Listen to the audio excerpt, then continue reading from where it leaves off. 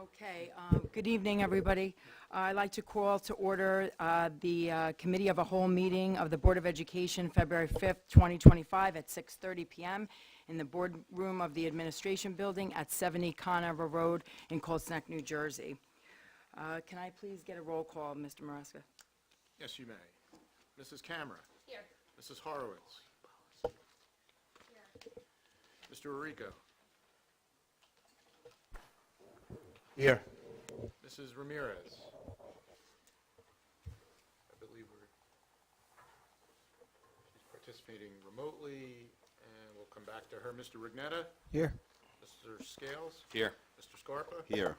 Mrs. Volpe. Here. Mr. Walsh. Here. And Mrs. Ramirez. I see her video presence, and she's acknowledging she is present. Thank you. You have a quorum. Okay, great, thank you. Pursuant to the Open Public Meetings Act, Chapter 231, this meeting has been duly advertised in the Asbury Park Press in a schedule of meetings dated January 16, 2025, notice of which has been filed with the Deputy Clerk for Colts Neck Township, and the requirements of posting of notices have been met. If everybody can please rise for the flag salute, it will be to my right-hand side. I pledge allegiance to the flag of the United States of America and to the republic for which it stands, one nation, under God, indivisible, with liberty and justice for all. Okay. Good evening, everybody. Thank you for coming. I just want to remind everybody that this meeting is live streamed. I want to take note of the one information item at the beginning. And then once we do that, I'm going to open the floor to public comment. If anybody would like to get up, please state your name and address for the record. And if you could please put your microphone on. And anybody's welcome to come up at this time.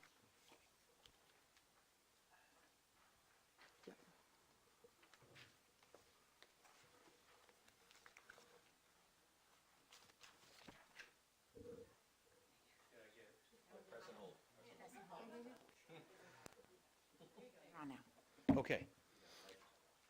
My thanks to the board members who attended the last town. Oh. Kevin O'Brien, 18 the enclosure. Sorry I do it so often. My thanks to the board members who attended the last town council meeting.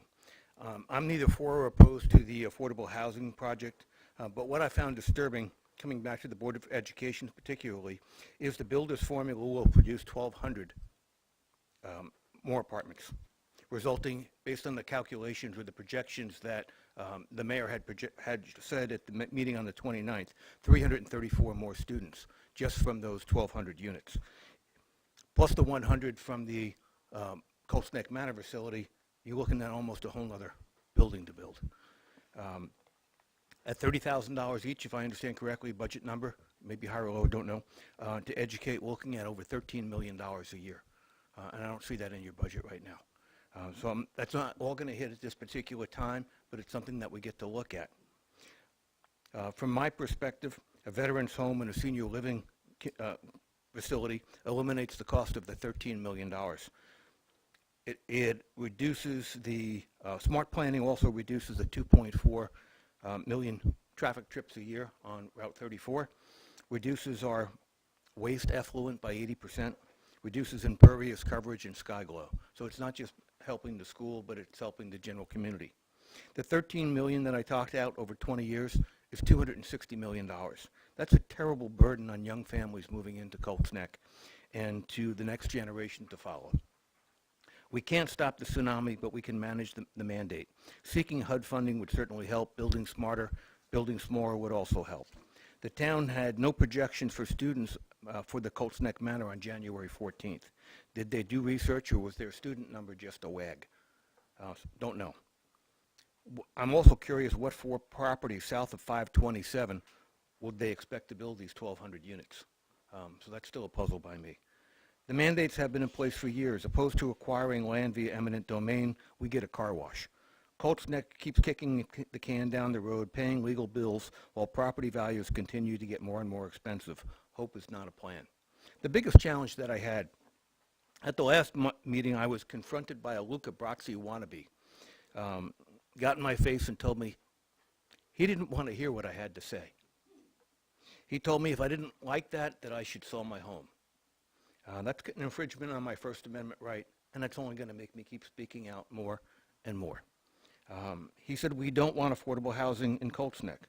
Well, that's not really up to him anymore, is it? It's up to the judge. So I'm hoping you folks will join me in lobbying for smarter building. I did make a call out to the local veterans community. They've got a building in Tinton Falls, and they've extended an invitation for me to bring in a few people. So I've asked a couple members from this board. I've asked Dan to join me, and I've asked a gentleman from the planning board, the chairman of the planning board. I haven't gotten a response back from him. But I'm trying to build a little bit more interest and take this in a different route so we won't have the tremendous burden placed on the schools. Thank you. Questions? Thank you for your comment.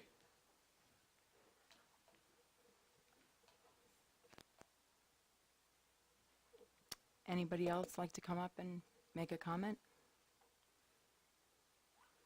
Okay. Absolutely, yep. Good evening. Simply want to introduce myself. My name is Dan Bezzetta. I'm the newly elected member of the Township Committee. I've met some of you previous to tonight. I've met some of you tonight. Just wanted to let you know that I look forward to working with all of you. If there's anything that I can do to help this committee, even though I'm new and I'm still learning the ropes, I'm happy to do that, and I do look forward to working with all of you. Thank you and good luck.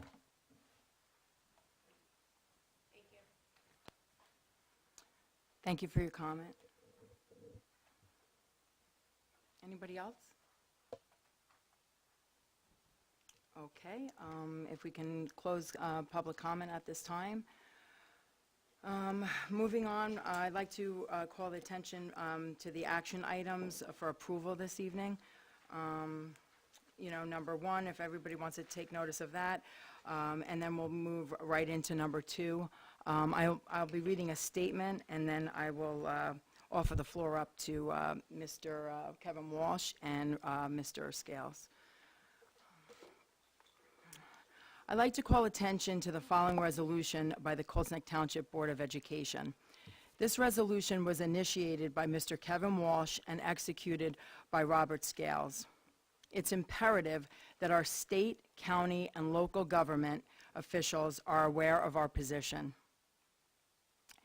The Council on Affordable Housing has mandated Colts Neck to withstand tax burdens, overcrowding schools, and possible environmental disasters with little to no pushback from our local and county leaders.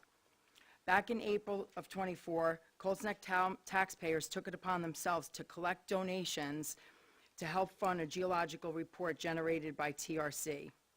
Some members of this board donated in hopes of getting the answers that the township should have been seeking.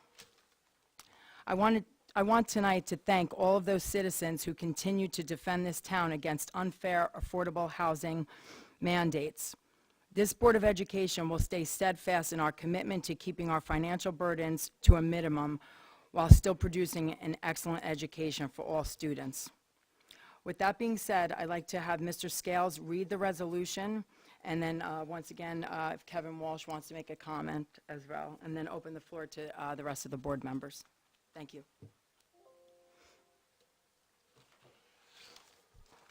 This is a resolution of the Colts Neck Board of Education expressing deep disappointment in affordable housing mandates from the government in Trenton and the lack of actionable data from our township and Monmouth County committees regarding impacts to taxpayers.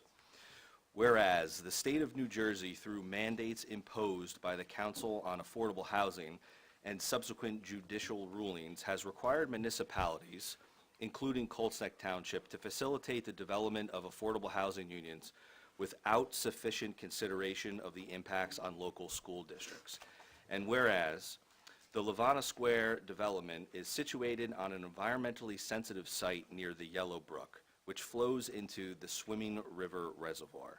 The Township Committee, Planning Board, and County Commission have failed to conduct a thorough assessment of the potential impacts on the existing water supply, which could directly affect the students of the Colts Neck School District. A failure in this wastewater system could compromise the drinking water, endangering not only our students, but also more than 300,000 residents of Monmouth County. And whereas these mandates fail to account for the strain that additional housing developments will place on our school system, including increased student enrollment, overcrowding, and the financial burden on local taxpayers to fund necessary expansions, faculty hiring, and educational resources.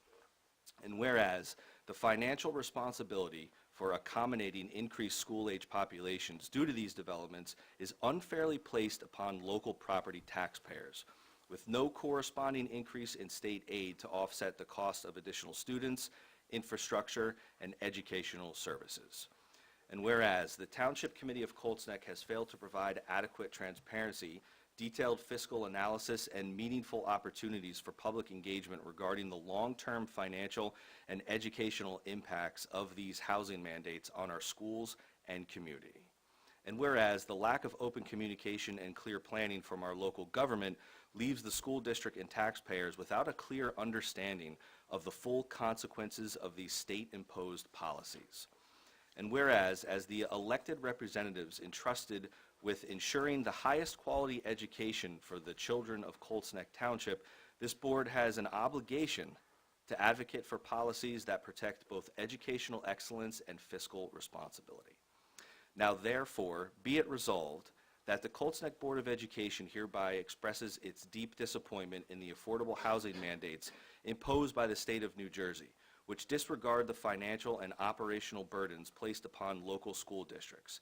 And be it further resolved that while this board remains grateful for the Township Committee's shared services initiatives and dedication to our schools, we urge greater transparency and proactive engagement with the public, including detailed impact studies, fiscal projections, and collaborative planning with the Board of Education to address the consequences of increased development on our schools.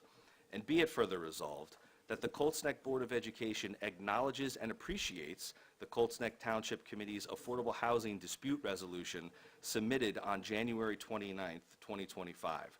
We encourage the Township Committee to engage other impacted stakeholders and expand their reach on further resolutions. And be it further resolved that this board urges state legislators and the governor's office to reassess these unfunded mandates and develop a fair, fiscally responsible approach to affordable housing that accounts for the infrastructure and educational costs borne by municipalities and school districts. And be it further resolved that a copy of this resolution will be forwarded to the Township Committee of Colts Neck, our state and county legislative representatives, Governor Phil Murphy, the New Jersey Commissioner of Education, the U.S. Housing and Urban Development Departments, and the Office of the President of the United States, and other relevant stakeholders. Thank you. Great, thank you, Mr. Scales. I'd like to give Mr. Walsh the floor.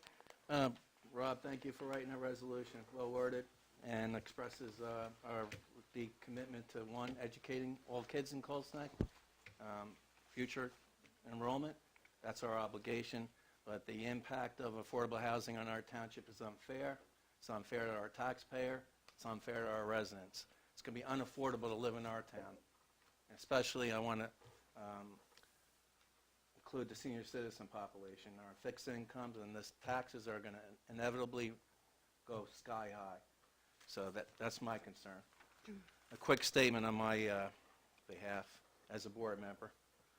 I am deeply disappointed our Township Committee did not communicate much earlier the impact of the affordable housing obligations to our school community. This delay in open transparency is affecting our ability as a Board of Education to properly prepare long-term financial budgets for the certain large influx of students. Our Township Committee had our Planning Board hold a public hearing about the third round and newly released fourth round of affordable housing obligation on January 14th. Too little, too late. The meeting was the responsibility of the Township Committee and not the Planning Board. I commend the Planning Board for their presentation which highlighted the amount of housing units we would have to build, we will have to build and the significant taxes that will follow. I believe round 4 obligations will result in over 500 units that we are responsible for, and the possibility of 100 to 200 students. Our school board had to request affordable housing data to prepare for our district from the township. That should have been the other way around. Our Board of Education should not have to reach out to the Township Committee for information. They should have been provided years ago. My hopes are a greater with that being said, my hopes are a greater working relationships with the township, communicate with our tax assessor to see what kind of ratables we're going to have come in, how much money we're going to receive to pay for all this. And again, the mission of our Board of Education, number one, no matter where the students, no matter what our obligation is, to give them the highest level of education. I'm committed to do that. I'm sure our whole board is. Thank you. Thank you, Mr. Walsh. At this time, I'd like to open up the floor to any comments or concerns with the resolution. I'll say something. Yep. So I'm hoping that this resolution inspires other boards of education and townships to take similar action so that we can all ensure responsible growth that considers traffic congestion for bus routes and residents' increased demand on public services, as well as the long-term financial burden on taxpayers, or as Rob mentioned, for educational resources that includes textbooks, Chromebooks, teachers, possibly new schools. And I'm really grateful for Rob for his proactive planning, which is essential to ensure that we maintain the quality of life our residents expect, like our smaller than average class sizes, while balancing these challenges. So thank you for doing this.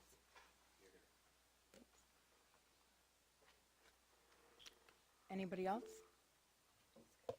Yes, Mrs. Ramirez would like to be recognized.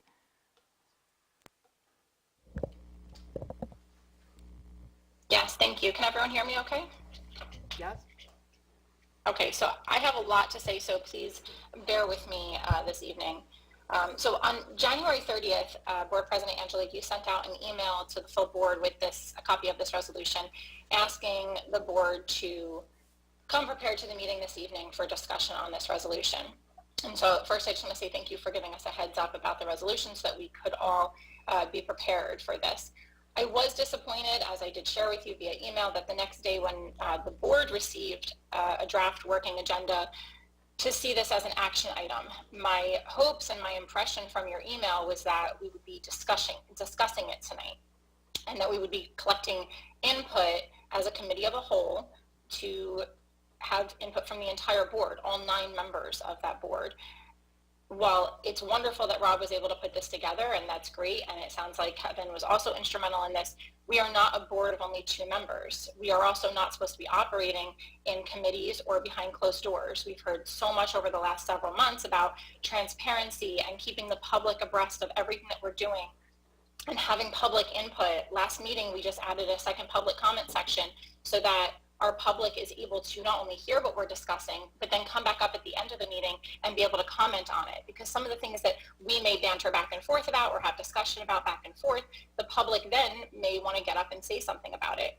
So tonight, we're discussing this. We're then going to take an action on it. And the public, after hearing what we have to say, has not had a second opportunity. And I think they deserve to have that. I think that that was the purpose of providing a second public comment section. So that's why in my email to you, which was, I believe, on the 31st or the 1st, I can't recall now exactly, I requested that we put this off, that we have our discussion tonight as a committee of a whole, and that the next meeting, or potentially later, depending on how long it takes us to all come back and have discussion about this, that we then vote on it as an action item. I understand your position as board president. You absolutely have every right to have your ability to say, nope, I'm moving forward with this as an action item, which is what you did. You responded back to me. I appreciate the quick response. But I do think that it's fair that all 9 members of our board have input on this. Since I was not prepared for us to be taking action on it, I have several inputs, and I'd like to change different language here and there. But for us to go through line item by line item, word by word on this during tonight's meeting for a very lengthy resolution, and then go ahead and take action on it after, I think we need a clean copy of this resolution to read. And so all of that being said, I still do wish that we would hold off on actually taking action on this item this evening, and that we would discuss it tonight, potentially discuss it at a later date, maybe even via email so we can get a clean copy of it, and then move forward after that at that point on an action item. In addition to that, I also asked you in the email, and I did not receive a response, asking if our legal team had an opportunity to look over this resolution. My request in doing that is because there's a lot of accusations in this resolution. This isn't a happy, feel-good resolution like we had last month acknowledging the board members. And I want to make sure that we are ensuring that our board is not opening itself up for liability here. I can't in good conscience vote for something that I don't know is vetted by our legal team. And if I'm not mistaken, last month, we held off and we tabled a policy that was thoroughly vetted by our legal team. And we did so that the full board had an opportunity to review it and bring concerns, so that the public had an opportunity to bring concerns. This resolution is being proposed to not only be sent to our local government, our governor, but the President of the United States. Yet we are not going to have our legal team look at it. That seems irresponsible, and it does not seem like it's something that our board should be doing. In addition to that, the township, as far as I'm aware, prior to the first week of January when new board members were seated, I had great communication with the township committee. I spoke regularly to Tara Buss, and as township liaison, we always communicated. And anytime that we had any concerns about anything, especially as some of these things went down the pipeline for the affordable housing, we requested information. We had an open dialogue with the township committee. I do believe Mary Jane can speak to that and attest to that. Now, prior to my time on the board, I'm not sure what took place, but I do know that at least last year, while I was on the board in a leadership role, that took place. And any information that we requested, and it was back and forth. The township committee did reach out and they did ask us for our demographer information. And we went back and forth and we shared information. And we were moving along with that. The end of last year, I made clear during several of my president's reports that we would be staying on top of this. And I do believe that our administration is, with an open line of communication with our township committee. Now, I don't know what's happened since January as far as the leadership goes, because I'm not privy to that information. So if something has changed, then I do wish that the full board would have been made notice of that. But to my knowledge, the township committee has, anytime that our Board of Education, not private citizens, but as our Board of Education has reached out to the township committee to request information, we have received it. And so I don't know, has our administration not received information? As board president, Angelique, have you not received information? And I'm going to kind of put those questions out there, but please let me continue. And then at the end, I love to hear back from everyone that I'm going to address questions to. Rob, he spoke in the resolution that he drafted about a collaborative planning in the resolution, but I don't think that there's been any initiation on our end since January to do that. I know that we've spoken heavily about getting our demographer at one of our meetings and being able to have them present to the township, to the Board of Education in a public meeting, so that not only the Board of Education, but also the public, anyone that watches our live streams, anyone that's there, has an opportunity to hear what the demographer has to say, whether we move forward with the Sundance company or whether we sought out a different demographer. I think that that's wise. I think that prior to us sending a resolution to, again, the governor, to our local government, to the President of the United States, I think it's wise for us to do our due diligence and ensure that we do have all that information.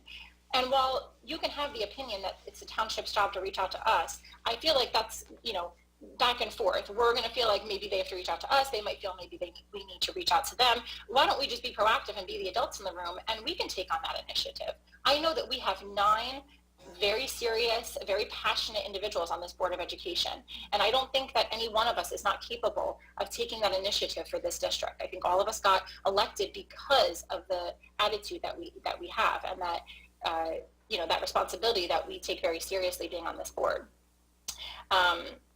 In addition to that, at the last meeting, right, you reassigned, and now we have an ad hoc committee for affordable housing. Has our ad hoc committee, our ad hoc committee chair, Rob, have you reached out? Have there been any meetings set? Like I said earlier, I know that we're supposed to be operating as a committee of a whole, but I do know that obviously some of this happened behind closed doors. So has there been any other meetings with the township as the Affordable Housing Committee Chair? Has there been anything else that's taken place that maybe the full board and the public is not privy to that has then initiated this resolution? Because it seems like we have the things in place, that our board has done the things in setting up this ad hoc committee, which I love the idea of it. I know that all of these concerns have been brought to the attention of the board, even at the end of last year, as some of this started really coming down the pipeline.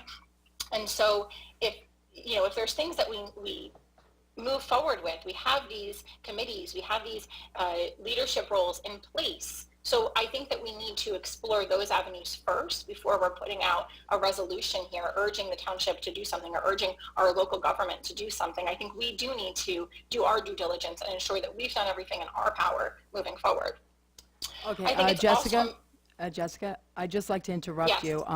I know your statement's pretty lengthy. I just wanted to answer a couple of questions and try to move the meeting on. We have a considerably long agenda this evening, and I want to keep the meeting moving. Just to answer briefly a couple of your questions, legal counsel is not needed when doing a resolution, just so you know that. It's not, you're right. No, So, I am well aware of that. I think don't want it's you to feel wise. that, we put this together recklessly. There is no need for legal counsel on this. And There's for no the need, input. but that doesn't mean that it's not wise. Okay, Angelique. can you please It's not- very wise for us to have legal Okay. counsel in this situation. Again, this is not a okay. feel-good resolution. I This un- is something listen, that has Jessica, accusatory, possibly okay. defamatory. I'm not going to statements. sit here and argue in public. I'm just not going to do it with you. We I don't put, have to excuse argue. me. This is a discussion. Excuse me. I just want to let you know, when I put it out to the full board, several members of the board responded to me with some changes and additions they would like added. We took that into consideration, and Mr. Scales basically adjusted the resolution, and that was that. So I think we had enough. We're going to move on. If anybody else has any other comments, I'd appreciate it if you step forward. Are you stopping my ability to have a comment and a discussion right now? during I a understand. public meeting? I heard everything you said. You felt, I still have more to say. Okay. So are you stopping my ability? no, I'm to not have a stopping. conversation I am during a not committee of the stopping, whole? but I think you made it clear that you're concerned about the legal ramifications, which in a resolution, I'm not concerned about it.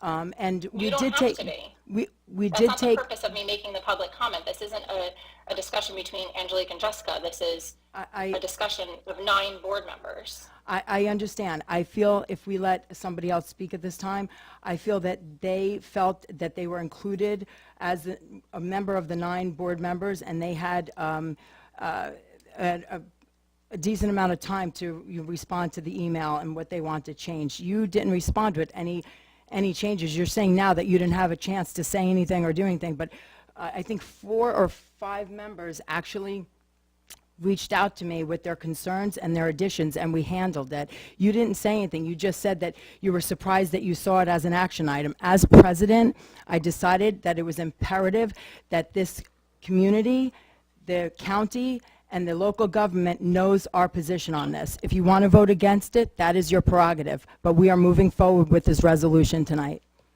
Thank you. That's fine. So I would actually like to make a motion to table this resolution until a later meeting when we can have full input during a committee of a whole meeting for all 9 board members, as well as additional input from the public for individuals who maybe couldn't be there in person tonight. Give them another meeting to be able to have that public input. And You I'm also certainly- requesting that we table this until we have a legal opinion on this resolution. You So certainly that's my are motion. welcome to make a motion to table it and give the board I members. just did.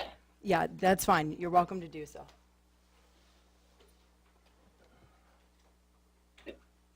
Mr. Marasco, do you need me to state a clear motion? All right, so motion to table this resolution until a later meeting date when all 9 board members of this board have time to not only give our thorough input for changes to the resolution, but also to have our legal team view it. Sure. Is there a second? I'll give her a second. Vincent?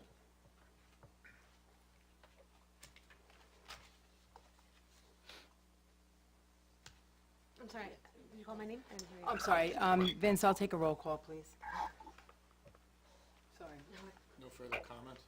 Any other comments before we do so? Okay, that would be no. Yes, can everybody please put your microphones on for the vote? Please, thank you.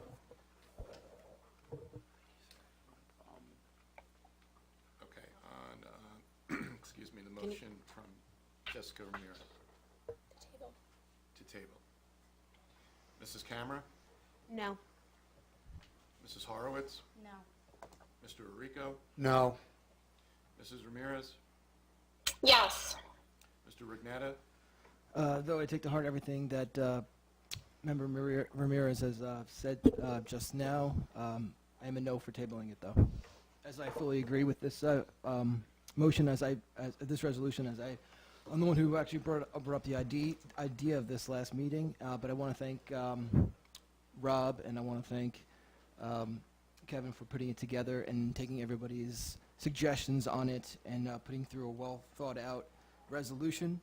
Coherent resolution, and though I did think it was going to be put in the Cal meeting today, I do think all these different stanzas in here are well thought out, and it would have been very difficult and hairy to talk about this so much in a Cal meeting like this. So, and it is spread out in the public right now, so I'm a no for tabling this. Thank you. Thank you. Mr. Scales? Nope. Mr. Scarpa? To echo Mr. Rignetta's comments, the resolution was very well thought out.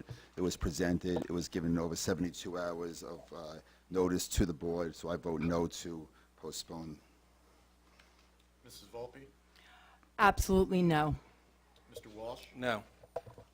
Thank you. The motion to table until a later date did not pass. Okay, thank you. We are going to move on to our presentation. Oh, I'm sorry, I forgot. We're going to take a roll call to approve those action items at this time. Mr. Maresca, can you move forward with that, please?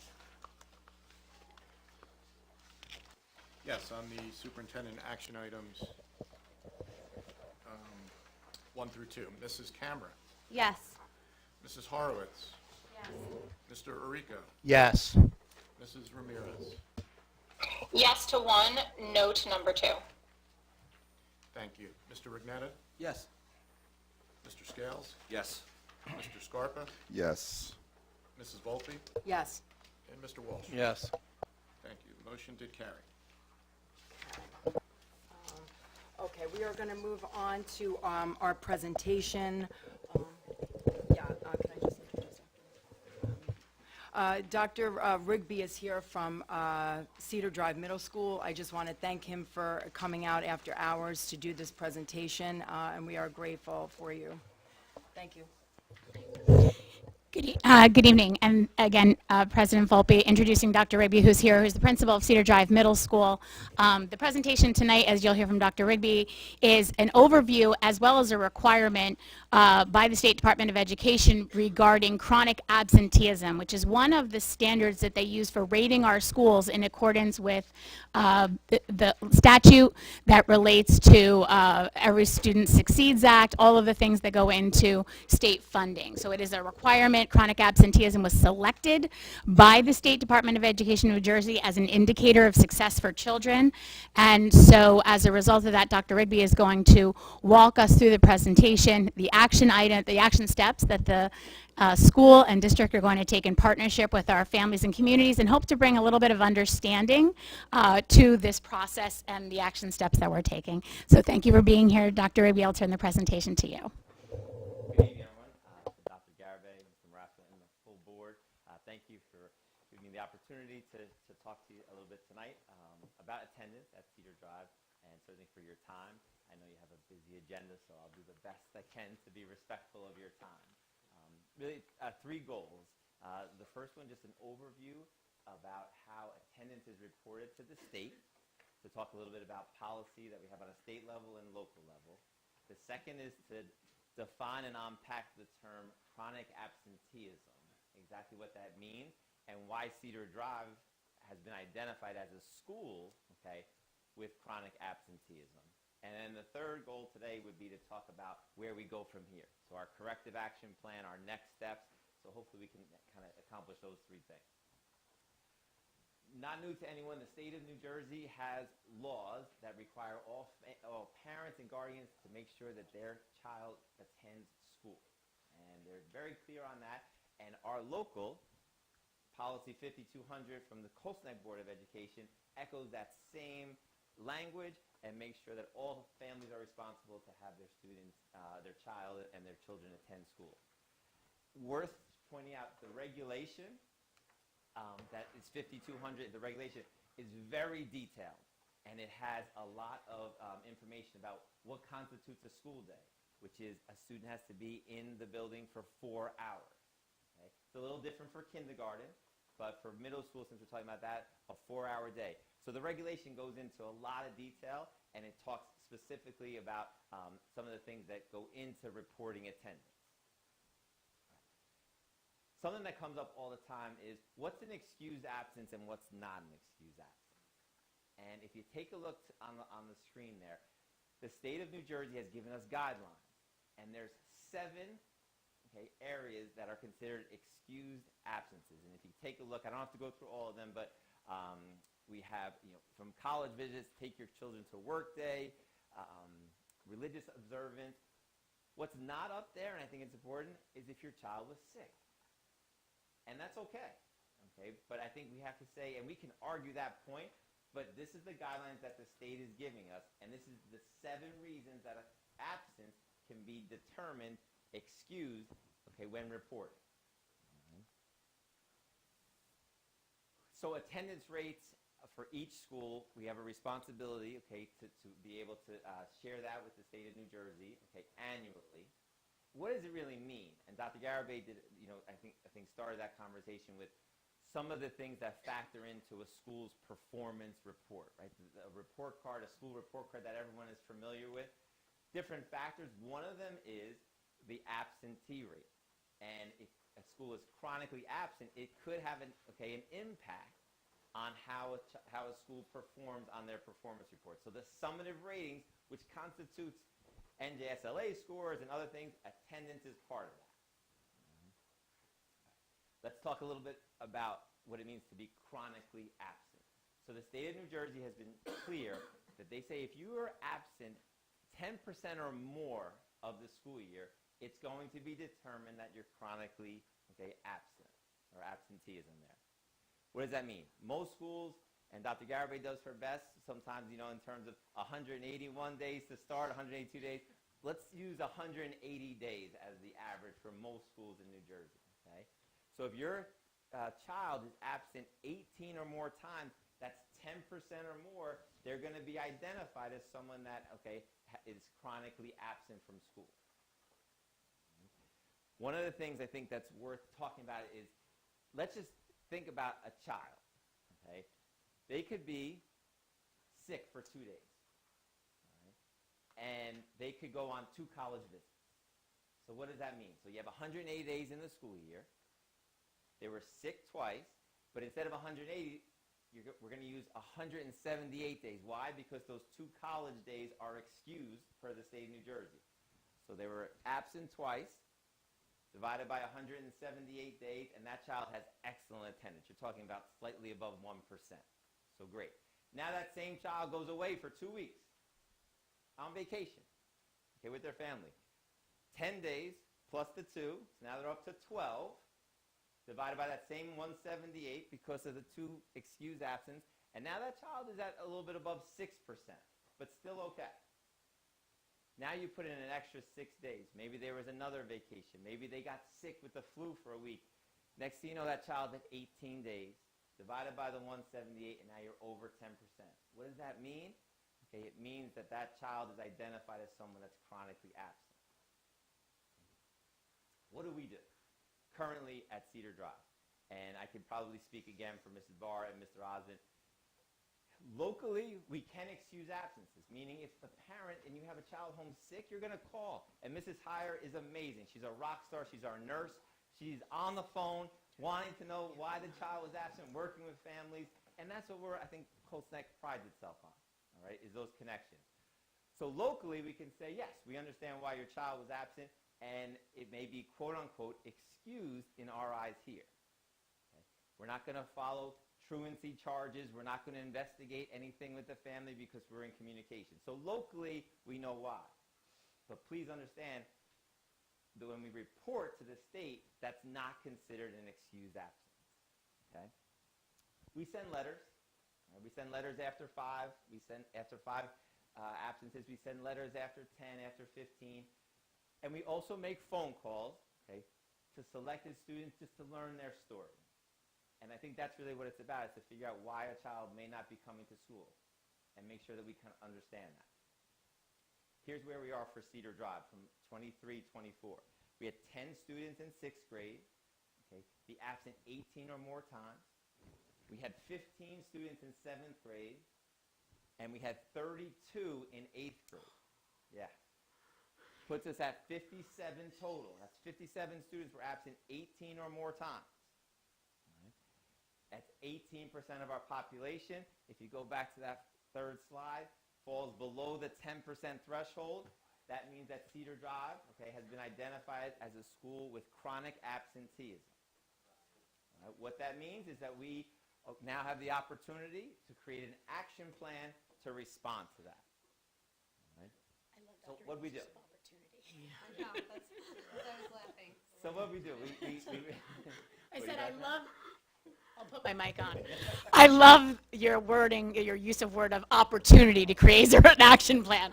That's such a positive connotation of the situation. So, Appreciate it, Dr. Rigby. so we reached out to parents. So thank you to those of you in the room that responded. We did have probably about a third of our parents responded to a survey, and we also asked the Cedar Drive staff. Okay? So what you're going to see here, and I'll go through it quickly, just out of, I think, respect for your time, but what you will see is some of the things that we got from the survey drove our action plan. If you take a look, about 2/3 of the parents said, yeah, we understand a lot of the policy 5200. We have a good understanding of it, but that also means that about 1/3 could use a little bit more information about that policy. Reasons for absences, families shared, nothing that's surprising to anyone, right? Illnesses, some sports, some competitions, okay? Religious observances, I think things that we're all familiar with.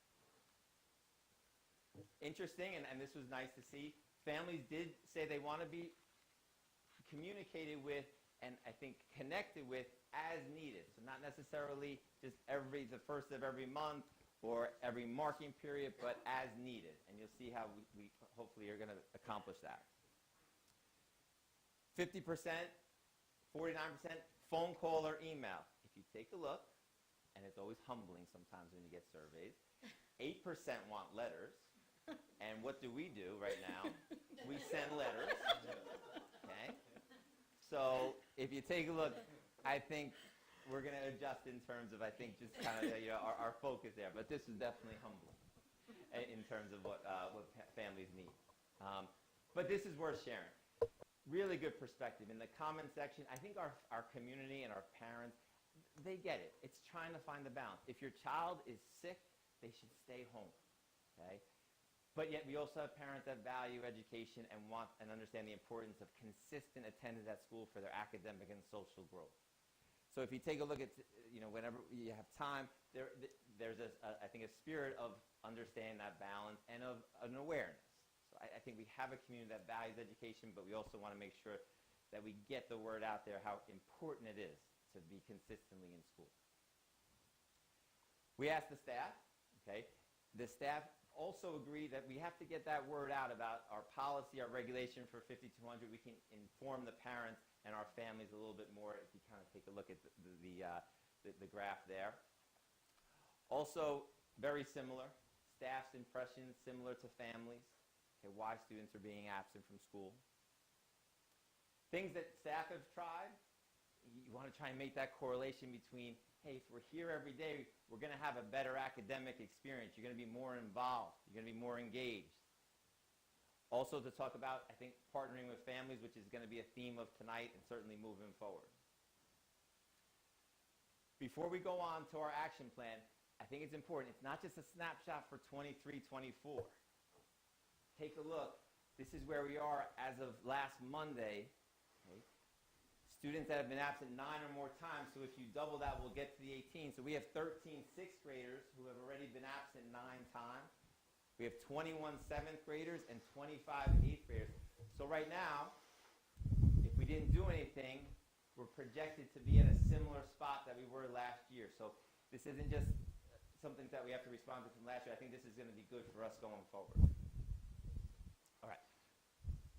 Formal communication with families, and we started that already in terms of, I think, getting the word out about what exactly chronic absenteeism means. We got some good feedback from the survey, but to really help parents understand now, again in May, as the spring season comes into play, and then certainly in September of 25, they're back to school nights, make sure we get that word out. Continue to identify students with excessive absences. Get to know their story. And make sure that I think we have a great team in terms of Mrs. Heyer leading that from our nurse's office, but then also we're going to expand that team a little bit. Adjust our letters and notifications, not just to be letters, but to be email as well, which is nice, and we can handle that. But maybe start at 4 absences, 8, 12, and 16. It's only going to increase the communication with families. All right? We have this was a suggestion from staff, which we welcomed. We have an attendance committee. Our first meeting's tomorrow, just to sit, to collect data, communicate with home, figure out if there are academic or social challenges, what interventions can we have, and what can we put in place to make sure that we improve that. We want to partner. We're going to get on the phone. We're going to connect with families and make sure that we understand that that they see that it's a support from home, but a support from school, but how important it is for us to make sure that we increase our attendance and address any concerns. Take a look again, documenting why we're absent, see if we see trends. Develop action plans if we need to. We have amazing people, I think, to be able to intervene at school, from all of our staff, our child study team members. We can handle a lot of things if we're communicating with parents, if there's any obstacles in the way. Monthly review of action plans, determine the effectiveness, adjust as we need. Explorations of incentives. You might have, when I went to school, or maybe when you went to school, perfect attendance awards, okay, things like that. But maybe, yeah, right, Mr. Scales, yeah, some type of breakfast or pizza party. But we want to find that balance, right? Because we don't want, if someone's sick, okay, we want to make sure that they don't come to school, okay. We want them to get better. So I think we have ideas that we're going to explore, and then we'll report back and share with Dr. Garibay. But the idea of maybe monthly, right? If you have monthly attendance, improved attendance from one marking period to the other, just so that I think kids can get involved too. Also, nothing better than if you ever drove by a 50-50 from like the town, that little red barometer there is always a good thing. We'll show them, hey, this is our goal for the month. We want to have 95% attendance at Cedar. And to be able to show that in a newsletter and just get the word out. Hopefully, I think the spirit is to be really clear communication with families, to be on it in terms of monthly monitoring, to be able to address concerns collaboratively, and then develop interventions where we need to. So that's our plan. If you have any questions or comments, I don't know if there's time now, if you have any, but you could certainly contact me. Yeah, we'd like to open the board. I'm sure somebody would like to ask you a question, if you don't mind, Dr. Rigby. Yeah. Dr. Rigby, thank you very much. It's always good to see you. I appreciate your time. So 2 questions and a comment. One I found telling about the deck is the surveys to students and the surveys to teachers, the surveys to parents and the surveys to teachers are a little bit different. Teachers recognize vacations, and the parents didn't mention vacations on there. So we're in Colts Neck. I'm going to assume that most folks in Colts Neck take extended vacations that spread out over the course of the duration of the school year. For my own edification, what factor is the vacation? Well, let's assume none of these kids in 6th, 7th, and 8th grade are taking college trips. So there's what factor is the vacation piece? Because you do appreciate the feedback, 50%, 20%, 50%, because that would be helpful in the messaging. The other question is that what impact could this have on our potential blue ribbon status as a district? as we proceed forward, because I do know we has taken responsibilities to, is there an attendance factor? And my comment is, I was the recipient of a gold certificate for never missing a day in the second grade. I came home with a flu at 103 fever, but I got the gold certificate.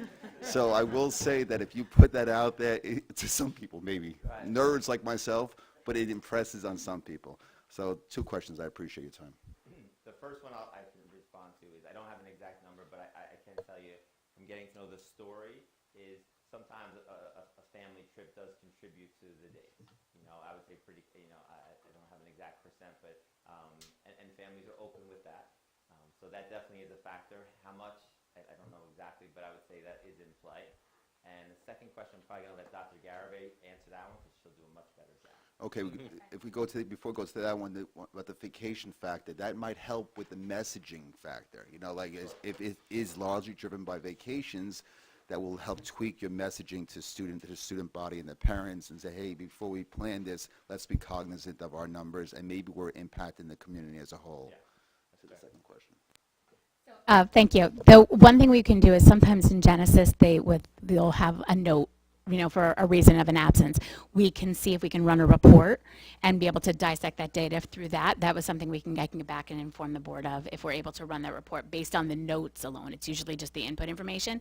It's usually sometimes not something we can do with the anecdotal information that's added into a reason that's input into, you know, those reasons will say a doctor's note, it'll say, you know, visit or something like that.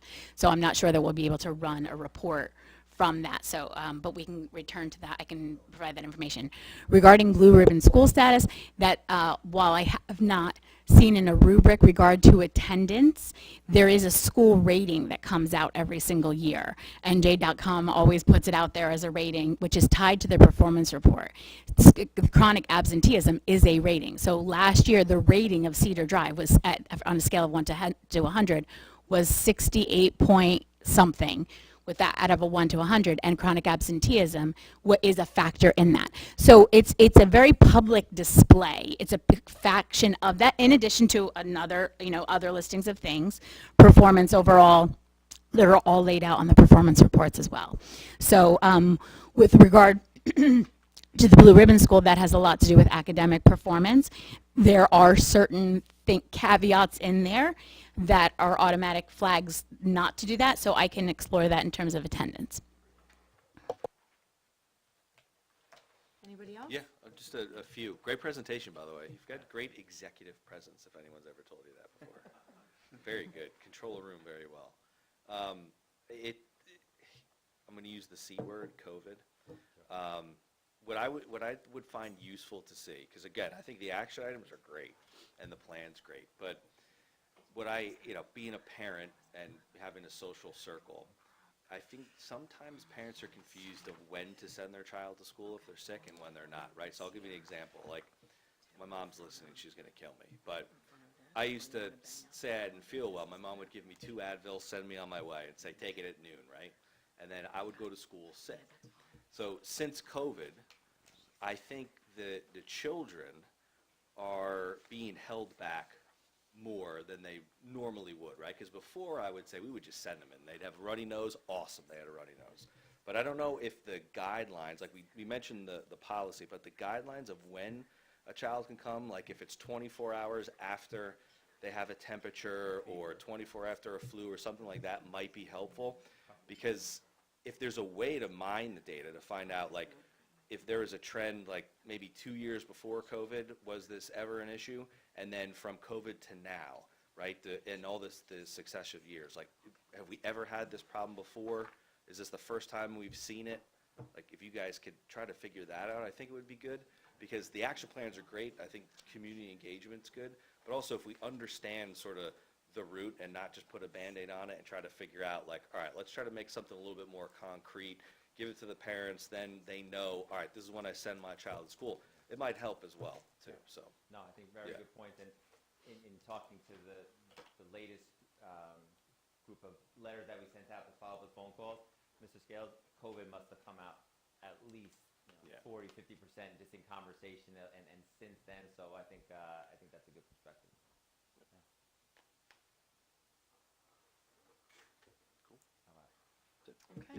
Thank Is you. that it? Anybody else before we? So right now we have Mr. Mercer, assistant principal, myself, Mrs. Hyra, and Mrs. Hums, our counselor. So we call it kind of our front office team.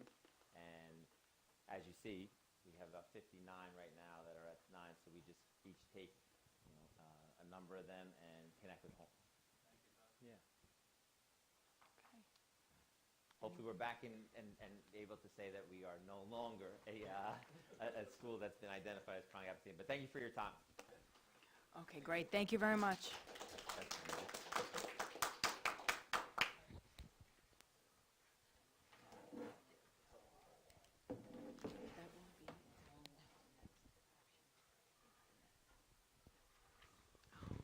Okay, so we're going to do the committee liaison. Okay, we're going to move on to the committee board liaison reports. Once again, Can I get a comment real quick about communications, if you don't mind? Is that allowed? Just before? yes. Yeah. I'm sorry.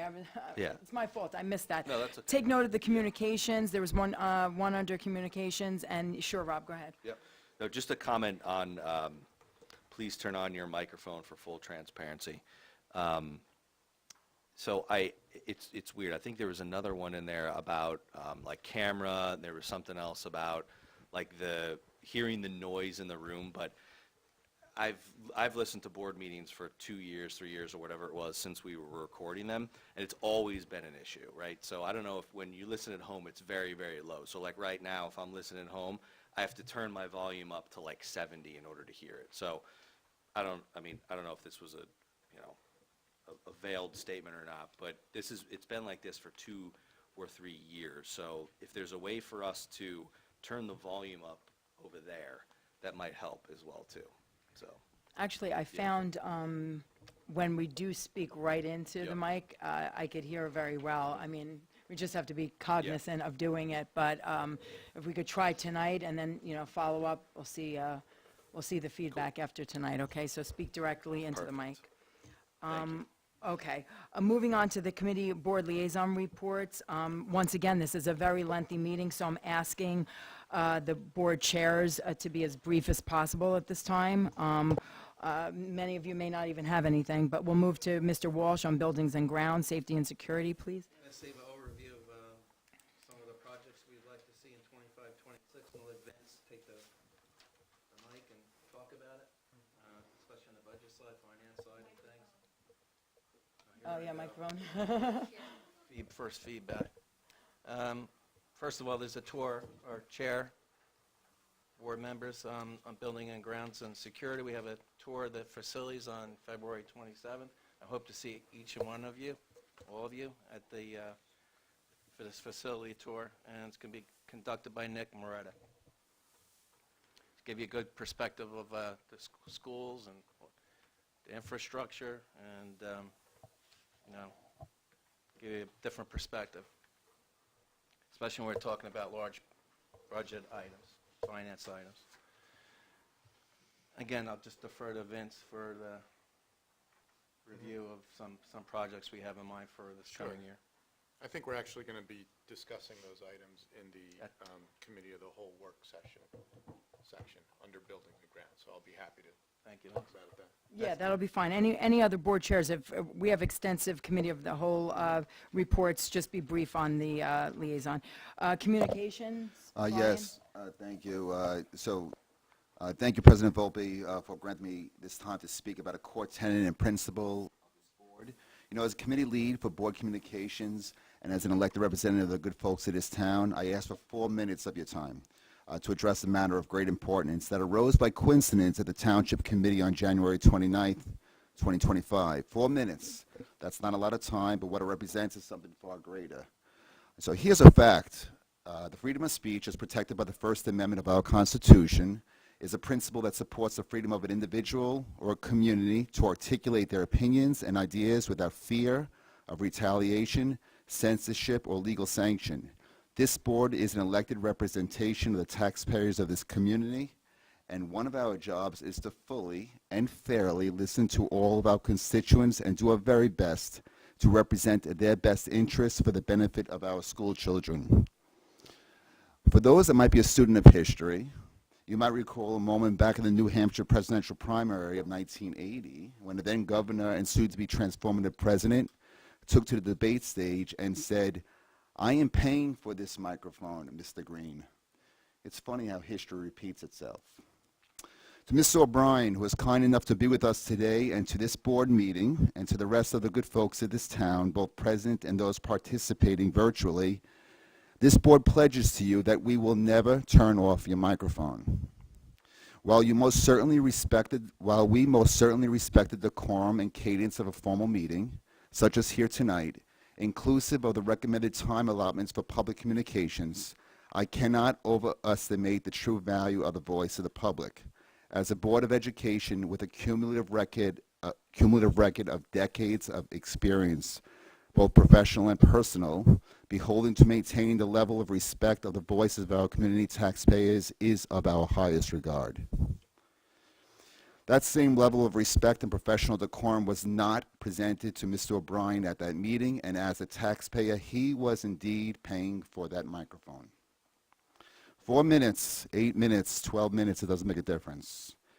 That is your First Amendment right, and you should have been allowed the opportunity to finish your prepared comments. Your voice is valuable, it is heard, and it will be represented here at the Board of Ed meetings.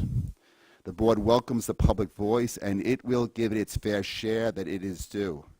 That is your First Amendment right, and it is our responsibility to uphold it. Thank you. Thank you very much, Mr. Scarpa. That was very heartfelt, and we appreciate your observance of that. Thank you. Moving on to the curriculum committee. I don't know if you want to say anything before your... Now I'm going to save my comments for the agenda items. Okay, terrific. Moving on to Mr. Arrico, finance negotiations.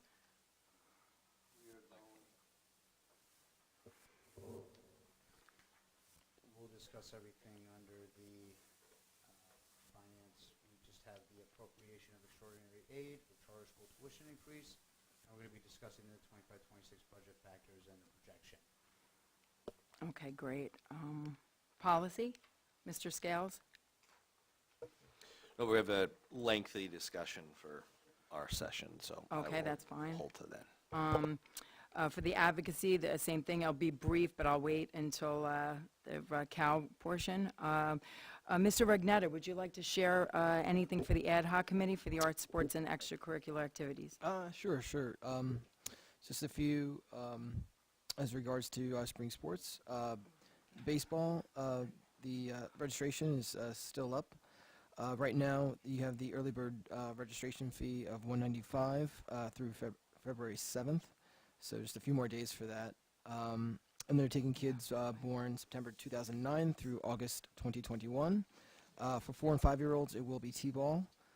Opening day is Saturday, April 5th, and it will go to the third weekend in June. And for the first time, there's no volunteer fee. Just go to coltsnecksportsfoundation.com to sign up through the TeamSnap app. And also softball for 4 to 16-year-olds. Opening day will be April 1st, and it'll go through June 28th. There will be 12 games plus playoffs. 4 to 6-year-olds will be T-ball. And then 7-year-olds to 16-year-olds will compete not only against their fellow Colts Neck teams, but also against teams from Freehold and Marlboro. And you can email michelle.payne at coltsnecksportsfoundation.com for any questions, including the registration fee.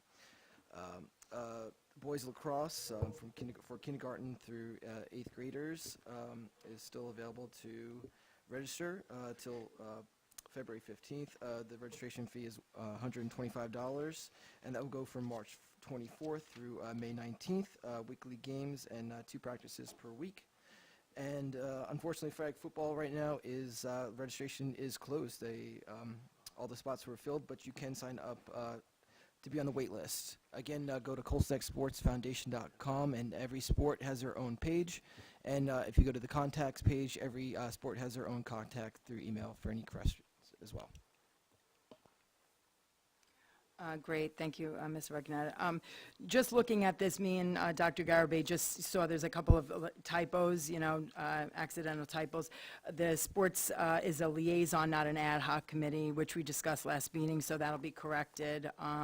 And just going forward, we just decided we're going to remove this section since when it is a COW meeting, this way we're not doing double time here. So this will be removed going forward, and the only thing that will be on here is basically the liaison, Vinnie and Mrs.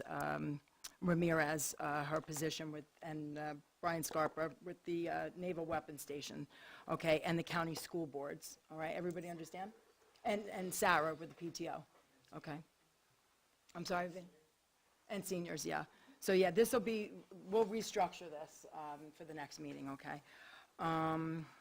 Kevin, do you have anything for the seniors? Okay, great.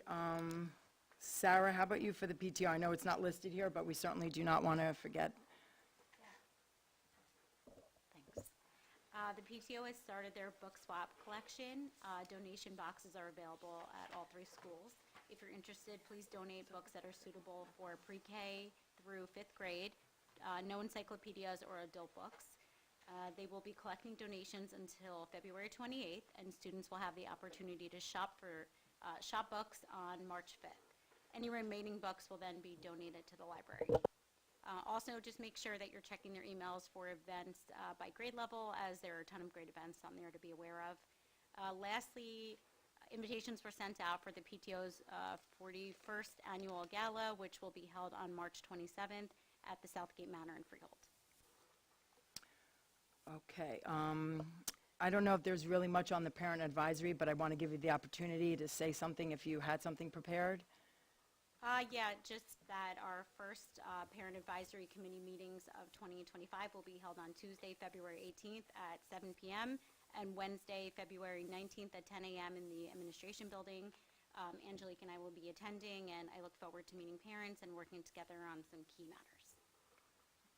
Okay, great. Thank you, Sarah. Okay, I have some report for the state and county school boards. It's a little lengthy. I'll try to read quickly. The New Jersey school boards had a virtual meeting. It was held last night. The guest speaker was Senator Vin Gopal. These were some of the things that were discussed. There was a bill A5117. It was passed on February 3rd. This is in reference to you running for a school board election. You now need 25 signatures on your petition instead of 10 signatures. That was for the previous year. Currently, there's 1,800 pieces of legislature in the State House. To briefly go over comments made by Vin Gopal and the Board of Directors, he had mentioned the goal is to move special education funding to the state. I believe now it's 70%, is that correct? He wants to move it 100% funding that will remove the burden off a local school district. So that would be phenomenal for us if that could be done. So he discussed a little bit of that. He also discussed school district consolidation. I'm not sure if that would be in the best of everybody's interest, but it would pertain to the districts that have low attendance. He mentioned that some districts have 400 or 500 students. I'm not sure where those are, but he had mentioned that. He spoke about researching shared services. Some of us on this board have also advocated for shared services. And he also touched on President Trump's proposal of eliminating the Department of Education. He mentioned many federal Department of Education employees were placed on leave or early retirement. I had asked, like I said, me and Phyllis had attended. We had asked a couple of questions. I had asked him how he felt about President Trump's cutting off federal funding to schools that indoctrinate students and teach transgender ideology. His response was unusual. He said, I quote, "I'm not sure what that means. I'm not sure a senator of this this position wouldn't know what that means, but he said he hasn't seen any of that in Monmouth County, but and he doesn't know if any school districts are teaching any trans ideology. in my experience, he's also said in the past that there is no sexually charged materials in Monmouth County schools, but that has been proven false. So, you know, those were his replies to me last night. Let me see. Mrs. Camera had asked Mr. Gopal how affordable housing will affect local districts. He actually danced around that question with absolutely no response. He told her to contact him after the meeting. So, you know, if our top senators aren't giving us answers to anything, it's kind of shameful that they're even in the positions that they're in. So that was all I have for the New Jersey school boards at this time. All right. Moving forward, let me see. I think we got everybody.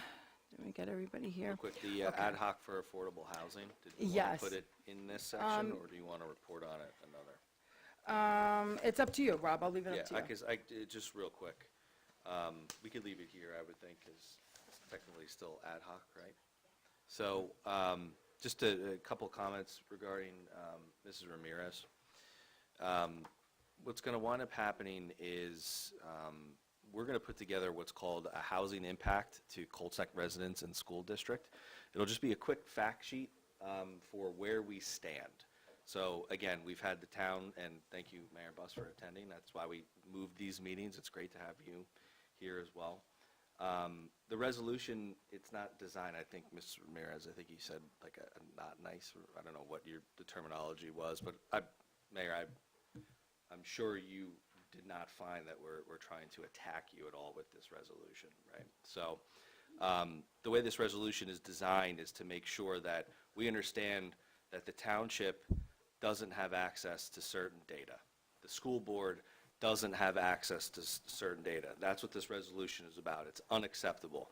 That's why we need to find out from all of our county and our state legislative teams, where are we going to find this data? So what I'm going to do, provide to the public, is give you my version of all the data that we have seen from the township, that we have seen from our reports, that we've seen from the previous demographic studies, and then I'm going to show you what my recommendations are for each of that. I'm obviously not a lawyer, or I'm not a demographer, but I stayed in a Holiday Inn Express last night. So, but what I'm going to do is I'm going to make it public so everyone can see it. What we're going to compare is the 1990 study that was done on the Grand, and then what the current population in the Grand is now. We're going to compare to what the demographic study was that Rutgers gave us, and then versus what we think the impact is going to be. We're going to give you transparency on what we think the value of the property will be, what the current tax revenue is over the last couple of years for that particular location, and then giving you just the facts. I'll have a number of different sources that are on this report as well that'll show you how we price valued properties here in Colts Neck and across Monmouth County and the state of New Jersey. So we'll be able to see and estimate how much revenue we should expect.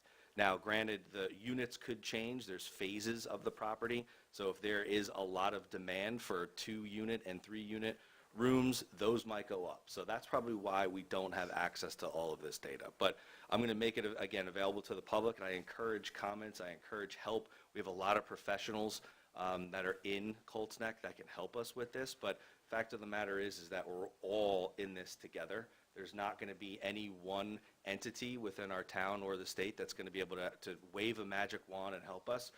I don't want to say we're in a crisis, but we're in a potential very, very large financial burden, and we need everyone's help. So I encourage you, please comment. You'll have my email on this as well, too.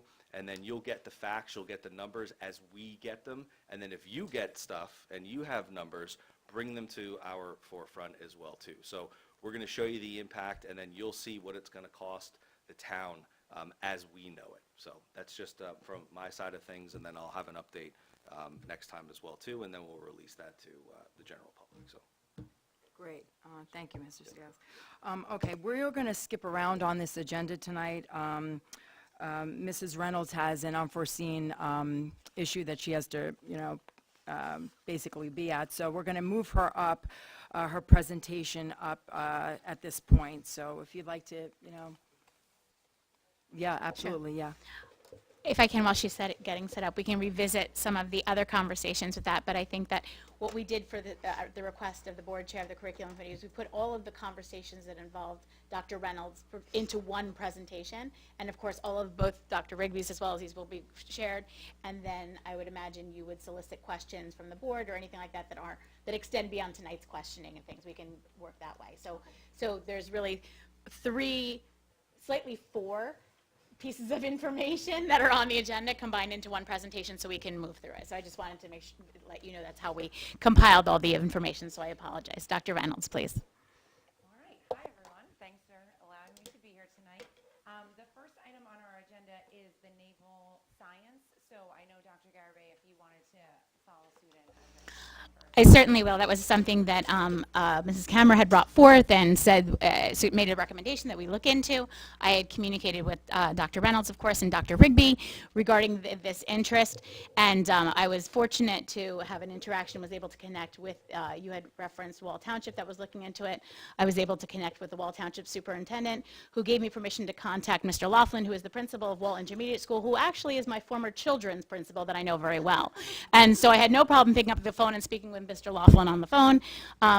You are correct. They are piloting a program with very limited resources. They are fortunate. They have a high school ROTC program. They were very quickly able to utilize that staff member to provide a course, and I'm going to say that because it is one of those things that is still very much in development, because in all of their research connected with the person who is actually running the high school ROTC program, there isn't a middle school curriculum that is designed for this.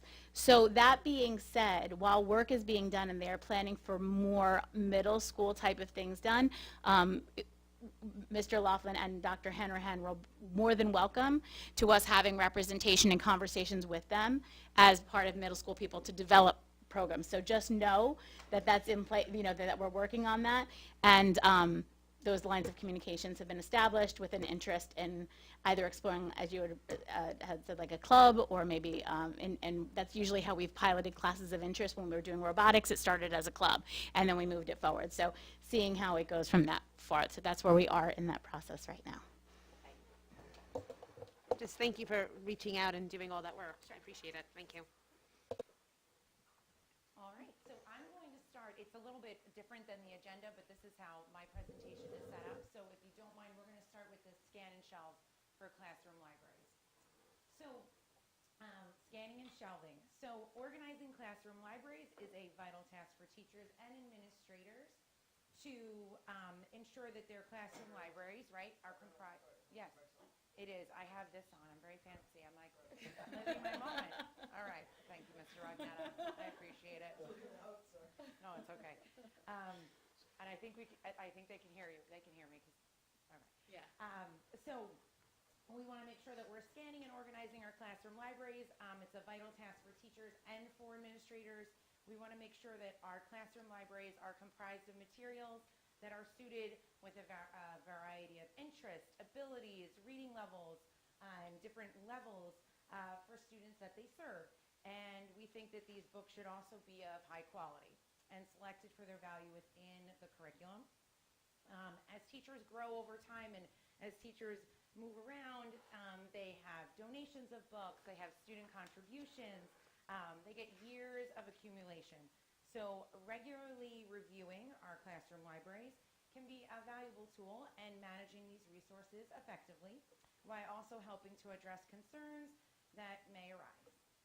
So if you're looking at our district policy right here, according to policy 2530, and you take a look at that for resource materials, the superintendent will develop regulations for the selection of resource materials that provide for effective consultation of teaching staff members at all appropriate levels, ensure the budgetary allotment, right? We want to efficiently spend and wisely distribute through the instructional program, and ensure an inventory of resource materials, and that's essentially what we're doing right now. Want to make sure that it's well-balanced, well-rounded, in a coverage of subject, types of materials, and a variety of content. So what are the benefits? benefits, right? What are the benefits of why do we want to scan?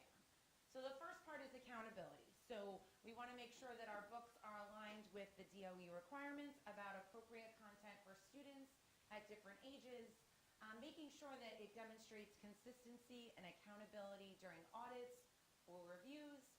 We want to enhance the quality of the collection of our classroom libraries. So we want to make sure that we're looking at those gaps that we have, so making sure that we have all kinds of reading levels and genres for students, and that there's a variety of books for them to choose when they walk up to that classroom library. We also want to make sure that we are improving our book selection and the usage. So making sure that we are having the latest trends in book usage and relevance to the curriculum and informing future budget planning. If we see a book that's constantly being taken off the shelves in the classroom, we want to make sure that we're purchasing more of those. Communication and transparency. So we want to provide an opportunity for teachers to make informed decisions about their library and have accessibility to staff and to parents. So the tools and the methods. So if you're taking a look, these are the resources. The two things I'm going to talk about is BookSource, Class Shelf, and our Amazon book scanners. These are the scanners. They're super fun and tiny, and it brings you back if you ever worked in a store and you like scans, so that's what's happening. Teachers have also found they're way craftier than I am, so they found out to scan using their Chromebooks is even faster. Some use their phones. We can't obviously ask teachers to use their phones, but whatever works. But we did provide teachers with these. They're really nice. They charge, they plug in just like a cell phone. So most of the teachers have these. We have these at Cedar right now and at elementary school. I'm going to talk a little bit about that. Dr. Reynolds, can I interrupt you for 1 second? I'm sorry. I just want to point out, because just so everyone is level set in the room, we have our libraries, right? We have our libraries that we traditionally know of as the library, right? If you've ever been to primary school, you know that is an immense library with a tremendous amount of resources.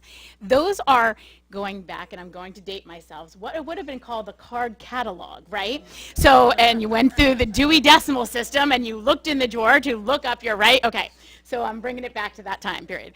That's all digitalized. The specific, and those are things that our librarian, our media specialist, keeps track of what's in the libraries, the physical buildings of the libraries. This initiative, and I apologize for not introducing Dr. Reynolds correctly with this initiative, deals with the classroom libraries. As you know, we have a readers and workshop model that we implement through our language arts program, and which is all about robust classroom libraries and providing multiple opportunities for students to select pieces of literature in accordance with the curriculum, the themes being taught, all of those things. So this is what this initiative is doing, is bringing greater accountability, transparency, and all the things that Dr. Reynolds is highlighting to the classroom libraries, if that makes sense, and consistency and continuity for cataloging those resources. So I apologize, I just wanted to level set with the room. So I apologize. That's okay. Thank you. So we are scanning this. I passed around the scanner just so you can see how much fun it is. And if anyone wants to come scan books, we will accept any scanners. But scanning books using the scanners. Okay, so we're viewing the classroom library. So right now we have BookSource, which is free. And when we scan with this scanner, all of the books in the classroom library for a teacher is going into BookSource. And what teachers can do right now with the free version of BookSource is they can search keywords, search summaries, Lexile, guided reading, page, word count, genre, tracking of a book, option of student rating, option for student checkout system. What's great about this right now is there may be a topic that a child is interested in, like baseball, that a teacher can go in on BookSource, type in baseball, and you can see all the books that they have. If the teacher is finding, you know what? I have all these kids that are really interested in baseball and I don't have any books, that can be an item or book topics that we can look to purchase for in the future. So the next part is Class Shelf pilot. And so this has a fee attached to it. And so our plan right now is we have most of our books in BookSource, and I'll talk about that. And then the information from BookSource will connect to Bookshelf. And so that will give us an efficient system of approvals, and it will give us a parent interface and a classroom library analytics. So we will have the option to see how many times books are checked out if we want, We can look at a summary of what the book is about. We can see how many books on a topic that we have. So this is the next step, but we're right here with BookSource with the free version right now. So looking at what we've already completed, okay, and so we've had the scanners, which you have right now in your hands. They've been purchased for the elementary school and for Cedar Drive. So we've had them from grades 3 to 8. Curriculum and technology departments, so myself, Mr. Capasso, we've collaborated with programs and hardware setup, staff information, and training. Also, the instructional coaches are highly involved in that as well with the other administration and the principals. Books in classroom libraries 6 to 8 were scanned, and they are in the BookSource system right now. So all of those books are scanned. We have at Cedar Drive in grades 6 through 8 again, we have the language arts, we have the articulation. So we've had language arts articulations with administration to look at those current books and their relevance to our curriculum. And we have our pilot license purchase and preparing to transfer that information from BookSource into Class Shelf. So for our action plan and what is currently going right now in process is that we're going to continue scanning books at the elementary level in grades 3 through 5. Our goal is to have that completed by the end of this month in February, and establishing a timeline for classroom libraries for the 25-26 school year. It's crazy to think that for primary school, and monitoring and assessing processes for stakeholder feedback. Does anyone have any questions about the process that we're doing for scanning classroom libraries in 3 through 8 for right now? Mrs. Camera. Okay, so first, thank you. Transparency and engagement are key, and I appreciate this proactive approach. Just going from BookSource to Class Shelf, you mentioned how it provides more data. Does that include summaries of the Yes, different books? It does. It does, okay. And that's the piece right now that we're missing. Yes. And so what it also has, Mrs. Camera, is a level of approval. So if the book goes in BookSource, BookShelf, I'm sorry. BookShelf, once BookSource connects to the BookShelf program, there's a level of approval and it comes with a summary. So it is connected to Common Sense Media. So if a book may be quote unquote flagged, it would let administration know, and then we would have levels of approval for that. Wow. And the 2,600, was that per school, or was that for the That's entire for all program? 3 buildings. Oh, for all So 3 buildings, we okay. had a small nominal fee for the pilot program. We're actually going to be meeting with them again this week to get that really up and running. We were trying to get most of the books scanned first and getting all that set up, but we'll be moving and grooving with that soon. Yeah, no, thank you. Yeah, sure. So we'll be able to give an update again, however you want to approach it, again, at the next CAL meeting or next curriculum meeting, I'll be happy to give an update. Okay, thank you. Sure. I had one question, and this is remarkable technology, data sharing or data capabilities and stuff like that. So what are the safeguards? Are there safeguards? Is there need for safeguards in this as it relates to scanning books, and could that be shared outside of the school? I mean, it is going up to... So you're saying safeguard, I just want to make sure I understand. You're saying safeguard about the book, like the topic of the book and the content that's in the book? Well, yeah, could that be shared outside of the confines of the school, correct? Yes. Oh, no, this is all going to be public. So it's all public, So all of okay. this will be public, yeah. Okay. So there's a whole piece to this. So once we get all the books, we're working on getting them all scanned, and as soon as we get them done, they just turn the scanner on. See, it's fun. Gotcha. Play with it. Once it's all scanned, then we'll have it and it will be public. So all of these books will be either in teachers' classroom libraries, will be available on our website. So right now you have access to looking at all of the books in our library that have been purchased in Follett Destiny. That's a program that our library media specialist uses to track all of the library books that are checked in and out. This process is going to work on our classroom libraries in individual teachers' rooms, so we'll be able to see those books as well. That makes sense, thank you. Mr. Scarpa, if I could too, are you referring to any kind of like information that links to data to our schools that could be of Well, exactly, that was my next line of questioning. Once you put anything from a black and white piece of paper into, and my friend Mr. Scales could speak more towards this, there's a general concern about the safeguarding of our books and records, if you will. Sure. That be shared to other jurisdictions and potentially used against us? I mean, we're meeting with Final Site, which is the public, well, not Final Site, excuse me, the component of Bookshelf, you know, this week. So those are that's the next pieces of the implementation of it with regard to it, but we have not seen anything, and technology has been involved with that to say that that's a concern for us at this time. Yeah, same along those lines. That was my question. Thanks for prompting it, Mr. Scarpa. What happens sometimes with books and libraries is that they'll be outside, like, we'll call them organizations, if you will, that will look at, like Mr. Scarpa said, what we're reading, what we're doing. Where does all the data sits where? Is it going to sit in a warehouse for that just our district has access to, or could someone from the public, say outside the district, would they be able to access this system to see that data? Not this system, but they'll be able to see the list of books. Okay. So it'll be 100% complete public knowledge of what. Just like our current books that are in the library Okay. right now, they're fully, you know, we're fully transparent with that. All of the Yep. books that we have that have been board approved that are used in our curriculum, Mhm. you know, there's access to on our website. So the classroom libraries in a specific teacher's room, Mhm. you'd be able to look up Mrs. So-and-so's room, and you can look up the books that are in her class.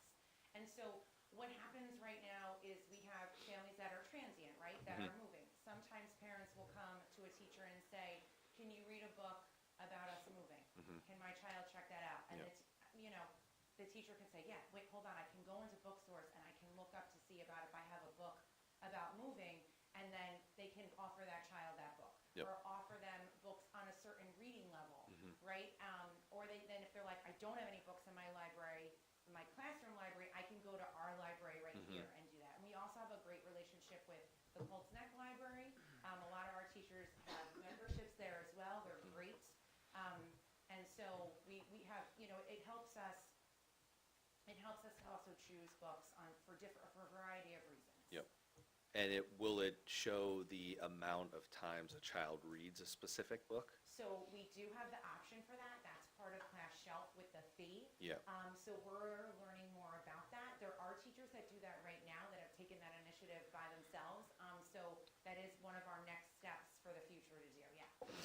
So it And- would be, Right? Yeah. See which books there's interest to purchase. yeah, so let's just say, again, please, the reference I'm going to use, Clifford the Friendly Dog or whatever, the red dog. So would would an outside organization be able to go into our system and see that X amount of students read this No. book? No, Okay, they only that's can what see I if want. you have Okay, Clifford the Red Dog perfect. in that book. Okay, thank you. And Mr. Scales, just to clarify, if it can verify how much they've read of it, no, it will verify they took it out. So they physically left the classroom as a checked out book. Reading is another story, right? My line of questioning, and again, it's unfortunate the day and age that we live in, it's predatory for people to look at what the teachers and the students are reading, and then there could be content sent to the school, sent to the families, things like that, that would correlate to those books. So as long as it doesn't show the data that says X amount of students read this book, that's perfect. So public information is public information. Just wanted to clarify that no one will see how many, that's all. You got it. Perfect, thank you. Are there any other questions?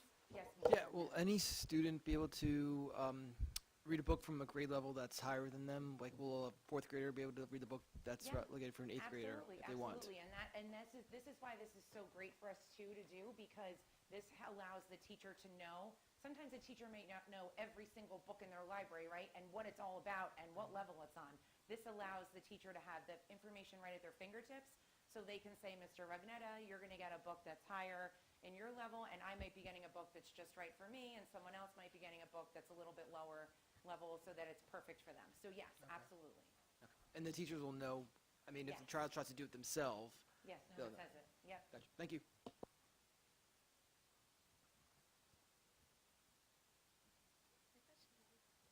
Everybody? Good? Okay.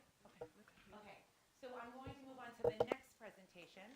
So I think I'm okay with time, but we were doing okay. So the next part is supporting student success in mathematics, a tiered intervention model. So I am going down, this is number 5 on the agenda for curriculum.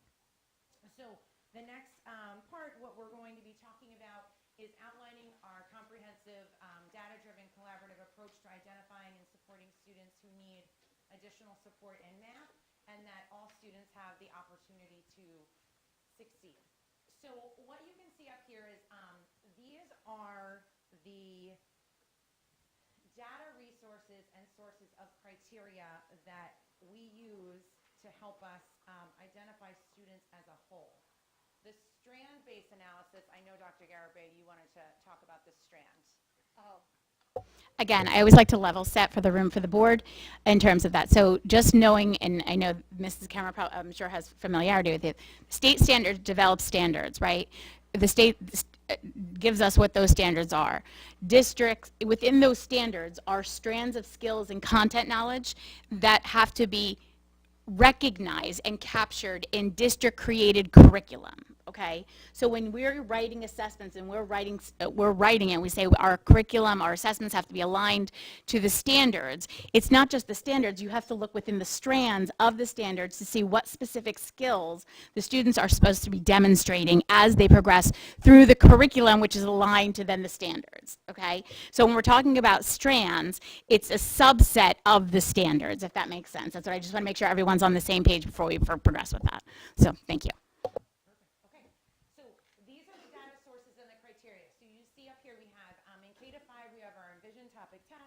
We have our Envision benchmark assessments, mid-year and the end-year assessment. We're taking the mid-year right now. I can't believe we're already at the middle of the year, right? Our quarterly assessments in grades 6 through 8, we've already taken 2 of those. SAGES grades 3 to 6. For SAGES, the SAGES assessment is a cognitive assessment that we take in students in grades 2nd and in grades 4. It's scored based on the child's birthday.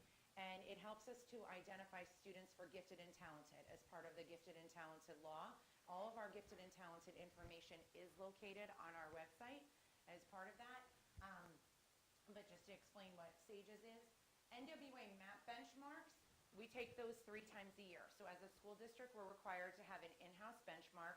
We use the NWA MAP test. We took 1 assessment in the fall. We finished this Monday, what did I say, Wednesday, Tuesday, on our winter assessment. So you'll be seeing those scores uploaded in Genesis underneath the documents page if you currently have a child that's in grades 1 through 8. Our first graders took this assessment for the first time in the winter. So if you have a first grader, you'll be getting your a separate notice went home to those parents, and they have their scores will be in there.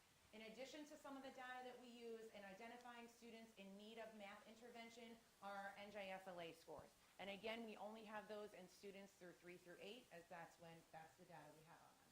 So what happens is, and how we identify our students, is we take that NWA MAP strand, and the NWA MAP is the benchmark that we take here in-house that gives us strands of data based on what Dr. Garibay was talking about with the curriculum and our standards.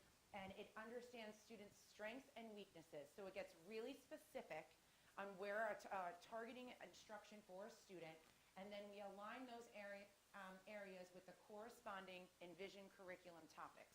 So if a child is weak in number sense, we'll take all of the students that were low in number sense, and we will target that, and we will work on that using our Envision tools, which I'm going to talk about in a little bit. Okay? Okay. So this is our multiple measures criteria. This is linked on our website. You can find this presentation under Gifted and Talented, all of our information regarding our TIP and TEP services. Again, we call TIP as our Targeted Intervention Program. You'll hear us say that a lot. And you'll also hear us say TEP, which is a Targeted Enrichment Program. So if I've never heard of these before. Our TIP refers to almost like basic skills, so to speak, okay? And then our TEP goes and speaks to gifted and talented, all right? So all of this information is there. You can take a look at it. So what happens is you saw the multiple measures of the criteria that we have. This is our matrix. This is an example that comes out of Linkit in our data warehouse. So you'll see our student and our program are blacked out for student privacy. And you'll see that at the end, the right-hand corner, it is sorted highest to lowest in the percentage. And I don't know if you can see, 'cause it's probably really small, but it says that there's 89% is the highest, that in grade 3, when we did the percentages, how children scored. So as you go through the top, this is exactly, all of this is placed in here, and it's weighted. And you'll see that the green means that it's at the highest, and it meant that the child is meeting it. And so what we do is we run these all the time. This is our matrices. Our coaches, our instructional coaches, have the ability to run this so we can identify students. We can identify them based on any of these topics, okay? And then we take this and we work on strands of areas of weakness, and then we identify those students to be placed in TIP. The next slide you're going to see is you're going to see these are students that may be at the bottom of the matrix as they are in red. These are students that need help that we need to target their instruction for, okay? And you'll see that we're sorted by the percentage of lowest to highest. You'll also see blanks. You'll see missing data on here. Those blanks, that missing piece of data, means that that student did not take that assessment. They were not here. It could be for multiple reasons. It could be that they chose not to take the assessment. It could be that they just moved here. It could be that for some reason they were injured and didn't take that assessment. It does not count against them, okay, because of the weights that we have. But I just want to show you that it is in here, and this is what we are constantly using. This is a real life, real time matrices that we run, and we will be doing this again because we just finished our winter benchmark for math. So as you're going through and we're looking at and we're monitoring our student progress, this kind of gives you a little bit of a timeline. So we have teacher feedback, we look at our Envision topic tests, we're looking at our MAP assessments, we're looking at the Envision mid-year assessment, we're looking at the stages if the child is in 2nd or 4th grade. We're looking at the year-end assessment, and then if the child's in 3 to 8, we're looking at our NJSLA. This progress right here, just to point out, is continuously monitored using these summatives and the benchmark assessments, and we look at this and we track this over a broader period of time. A team of educators will review this data and they will make informed decisions. So when you're talking about interventions, there are 3 tiers to interventions. The first tier we're going to talk about right now is called Tier 1. This is targeted support in the classroom. Okay, so this is students identified in Tier 1 intervention. This is small group instruction, okay, that happens within the classroom. And it's differentiated instruction led by the classroom teacher.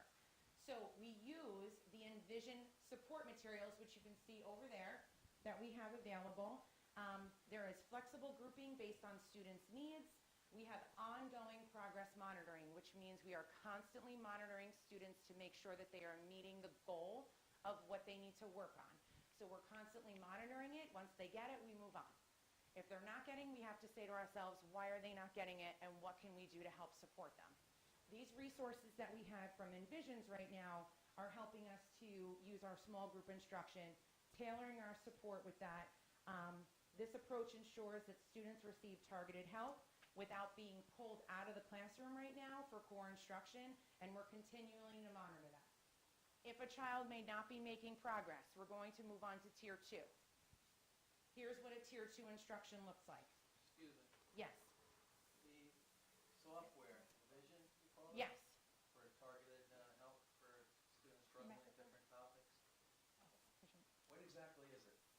What does the student do with this? What's the interaction with it? This is our math program in K through 5, the Envisions math program.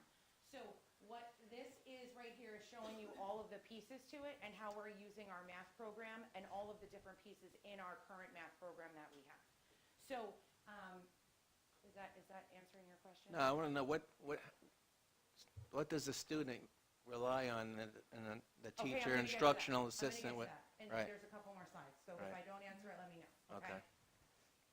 Okay, so for Tier 2, so we have an interventionist right here and a math coach, and we're going to analyze student data from math and Envision, okay? Students in Tier 2 they'll work and we'll analyze this and we'll analyze the data. We have intervention materials, which are right there. So they are targeted instruction using the intervention activities. There's reteaching materials, and there's something called the MDIS.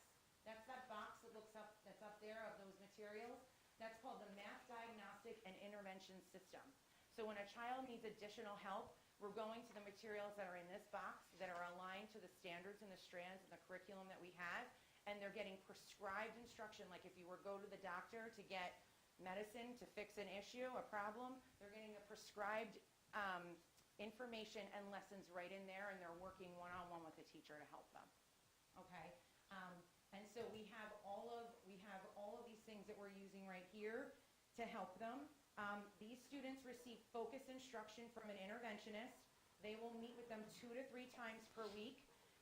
The materials will come from the Envision intervention activities. They'll come from the MDIS system.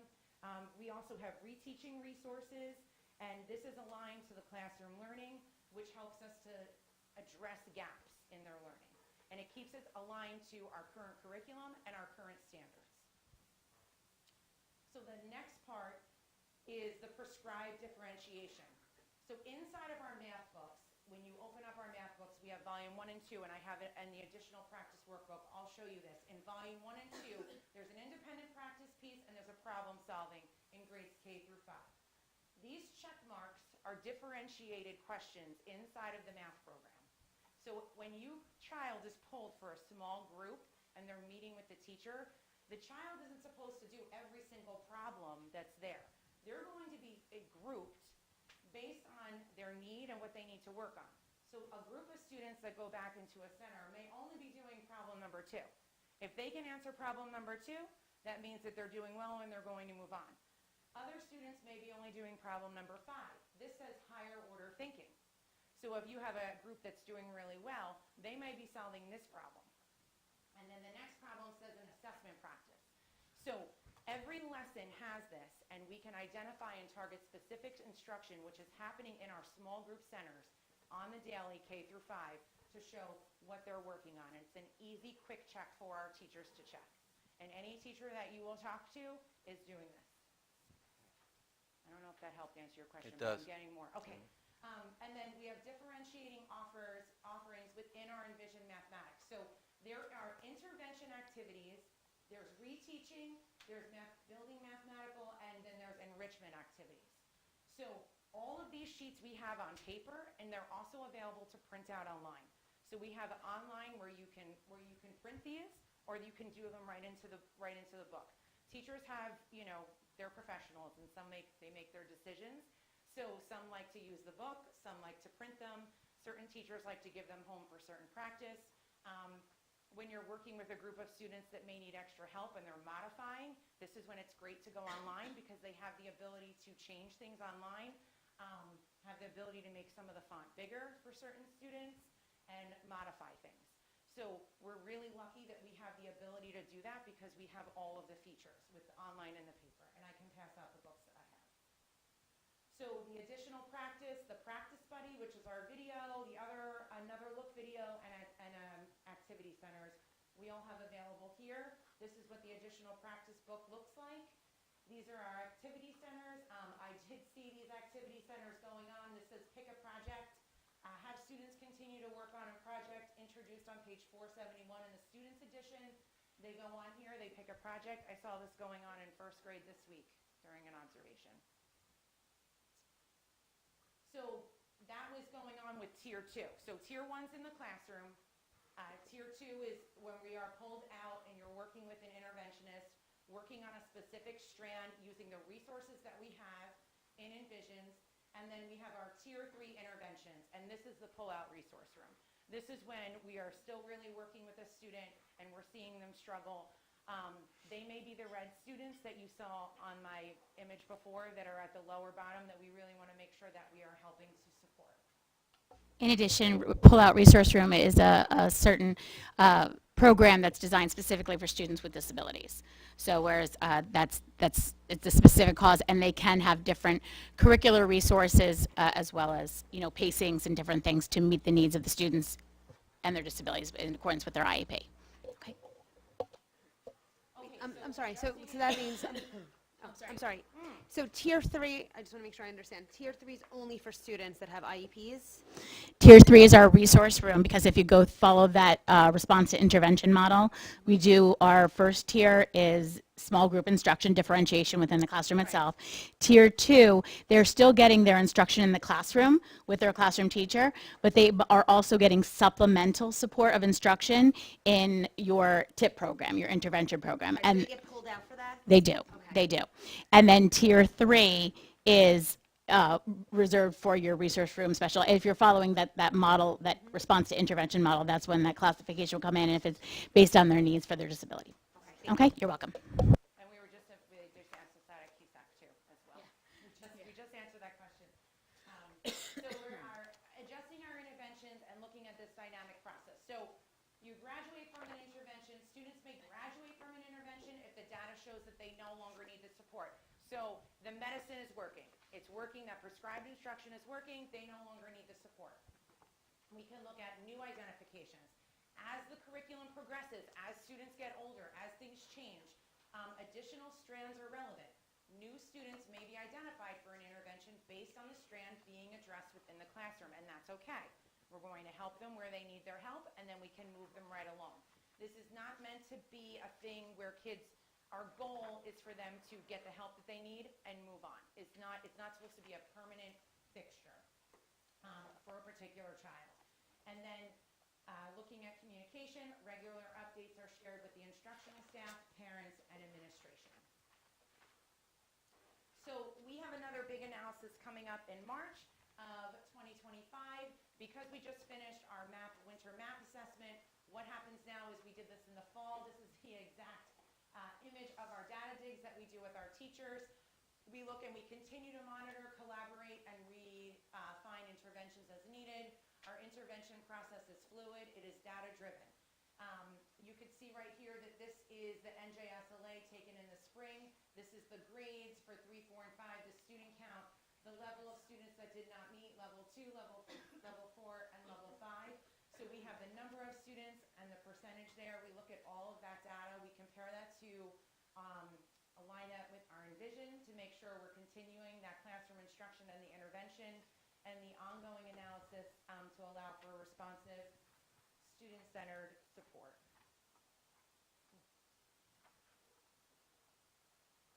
Does anyone have any questions about math and identification where we are working with our students that are in TIP? If I may add just one, I'm sorry. I just wanted to add one more thing too. With regard to that fluidity piece of it we were talking about, that is something, that's why I mentioned the strands, because sometimes students just need some additional support. So pre-assessing and following a student in the initial part, we'll say, okay, they're not grasping it as their chronological peers as they're progressing, so we'll get them support, work on it in it might just be a particular skill or strand or standard that a child is struggling with, and we'll get them in, remediate, and hopefully in a term exiting. There's a lot of fluidity. The same is true of enrichment. Right? So a child may be performing high across the board and then moving forward and allowing them to receive enrichment or higher level problems, right, as they're going through for particular areas. That might not be consistent in all concepts, right? So that's something that we also try to build as well.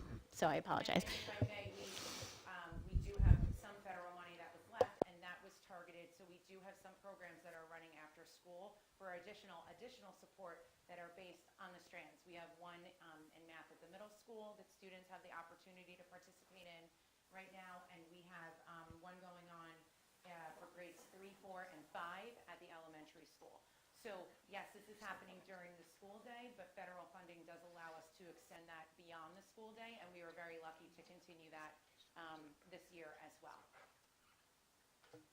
So real quick, 10,000-foot view. Yeah. Like Envision, they don't have like a corner on the market, right, to produce all this stuff, right? So are we comparing sort of like this program to other like programs? Like, do we have the data of how the children are graduating from this program or going through the program?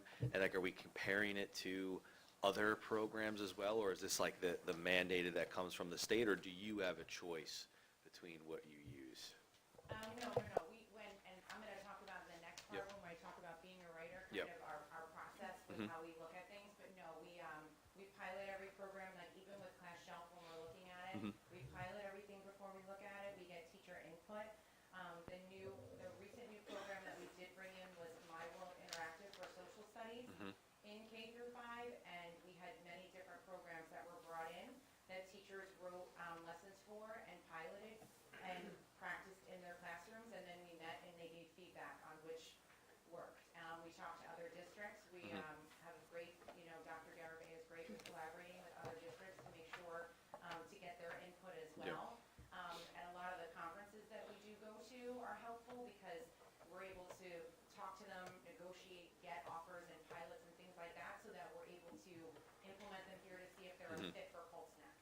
Because right now what we're doing is we are able to take our matrices and look at our students and give them the support they need with the programs that we have.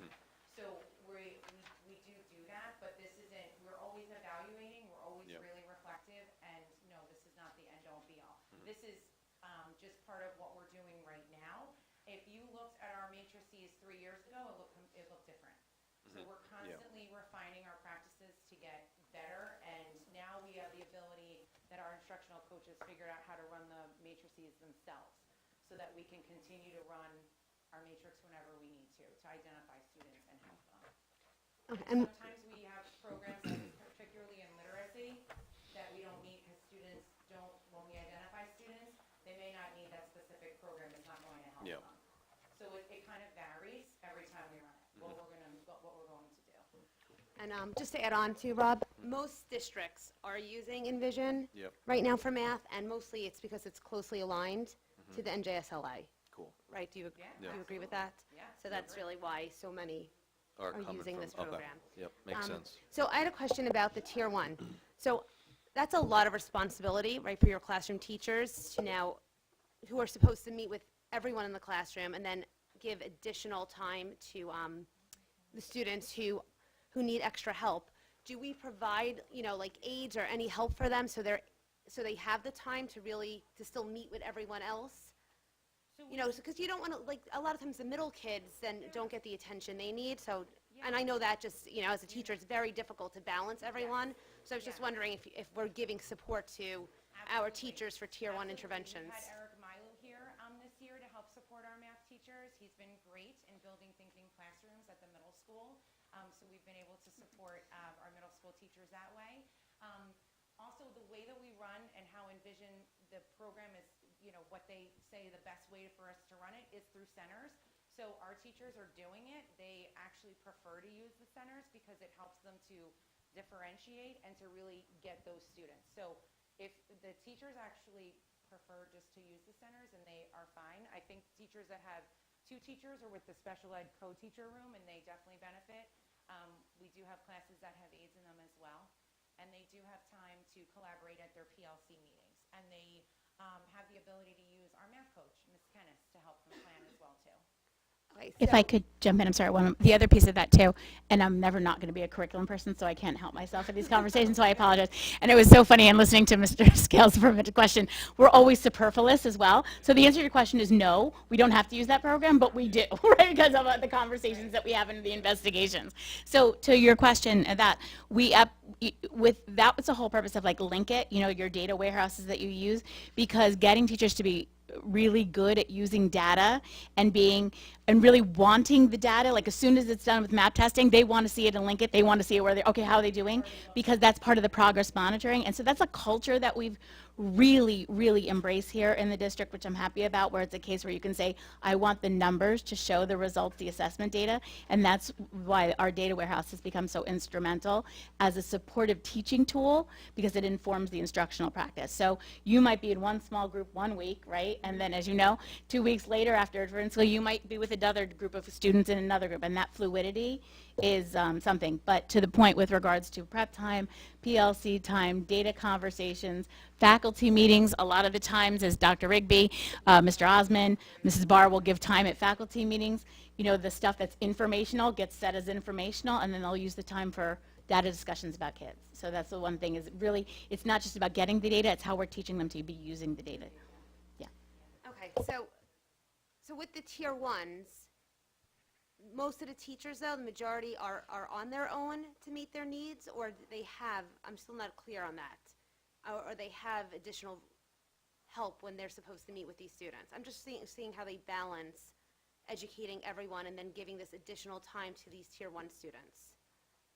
So they're using their small groups.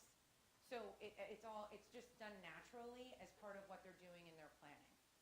And they're doing this really across all content areas.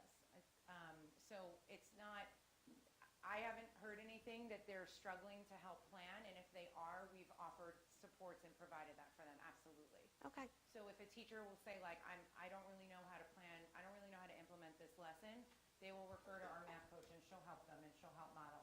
But yes, we try to provide supports to them so that they feel supported when they're implementing these. And so I see this is the additional practice workbook that I'm Yep. assuming many teachers use for homework. It's an additional practice Right. workbook, so we have that in print for K through 3, we have it in print for kindergarten through 2nd grade, and it's also available online K through 5.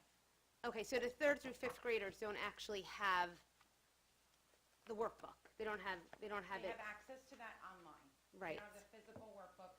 They chose not to, that they didn't find it necessary because they have accessibility to it online. The It's teachers also- shows that? Yes, it's also a very high additional cost, so the amount of times that they would use it, we just print it online. So I feel strongly that the students should all have a copy of the additional workbook page.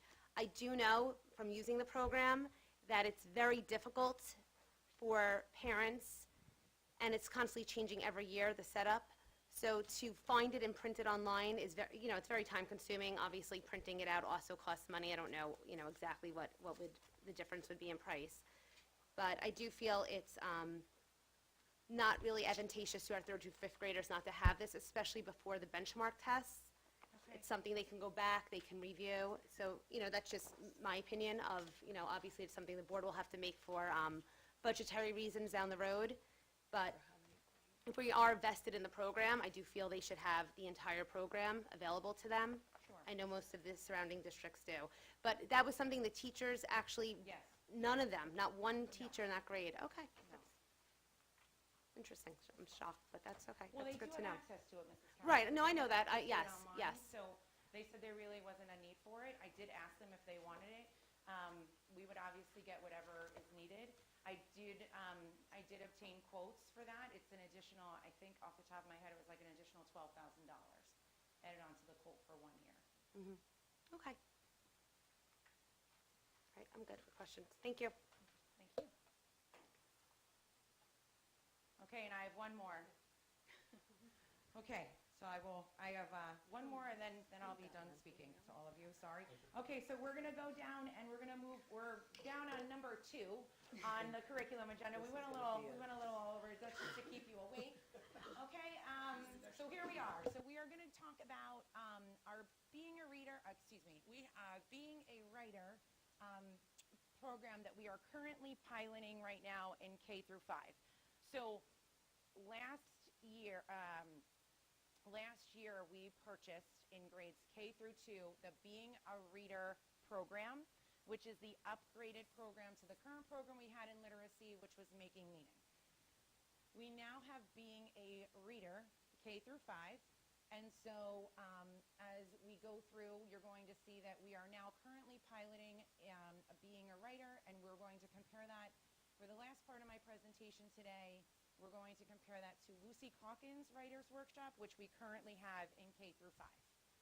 So the rationale for the pilot, and why did we need to see this? So if you're looking at our NJSLA data, okay,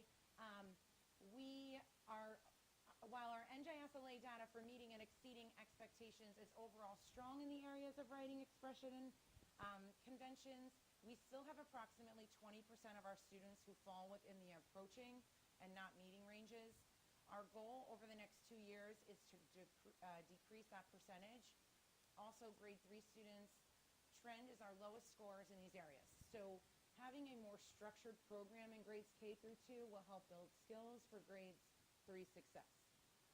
Writing assessments on demand, if you're looking at our data from 23-24, 43% of students in grades 3 through 5 were proficient in narrative. Only 56 of students in grades 3 through 5 were proficient in opinion, and 50% of students in grades K through 2 were proficient in looking at the narrative writing. Looking over here, that's an actual example from our grade 3 data. You'll see that a lot of it is there that is in red. We are piloting this program to see if it's something that we would like to purchase. Right now, we have 1 teacher in K through 5 that are piloting. Additional teachers have volunteered and are also piloting. We will be looking at our map data that we just took to see if it made a difference.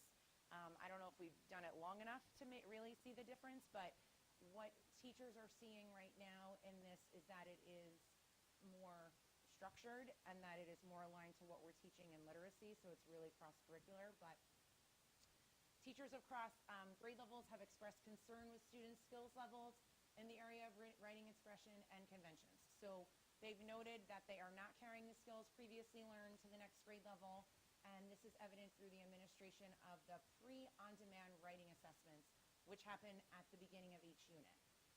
Lucy Writer's Workshop, this was adopted in Colts Neck around 2007, and that last version that was purchased was published in 2016.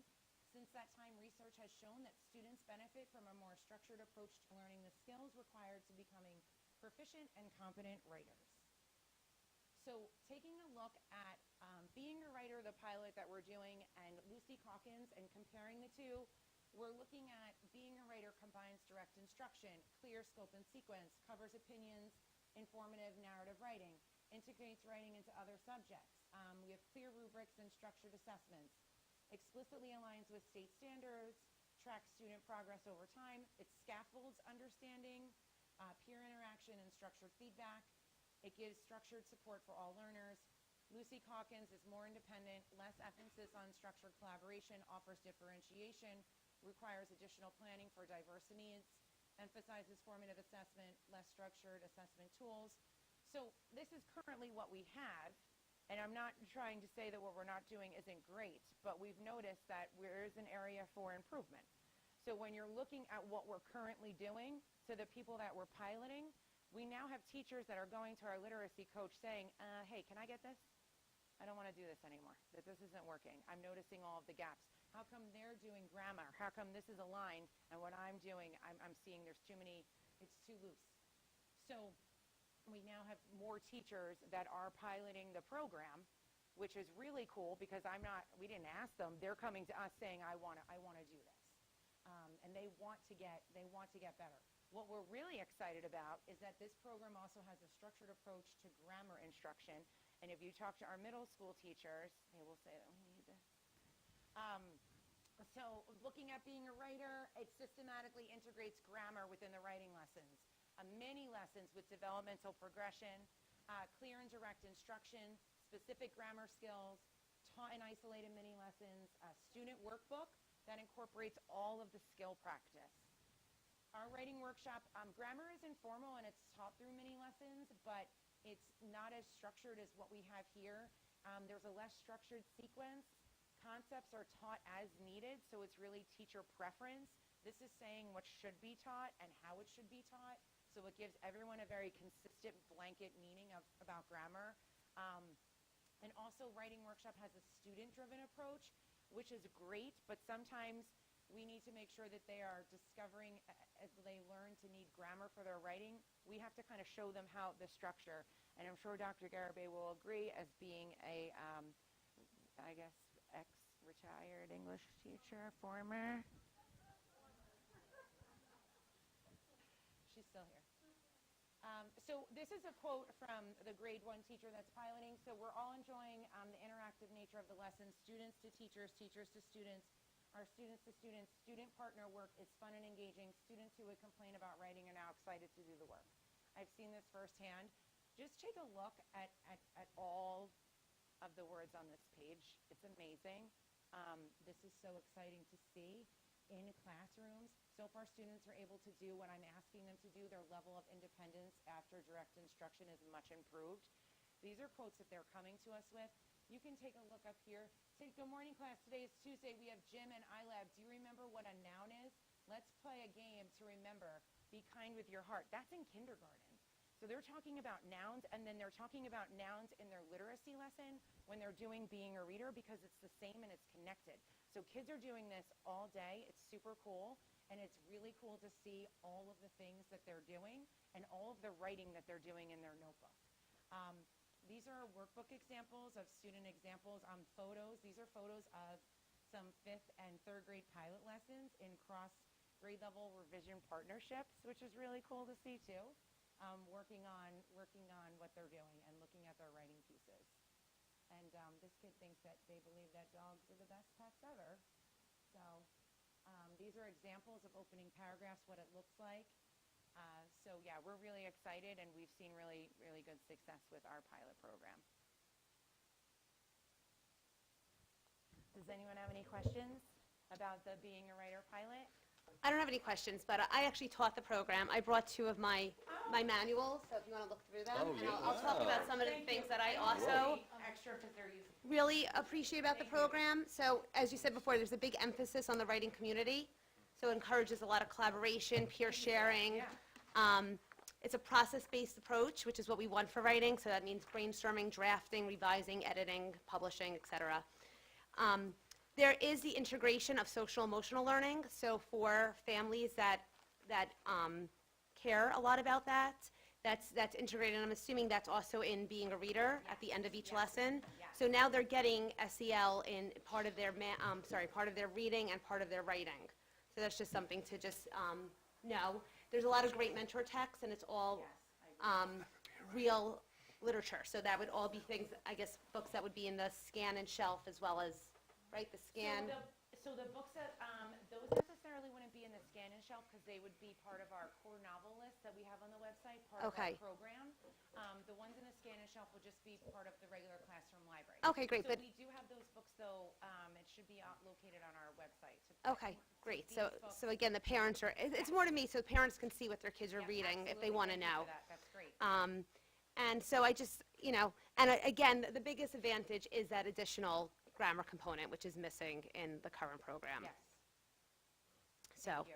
so I'm a fan of this program. And I do think just it's advantageous to always have a reading program that matches with writing. For budgetary purposes, a lot of times districts will implement it just first grade, K to 2, and then as that second grade cohort starts moving up, it moves with them.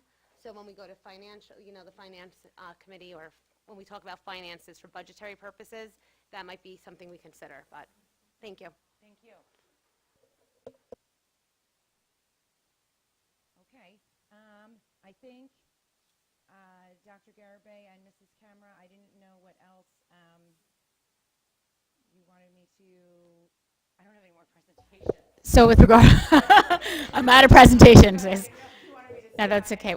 With regards to the other questions, there haven't been any other updates with regards to we're continuing to monitor and we'll continue to report out accordingly. I'll share any other information about we was continue to monitor, as we said, with our opt-outs for the comprehensive health and physical education. We'll continue to monitor that and report out accordingly. And then just knowing on February 19th, I anticipate giving an update as to where we are with our student achievement goal for this year. Okay, with regards to where we are thus far, utilizing the data and resources that we have, that many of which Dr. Reynolds touched upon this evening. Okay? I didn't know if there was anything else, Mrs. Cameron. Well, should we just go back to, should I go through the rest of the curriculum now, since we're on curriculum, or are we going back to the beginning now? I just wasn't sure, because I did want to say something about number 4. We skipped number 4. Okay, so, and it doesn't have to be today, but I was curious, going back to our supplemental resources. I know you mentioned all the aspects we have of the SAVIS program. Yeah. I believe we have IXL as well for math. Yeah. And then I was just wondering what other computer intervention programs we had, and the possibility of teachers piloting some new programs, one being ST Math for the next school year, especially for our resource population as well as our tier students. Okay, so do you want to talk to me a little bit about ST Math and why you think it would fit, based on like what the presentation that we just saw? Why do you think that ST Math would be a fit for us? Sure. So it's the complete opposite of IXL and really SAVIS. Instead of there's so much reading, right? There's so much reading in our current math program. So a lot of our students struggle with the math program, more so not because of the actual computation, but because of the amount of reading they have to do. Okay. So ST, there's no reading. It's all done through puzzles. So it's, instead of the algorithm, it's all the basic understanding. So it's just it's really a magnificent program. And it's all online, Mrs. Cameron? It's all online. Okay. So it's differentiated. It's, again, it's learning tailored to individual student needs. It's all problem solving and critical thinking skills through visual learning. And that's really what a lot of times our students that are in these tier programs, they need the visuals. and it provides measurable outcomes, so both in math proficiency for the special ed population. So all the research is there. I believe I gave you the link to that program, so it's something I can send to the rest of the board to, learn a little bit more about. And so I just think it would be advantageous to try, with that particular population to start piloting it. And, if they don't like it, it could be, one and done, or I believe they will love it, but, who knows? Okay, awesome. That's just, Thank you. so that's just something. Thank you.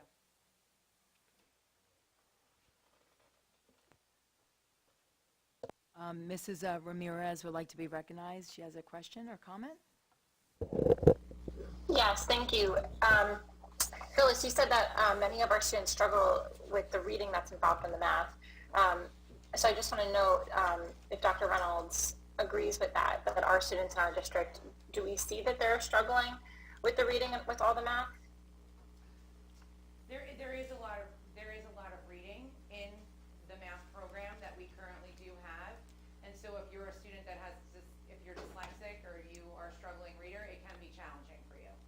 It can be challenging, but we do have the ability to modify with the resources that we have. We do have the ability to modify, to differentiate, to make sure that our students don't get so overwhelmed, so we're able to make things not as overwhelming for them right now. Okay.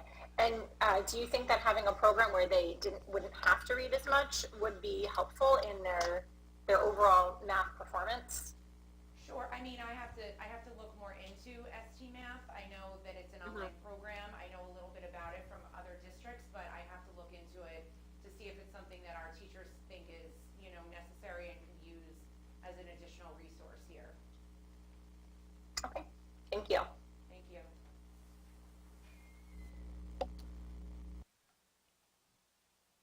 Yeah, I mean,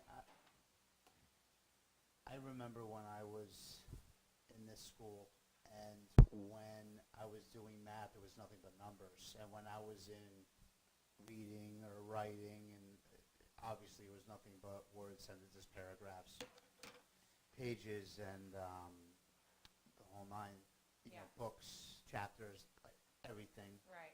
to do a reading and writing. I think integrating reading and looking at the homework that my children have gotten, my son is amazing in math, but sometimes I had to sit down with him and I had to read to him, the instructions. And in math, there was nothing but numbers, addition, subtraction, times tables, the whole nine. And maybe there were instructions, but the teacher would verbally, teach the kids and explain to the children, hey, this is how we do this in math, that, math. And they would explain it, and then the children would do repetition, repetition, repetition, numbers, numbers, numbers. And then when they would receive homework, they would look at the numbers and say, okay, I know exactly how to do this. Now when the kids get the homework or when they're in math class, there is a lot of reading. There is a lot of reading, and my son's like, Daddy, I know these numbers, and I know how to add and subtract, and I'm great at that. But you need to read this problem to me.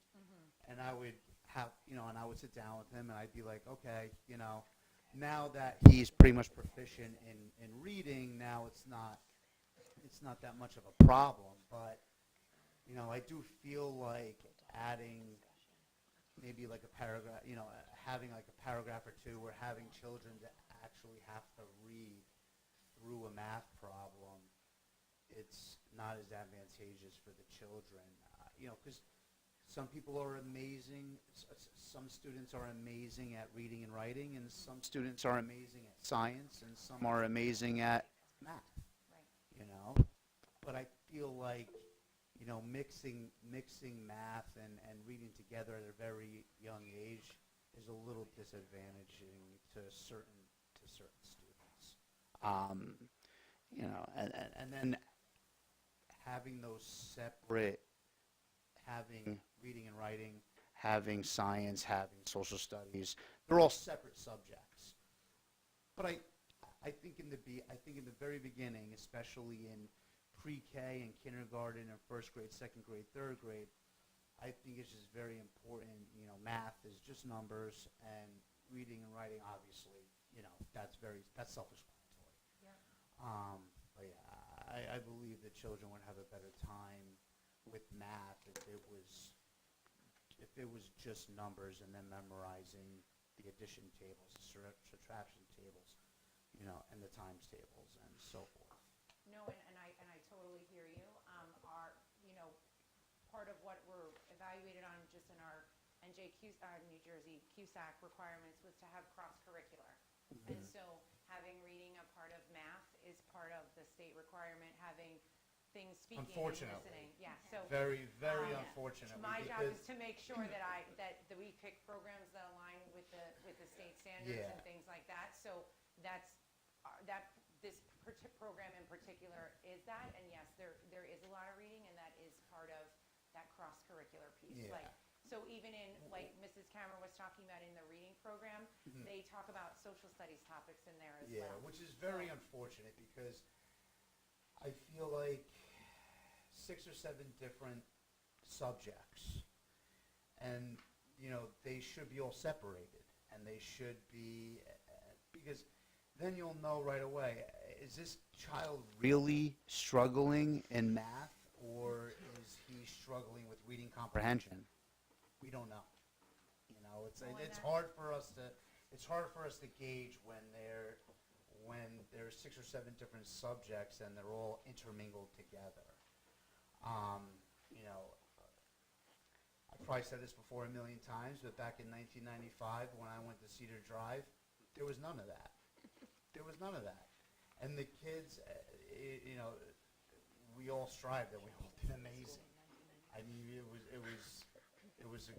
great. It was great. Now I feel like with this curriculum that the state of New Jersey,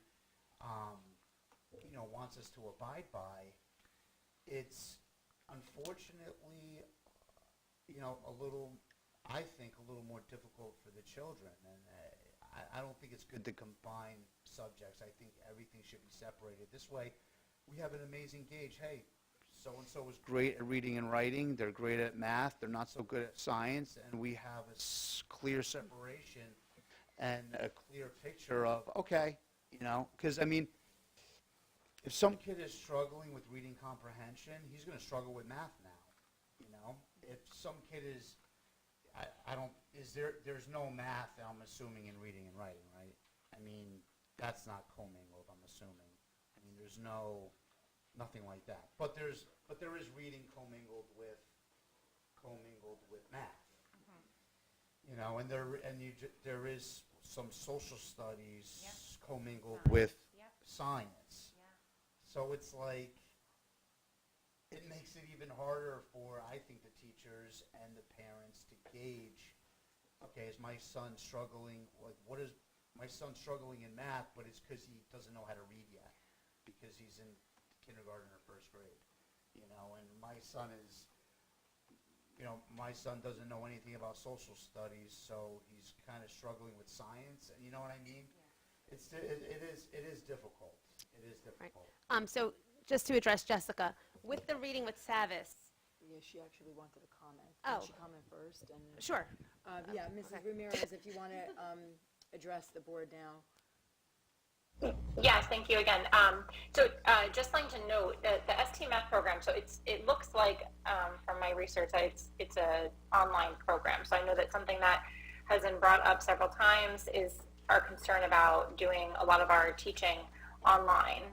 And so at least from what I'm seeing, there doesn't seem to be, of course there's resources it looks like that we can order and probably print out as well, but it looks like the majority of it is actually online. So just something for us to be mindful of when we're trying to limit that screen time.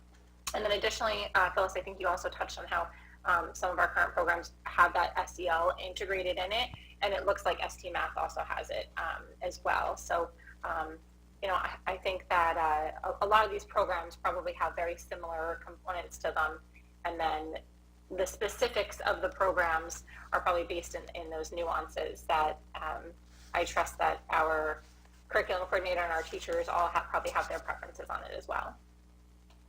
But then I'm sorry, were you going to comment on something else about with Right. Savas? Yes, I'll go back and then I'll address what you just said.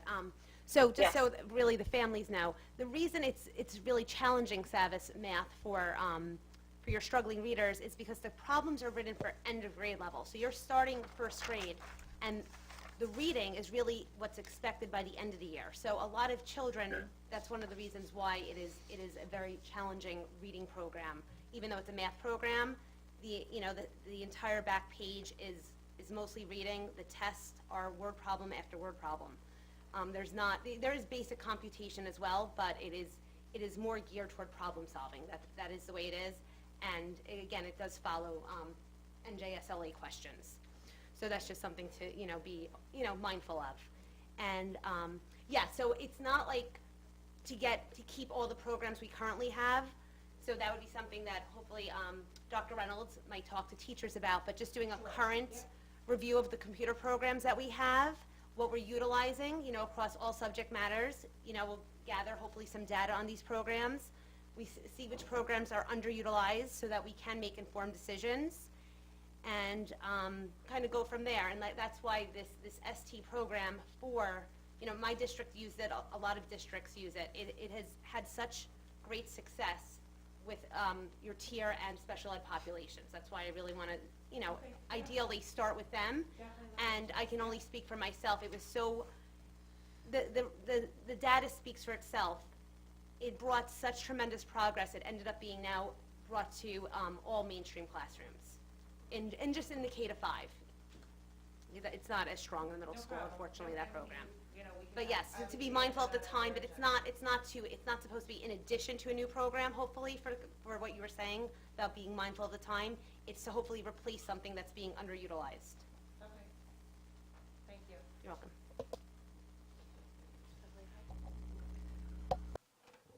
Okay, we are just going to backtrack. Once again, we're going to try to be as, Oh, you want to finish the quick one? Is there anything, yeah, go ahead. oh, okay. Oh, okay. Well, nothing that, if Dr. Reynolds wants. It's okay. What do we want to, what's next on the agenda? Okay, so what else? So that was 4. We did 5. 6. 6, we had Summer Bridge. Did you want to speak about Summer Bridge, or did you want me to? Actually, I was going to address Oh, okay, perfect. There you go. So when we were talking about budget Savas items, the things that we're looking at, some of these things with regards to K-5 digital consumable resources, social studies, and the summer bridge, those 3 items, 1, 2, and 3, as we're working with all the program manager, Ms. Marasco, and I work through budgets, we wanted to put those on there because those have all been grant funded. So as we're preparing and looking at our budgets, just understand that those things will now be represented and funding locally as we're moving forward with them, because those were all things that we're able to, in addition to the being a writer pilot. So those are when we're trying to be talking about, that's when we talked about the class shelf. That's something we're working through and navigating as we're looking at each item that the program managers that we're looking, when we're building our budget for 25-26, just wanted to call out that those have been previously fully grant funded. And then we're bringing them into the local budget as best we can. All right. Okay? We're going to make it work, Dr. Garibay. We are going to make it work. Just one other thing going back, I'm jumping back to Savas now. But in terms of the budget, you said that we give the NWEA, that's our in-district test, and then that's SAGES for math.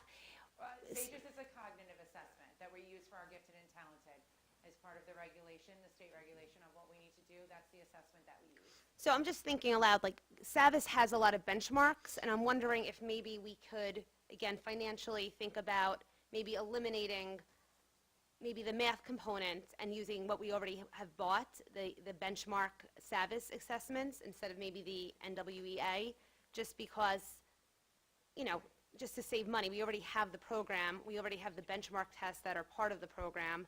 So, I'm sure it's topics 1 through 4, then it's 1 through 8 and 1 through 12. So it might be something that we can, we have the program, we're spending the money on it, maybe then take something away just because it seems like a lot of assessments in a short period of time as well. All right, thanks.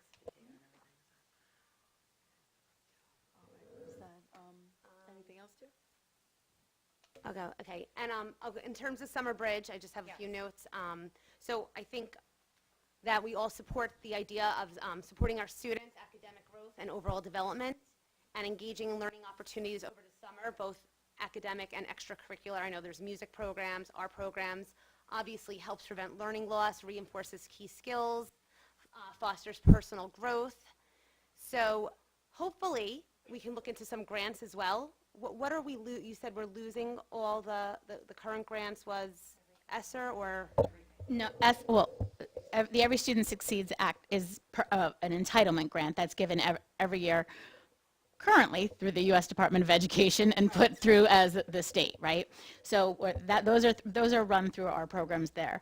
We've paid for that. We did a competitive grant for the Reducing Student Learning Loss grant. We awarded that, addressing student learning loss. That's what we paid for the first year of the Summer Bridge program with.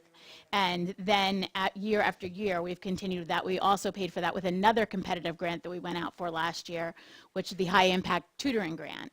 And Summer Bridge was paid for as a combination through the High Impact Tutoring Grant that we went after, as well as a combination of some leftover ARP funds. So what's done and what had to be completely spent is the High Impact Tutoring Grant had to be finished this year, okay, by the end of June 30th. ARP grants had to be expended for or allocated by the end of September, or a date in September this year. So the federal funding that was post-COVID, state funding that came out post-COVID is gone. So we enhanced a lot of our programs and supplemented, which we were allowed to do. Plus, I'll also add that we went after stabilization aid last year. So that was another big component of how we subsidized our offset the losses that we had the year before in state aid, because we were #1 in state aid reductions, even though it wasn't necessarily represented accurately, because that was a reduction through, as I explained publicly, with regard to our state military aid, impact aid allocation. So we had $800,000, that is gone. So in terms of, we had a lot of additional funds coming into this district that we've used for programs and resources back to students. Some of those things are not carrying through, some of them, and those are discussions and decisions that we're making right now at the administrative level before we pull everything into that bucket of what that draft budget looks like for the board. So right now, we don't know about any additional grants that we can start applying for, or there are none. The State Department always puts forward additional, discretionary grants going forward. Sorry, my apologies. Competitive grants that are going forward. So we check it frequently. I check it frequently. We're always looking at different things. Right now, there doesn't appear to be something, and sometimes, so right now, I'm not aware of anything that is a competitive grant that we're going for.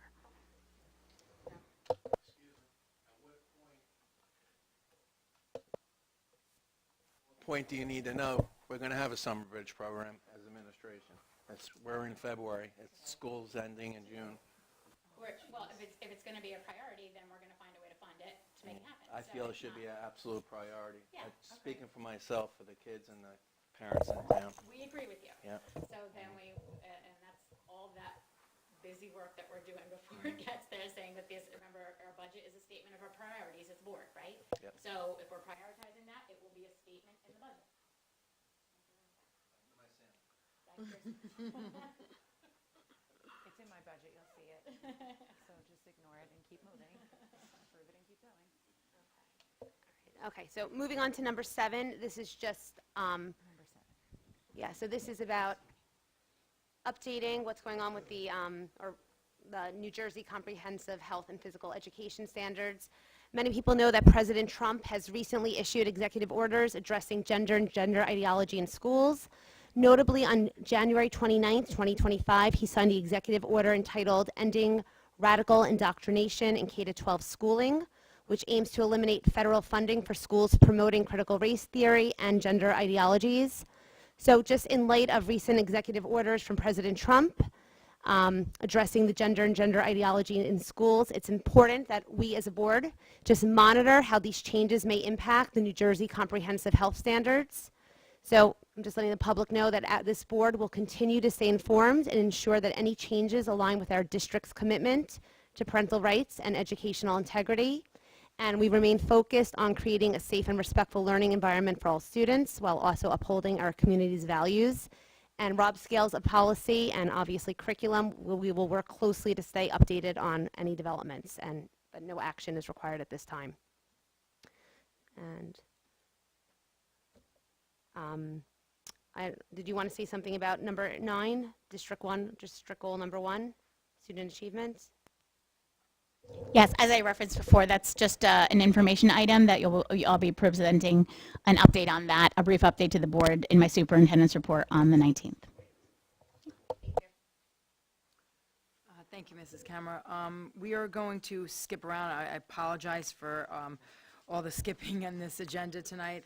I, by accident, missed, it was a typo, we missed the liaison position to the Naval Weapons Station Earl. I'd like to just backtrack. I know Ida is here tonight, and I just want to make sure that you are informed with anything, that may be pertinent to, your thing. So, Mrs. Ramirez and Mr. Scarpa, if you have anything prepared for that, if you'd like to address it.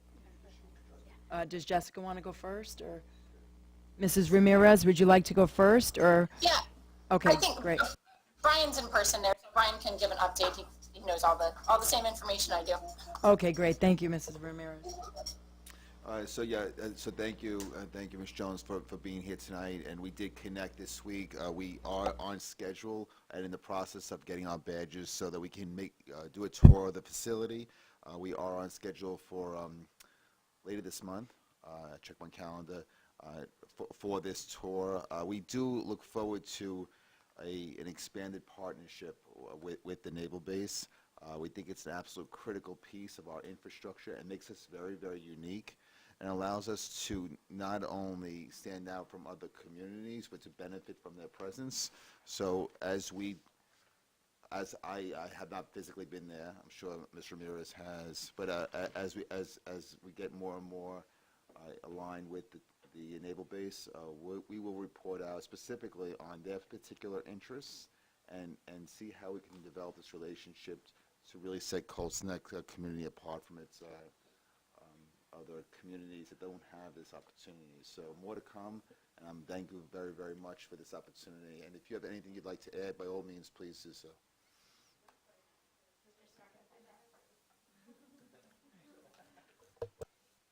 Mr. Scarpa, if I may.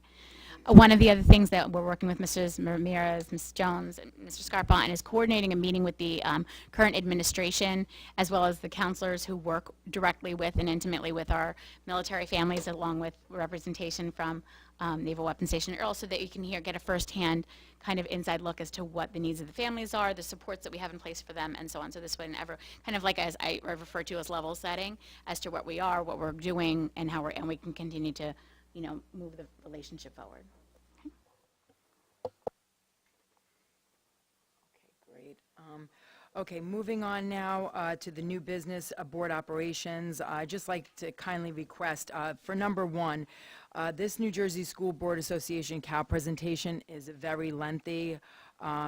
You can actually go on if the board approves, if we can skip over that, and you guys can basically review that on your own, just in sake of time tonight. I don't know if I could get a straw poll, if anybody would mind if we skipped over that. Is that okay? Yes. Yes. Okay, all right. Number 2, the revised 2025 Board of Ed meeting schedule. Dr. Garibay, if you want to speak a little bit about this. I know we were doing all the updates to not coincide with the Township Committee. Yes, you can see that we've moved around. We've continued. This is revision number 3.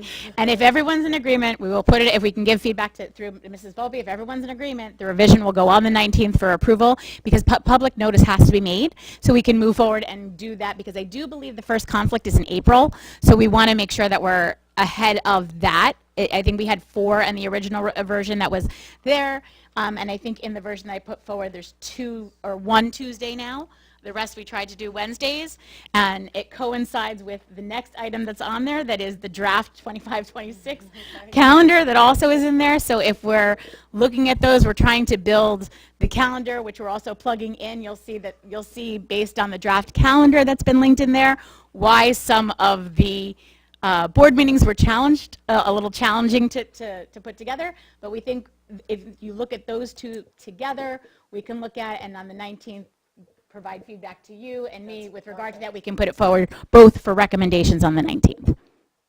Any questions on either one of those? No, just a comment. So thank Dr. Garrett. I know it's actually a lot of work to adjust the schedule. There were 6 conflicts, not 4, 6 conflicts to the original schedule. And this is really an extension of good faith and workmanship with the Township Committee. So we saw their public schedule and we worked to go around as much as we possibly can. So thank you to all parties involved, and we are excited to really develop a relationship so that both the Township Committee can attend, we can attend theirs, and the community can attend both meetings. So thank you for this. You're welcome. Anything else? Okay, perfect. Moving on to advocacy and government relations. This is going to probably be the briefest thing of the night. I did speak with Dr. Garibay last week. We didn't have much on here. Dr. Beck didn't have much, but I just wanted to highlight the new executive order that was basically passed today by President Trump. Men have been banned in all women's sports, so I'm very happy to hear that, and Title IX has been completely restored. So, Mr. Scales, I keep putting everything on you, but once this all gets pushed down to us through our state, I expect everything to be updated and reflect all of these executive orders appropriately. And that'll be it for advocacy. Yeah, just a quick comment, too. Yes. Just, there's confusion on how it all works, too. I can give you just again, not a lawyer, but just This was touch supposed on. to be short. Yeah, I know. So when President Trump issues an executive order, it is not law yet. But as you know, federal law always supersedes state law. So what happens is that we get an executive order, we get direction, we know what to do, when to implement it, how to implement it. Unfortunately, our state government, as we all know, is very reckless as far as their spending, and they're very reckless as far as just any monetary policy. So what will happen in most of these cases, and what they've proven, is that when there's an executive order, as you saw, Governor Murphy had threatened the feds this year, or 2 days ago, about an illegal immigrant in his house. Why is it relevant? Is that we don't know. He's a loose cannon as far as who he's going to sue, when he's going to sue. So even though it's an executive order and it is supremacy law, it's articles of the Constitution, that I feel that we will be sued in any of those executive orders once we implement them. So what we need to do is draft resolutions that we are going to honor the executive orders, and hopefully we can wait for that executive order then to become state law. So that executive order then has to be challenged in the courts to become state law. Once it's state law, then Murphy and the minions cannot sue any of the school districts for honoring the actual executive order. So it's going to take a little bit, but rest assured, as to your comments as well too, that we're the law of the land is the President of the United States, and he will always be respected regardless of what our state of New Jersey government thinks they are above the law. They are not. That is a tyrannical act that won't be tolerated, especially in the school district of Colts. So to Madam President, your comments, we're going to be watching, and we're going to be implementing it as soon as possible as we get guidance. So thank you. Excellent, thank you, Mr. Scouse. Okay, quickly moving over to buildings and ground safety and security. Mr. Walsh, if you want to start. Okay, we talked, expressed an interest in increasing, improving the lighting at Cedar Drive Middle School, and a business administrator met with some folks that gave them some maybe guidance on possible cost and maybe getting an estimate. And I think it was the same folks that were involved in the county lighting behind their parking lot.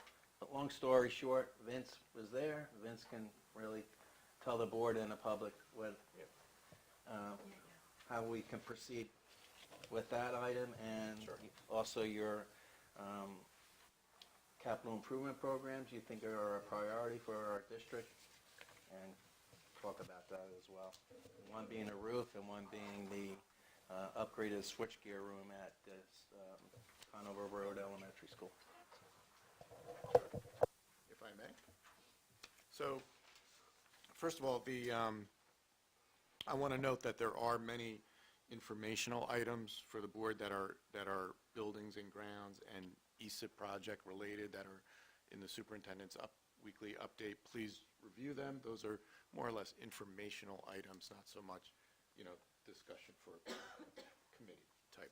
So the things tonight we want to just go over real quick are those priorities that we reviewed in the December 11th board meeting. For the budget, we did, identify the remainder of some critical roofing replacements that are beyond the scope of the ESIP that were not addressed, through the ESIP project as far as the solar that is being installed.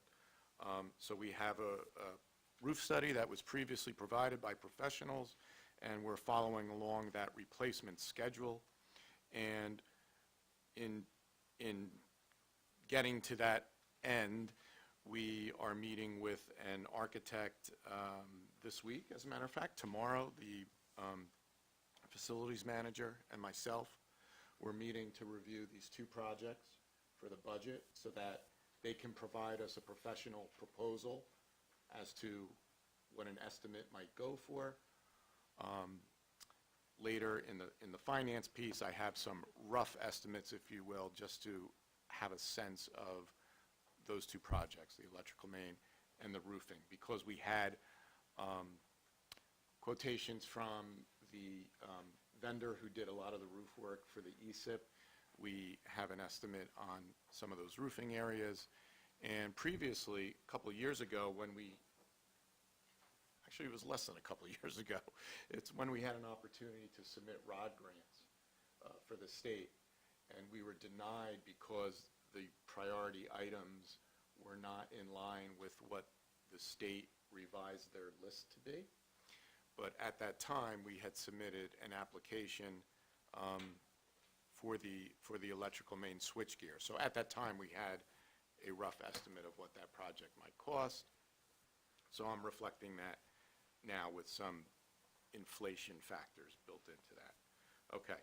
Now, the other two things that came up, like that Mr. Walsh mentioned, that's something the board is going to have to decide upon at the time when we receive more information back from these professionals regarding basically their proposal.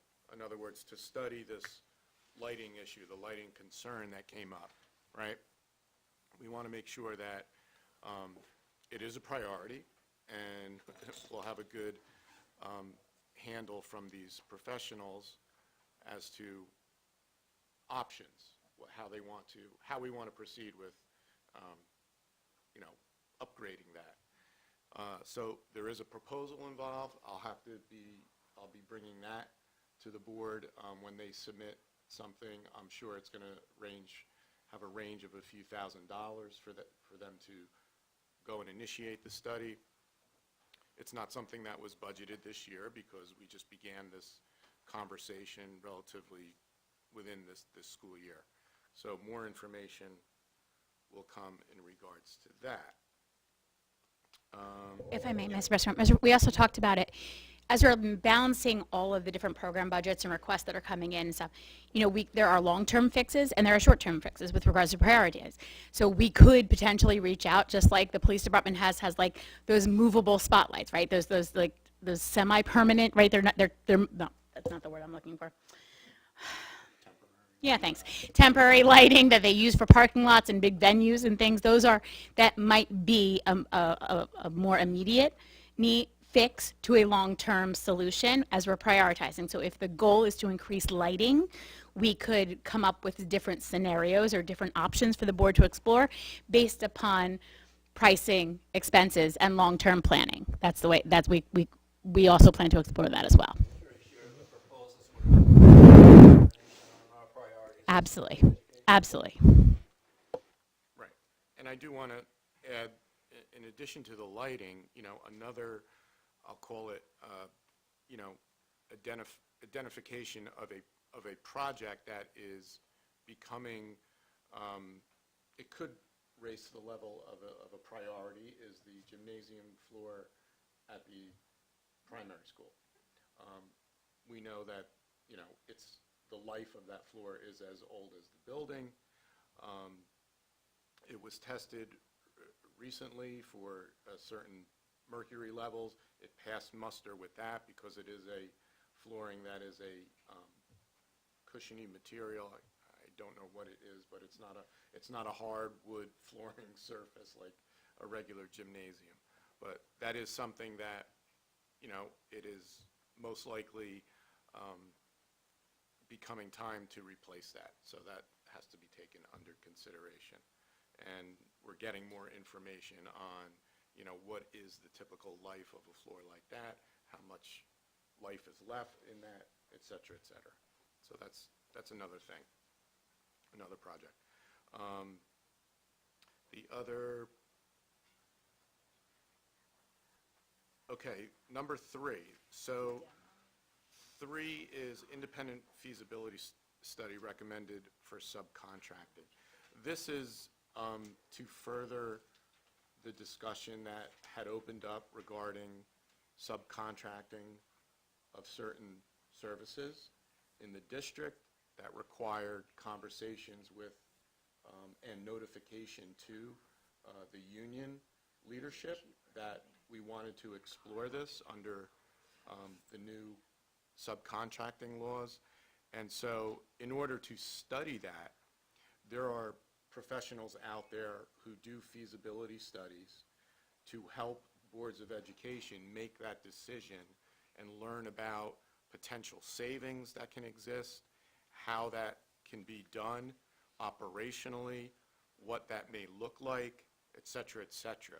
So we're getting information about one of these or one or two of these professionals who can do this kind of study, and we'd like to, bring that to the board at some point when we get more information to study that issue. Targeting June, and for 26, 27 implementation, approval by the board? So the time, right, it would be, I would say, prudent if this is something we really want to get after and get some information.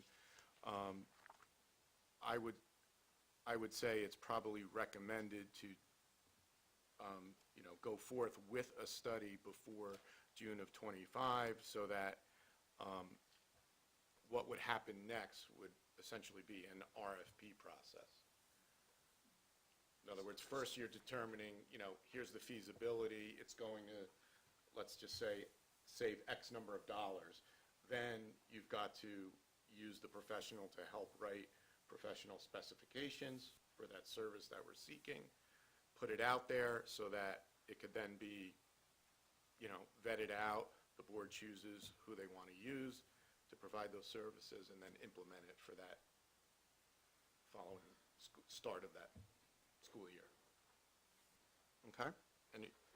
Does that make sense? Agenda for February 19th for an action item, or how would that work as far as approving? Well, I think before that, we'd like to, present some kind of proposal from one of these professionals, and then the board can consider whether they want to go forward with that.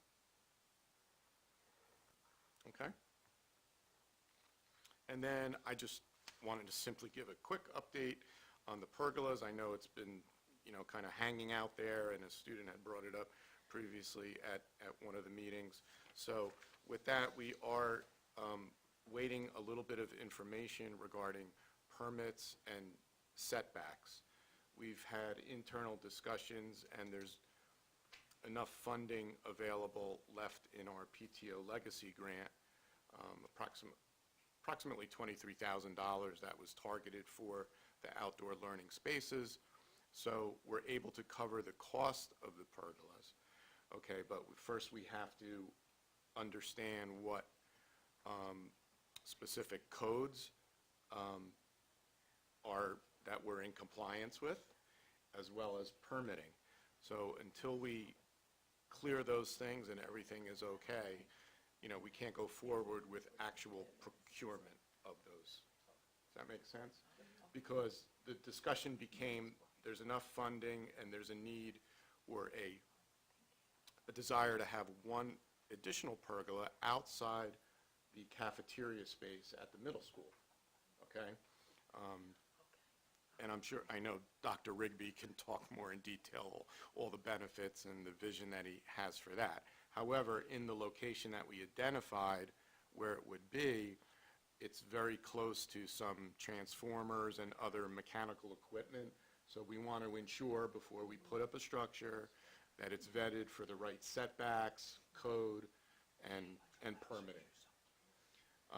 And I say that because there may be some additional costs involved that we would have to figure out how we're going to fund that. Additional costs could be for the landscaping. When you put a structure in, you're going to have certain things that need to be done to the base and landscaping around that. So that's about it. That's kind of the update for that. Can I say something about that, the pergolas? So I had contacted Dr. Garibay about the possibility of exploring if the Board of Education is allowed to set up like a Venmo or PayPal account, you know, allowing residents to donate directly to our student liaisons projects, as these are their ideas. And it kind of reminded me, just recently I saw something on Facebook for an Eagle Scout asking for donations through a GoFundMe page. So is that, you know, just to pay for these projects, is that a direction we can go? The board is always welcome to accept donations from people, but I think that in terms, we would want to definitely confer with our auditor about what is the right way for the board to go about doing that. Normally, it's usually a specific amount, a specific donation amount, and people write it and it's approved by the board agenda. So if we wanted to set up some type of structure and confer with the auditor that says we're looking for people to be able to fund maybe select projects that they want to donate to, however, whatever the structure is we want to look at, like they'll do that sometimes in districts for school supplies and whatever the case may be, but then we can certainly touch base with John Swisher, our board auditor, to set up that process. It's not recommended to use things like Venmo or something, or not Venmo, PayPal. yeah, GoFundMe's or things like that. It's more the internal controls, because we want to make sure that we have the internal controls for that in according with our accounting procedures. Right. Okay? But it'd be just such a wonderful way to fund some of these projects, whether it's student council or student liaisons, to improve our schools. Well, it's funny the way that you said that. I just said to Mrs. Volpe, as we're looking to evolve the student representatives, you know, whether it goes as a piece to the student council or whether, however the board wants to choose to continue with that, but then almost modeling that, having an Eagle Scout in my family, knowing what it takes to fundraise and put the whole project together and all the things like that, we could model something of that nature where students not only have to put a proposal together of what they'd like, they have to put a full proposal together that we could work internally with staff to be able to say, here's that, and here's what the estimated cost would be, and here's what I would like to propose for that. And it takes on that service learning component that we're talking about. So that's a direction that we're looking at. But we will certainly, by the 19th, connect with Mr. Swisher to say here are the recommendations for accepting the donations to the school district. Right, and then also, I was just thinking too, the students can also lead with the student council, student liaisons working together, student-run fundraisers. You know, I had mentioned a while ago the Penny Wars, but there's so many other ones too. Correct. So that's what we thought when we were talking about it as we were doing the transition with the student representatives, how we want this to be facilitated and bringing it back to, and they would have regular contact with, you know, through student council. And I think that's actually, as we were looking to implement the program last year, that it is technically a requirement for high school districts that you have someone, and that's usually either a class officer or a student council representative at the high school level. So we could definitely work to look at that in terms of how our structure of student council, and I know Dr. Rigby is completely open to that idea as well. Good, okay. Just out of curiosity, would we have the opportunity to go out to our builder community within Colts Neck to see if any are willing to, let's provide it gets approved and setbacks or permitting, we're at the stage of going for a bid. Could we look for a donation in terms of a local contractor who's a parent of students here to do this? I'm just, if that's a savings to the community, could that be explored? I mean, that is a great question, and if you recall, you know, our new signs that are at the entrances, the landscaping around that was a very good example of a donation provided by a family in the community who was a landscaper. But in this case, we had specific granted funds from the PTO that we have to use for that particular purpose. So we do have to expend that out. But to your point, if our costs are going over in some of these other areas, sure. Yeah, like to your point, like the pergola is one thing, but I've built 2 pergolas before, and I know that 30% of it is actually underground for the pier work.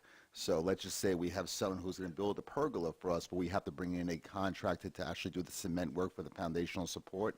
We're getting quotes for that. Yeah. So that maybe the that funding can would go be towards some that, and kind of something to think about, because those ancillary costs can be quite expensive on a project like that. So if someone's willing to donate their services or perhaps do it at cost. That's a great open discussion for Thank you. board consideration.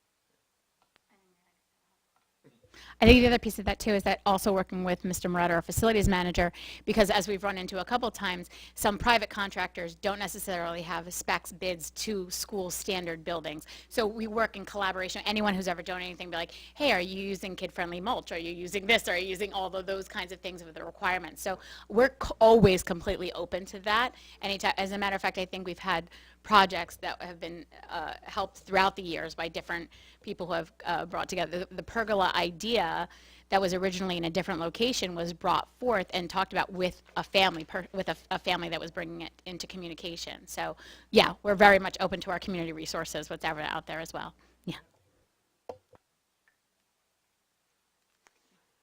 Anything else, Mr. Mercer? No, I'm just noting number 5 is, I think, a recurring item that I think Mr. Scales even touched on a little bit. It's just the demographic and capacity studies. I know they're currently available. There's a lot of information in the superintendent's updates. Yes, it's a lot of information, and at some point you want me to update. And I did email to Mr. Scales about meeting and putting together like an idea based upon that information. That the capacity studies won't change. We haven't changed the infrastructure aside from the vestibules and little things with regards to that. But with the demographic study, in combined with that, I think maybe even being proactive and setting up meetings, as you've mentioned tonight, with also the vision from because we're also having administrative meetings about this as well with regard to comparing that and what we would need to do, because the capacity study is one thing. There's also the utilization component of that. So I think it's important for the board and the community to know that with expansion, there's not just the building footprint, but what we're doing within that footprint is also something. So while we may have 20 classrooms and we may have this, we have several small group instructional areas. We have therapy classes. We have this going on. We have that. We have an art room. We have dedicated music. We have dedicated art rooms. We have dedicated all of those things. So how does any type of expansion or change affect the utilization? Because the capacity is not changing until we plan at a time if we need to change it. It's the utilization that's impacted. And I think we really want to take a good look and maybe having that conversation, whether it's at a board meeting or talking about utilization with regards to how many of this, because that's laid out in that capacity utilization as to how many classrooms, what we're using it for, and so on. And we've already converted that to a modern time from a 2014 capacity and utilization study. We're in the process as an administrative team of saying, okay, what would need to move, like what would need to shift? As for example, as you've all seen in the capacity study, Cedar Drive has a capacity of 616 students. It's currently at 315. So if there's the ideas of shifting, reconfiguring the district that are an option for us, right, if need be. We've talked about that when we did the application for the preschool, right, expansion, which is available, that's out there. That's another conversation that's still out there in the world.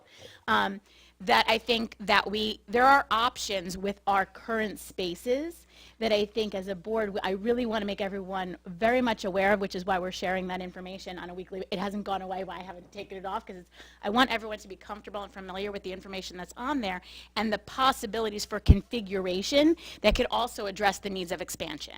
I think those are two very important conversations that need to happen concurrently as well.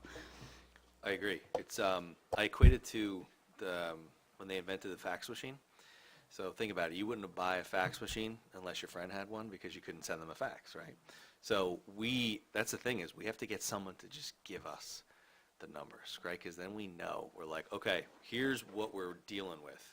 Here's the numbers, and then we can dive in, like he said, and we can move here, and we can move there, we can change. This school would be grades 1 through 4 instead of, so that's the whole point of all of this, is let's just get a foundation that we can all start to build a house on. And once we get it, the world's our oyster, so I'm excited for it. I feel like we're going to get a lot of help, too, so. Anything else? All right, thank you, Mr. Maresca. Okay, quickly moving on to communications, if Mrs. Camera and Mr. Scarpa could touch base on our board, our new edition of the board newsletter. Sure. So it's our first edition is almost complete. We're looking for the end of February. Pretty much we're just awaiting the approval of the dates, the new dates. So we have to approve that, and then we could update the newsletter. And just so everyone's aware, Dr. Garibay, thank you. She reached out to two of our student liaison families, allowing me to highlight their incredible work. So in this edition and moving forward, I plan to feature different student liaisons in each newsletter to keep the community informed about their initiatives and contributions, as well as spotlighting one of the board members. And Jason Arico will be our first highlighted board member, so just kind of providing some insight into their role, the dedication to our schools. And just a reminder, we're going to be publishing these quarterly. And again, we are on schedule, so for the end of February. Great, thank you very much, Mrs. Cameron. We're looking forward to that. Yeah. Oh, one more thing, sorry. Yeah. And I also just, to just let the board know that, thank you to Mr. Capasso. He set me up with Canva and another program that I just learned, SMORE, never knew about that one, through the district account. And so these tools are going to be instrumental to making our newsletters engaging and accessible. Great, thank you. Okay, moving on to finance. I know this department it could be quite lengthy. I don't know if I could ask Jason. I know I know that you guys will be meeting soon in committees. I don't know if you'd like to request that your position here can be discussed during those meetings, or if there's something really pressing that you want to address tonight. Yeah, that's fine. Yeah. I can discuss this. Yeah, I don't want to cut you short, but I'm Yeah, just, that's for the sake fine. of time, I know Yeah. you guys will be meeting soon with your full committee, so. Yes, absolutely. So, if Vince wants to go over, briefly with the appropriation of extraordinary aid for charter school tuition increase, and then maybe just a brief synopsis of the 25-26 budget factors, and then me and him will reiterate that in a meeting. Okay, yeah, and that's fine, then you can report out from that. And then I'll report out from that. Yeah, That's okay. completely fine. All right. Also, we did have a Zoom call with Brown & Brown, who is our insurance broker. He did email me a synopsis of everything that we had discussed in that meeting, and I just wanted to go over a couple things very briefly when it comes to that. Let me pull it up on my school email.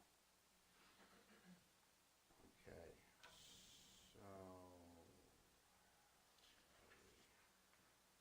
here it is. So we wanted to speak with Brown & Brown because we knew that there was going to be an increase coming in with the health insurance. They're predicting anywhere from a 16 to 18% increase in premiums, which is very substantial, unfortunately. They also advised that this increase was due to mainly prescriptions and pharmacy. And it's across the board. It's not just with the Colts schools. It's across the SHIP. It's across every other carrier and every other broker where this increase is coming in. And it is very unfortunate. There's a lot of specialty drugs out there that are already in the market and coming to market that cost a fortune as well. There's a lot of different factors, and there's, let me see here, let me read. So basically right now they're waiting for the numbers, and we're not gonna see the numbers from Horizon Blue Cross and Blue Shield. And when I say numbers, I mean claim numbers, until April 1st. So between right now and then, that's kind of a educated guess projection, right between 16 and 18%. And I'm hoping it's going to be way under that. But Vince and I and Brian and Kevin, we are going to be looking into options and seeing if we can get some different numbers from some different brokers, if that's a possibility, just to see if we can circumvent some of those increases. Because when you look at what the health insurance is costing the school district and the taxpayers, it's very substantial. And a 16 to 18% increase, we're not talking about like $50,000, $60,000, $70,000. We're talking about $700,000, $750,000, $800,000. So it's extremely significant. They're predicting, unfortunately, a huge increase, but we're working very hard to see, once those April 1st numbers come in with the claims, what we can do, what Brown & Brown can do for us, and our options. Just a quick question. I know last year we saved a substantial amount of money, with $600,000. I was under the impression that when we switched, there was going to be a cap. So we knew that, we all knew that it would be going up, but there would be a cap on the raise. Is that still what's happening here, or like where is this huge increase coming? Where I thought, when we were expecting it to be capped. So Vince, when we switched from the shift to Horizon Blue Cross and Blue Shield, I don't believe we were guaranteed a cap. We were not. In fact, we had first tried to ask for a 2-year rate cap. They denied that. We went back again, and they were only willing to, by the time we renewed, it was for the September renewal. Yes, and unfortunately, a lot of the health insurance companies out there, they renew on a yearly basis, and they don't have any caps on any. Would it be safe to say that to go through that process again and search again? I mean, nobody wants to change their insurance again, but if it's this amount of a raise, shouldn't we go through another process to? So Brown & Brown will, once we get those numbers on April 1st, be able to go back to market, and they will be able to present the information that we received from Horizon Blue Cross and Blue Shield to other carriers. Okay. And that would be our broker, Brown & Brown, doing that. I have other options on the table that I'm currently discussing with Vince that we really haven't finalized yet, to see if we can get more bids beyond, Brown & Brown. But that's, again, a discussion that's ongoing. Okay. All right. It's unfortunate, but. I have a question. So if we're gonna, I guess we have to go out for RFPs again? Is that what we're looking at for insurance brokers? Is that what you're suggesting? So that is a possibility that is on the table, that we haven't overlooked. I would like to first get those claim numbers from Horizon Blue Cross and Blue Shield, and then see, really what Brown & Brown, when they give those numbers to whoever's willing to bid, whatever insurance carrier is willing to bid on our claim numbers that we get from Horizon Blue Cross and Blue Shield, and see what those numbers look like. But if they're above or right around that 16 to 18%, like Brown and Brown is predicting increase, then I think we will have to look at other options. Okay, thank you. All right, anything else under finance?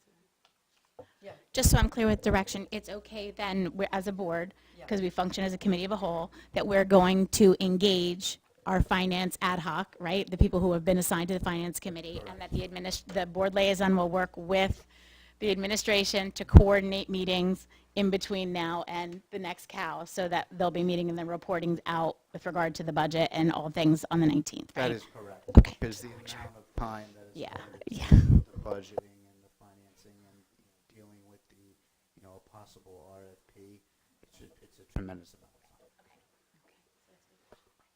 Okay, so, Thank you. okay, so am I not going into the second topic? We're gonna Push it out to push it the committees, yep, the ad hoc finance, yep. Okay. Everybody in then- agreement? Then I would say, to facilitate that, I may include some information in this week's update, That's fine. so you can have preliminary look at that. Okay. Okay. Great, thank you. Did we talk about number one, though? The charter school tuition? Yeah.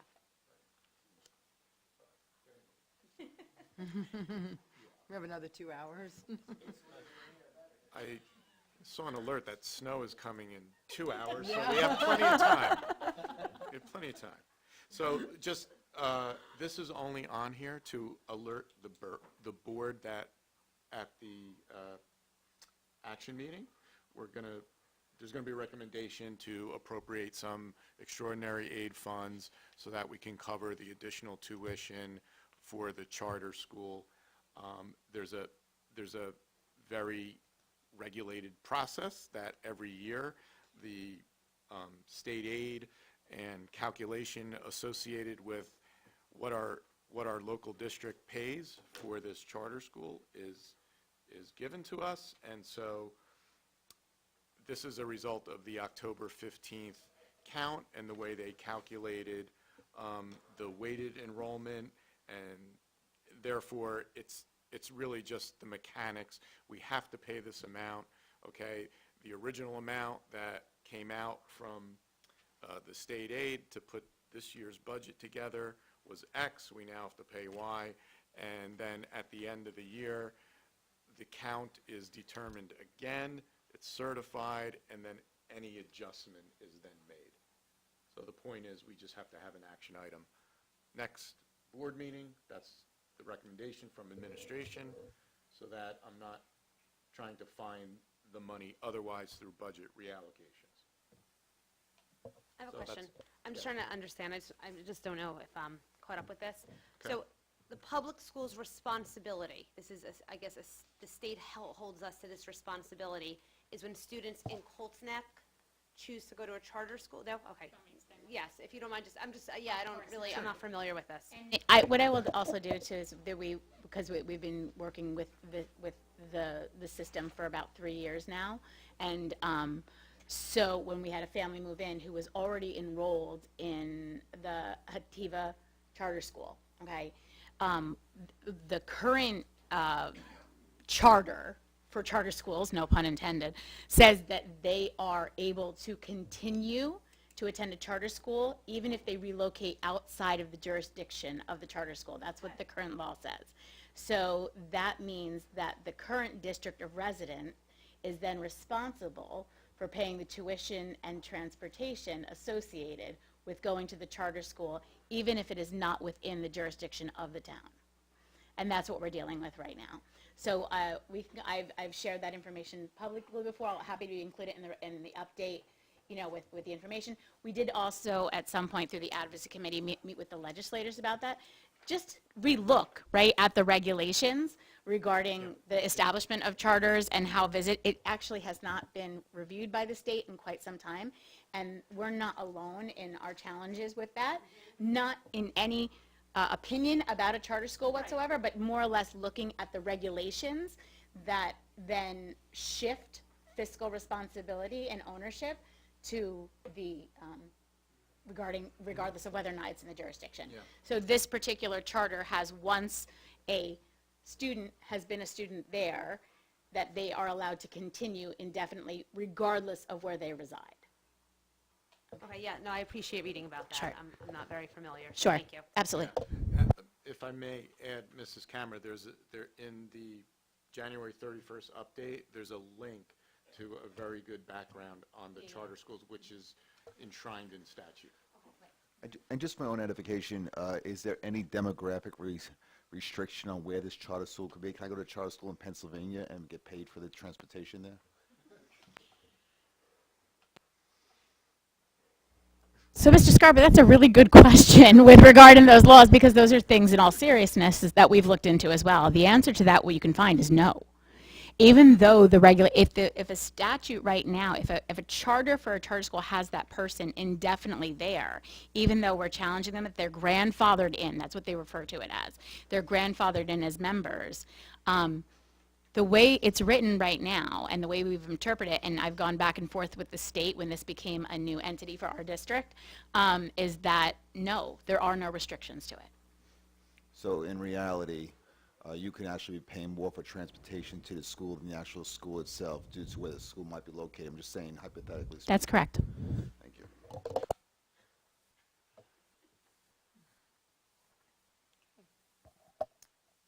Anything else under finance? Okay, all right, moving on to policy. Mr. Scales, do you want to start?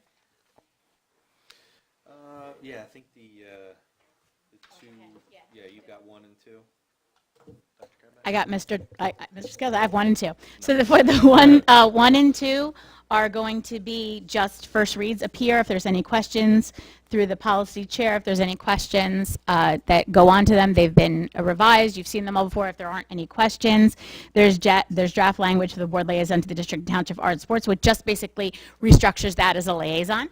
And then board committees, first thing is pending the adoption of that as well. So it's all just revisions. If there are any issues, they will appear as first reads on the 19th. Okay? Cool. Excellent. Yep, so item number 3, policy 9240. I think, again, I don't know the rules as far as Ms.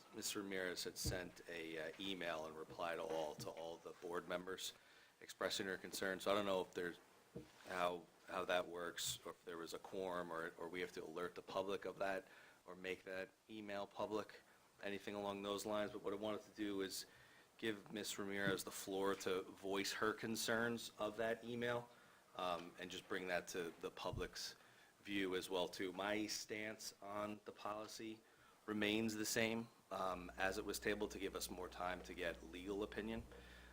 So after, again, thorough review, it's still found that the current policy that we have is still within the law. So my recommendations to the group at that time was that the addition of the new verbiage makes us more susceptible to liability that is unnecessary, and my stance stays the same. So I wanted to give that to the floor to Mrs. Ramirez to see if she has any comments on it. Mr. Scales, so when you send an email to the full board, first of all, I guess what I should say first is that all of our emails are subject to Open Public Records Act, so anyone can request any one of our emails. I'm certainly happy to share with the public, any of the information that was in that email and that was shared. But anyone can always request our emails from us, as long as no one else replies all back and there's not a back and forth engagement. It's not a quorum. So you'll see this when board president addresses the board, or when Mary Jean addresses the full board, or any one of our administrators addresses the full board. With that being said, the email that I sent to the full board was because the concerns that were shared in our superintendent's update didn't seem to reflect what's currently in the policy, the changes that are in the policy. So you're right, we're fully in compliance with all of the laws and statutes and regulations with the way that it's currently written. The goal of us changing this policy was to provide the parents in our district with even further understanding of what their rights are as parents. It did not remove any of their rights. It did not change their ability to do anything, which you did suggest in the concerns that you shared, that were shared in the superintendent's updates. It's actually further illustrated how we are in compliance of the law. And it went a step further. The current policy doesn't state a lot of the statutes and the New Jersey law. So the changes to the policy actually clearly state it this way. When a parent sees this policy, they'll say, wow, this is the exact statute or the exact New Jersey law or the exact federal law that this pertains to. So it just further illustrated our commitment as a Board of Education to respecting the rights of parents so that they can clearly see that and there's no questions or concerns. And this came on the foot of us repealing policy 5756.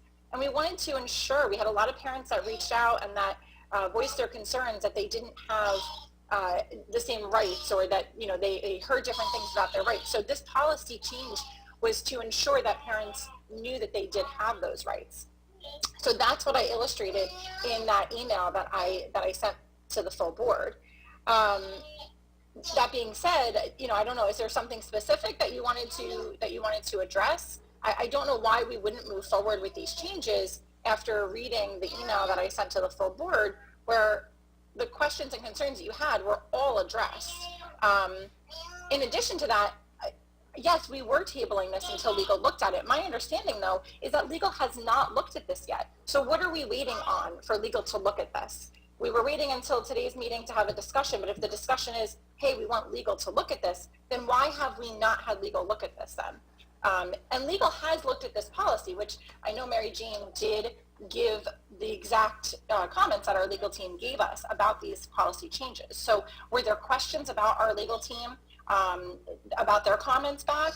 Was there something specific that, and I know you had very specific concerns, which I believe in my email, which I did not receive a response to, there was no, I'm not sure after reading my response what your concern back to those things was. So I'm happy to read my email aloud if that's what you want me to do for the public that's there and for the live streaming. I have no problem doing that. It might be a little bit difficult to understand because I referenced, you know, your concerns, and then I, you know, changed the font color so that you could clearly see the part of the changes in the policy to reflect some of those concerns that you may have had. So, you know, I'm not really sure how you want to go about this, you know, in a public forum here to ensure that all of those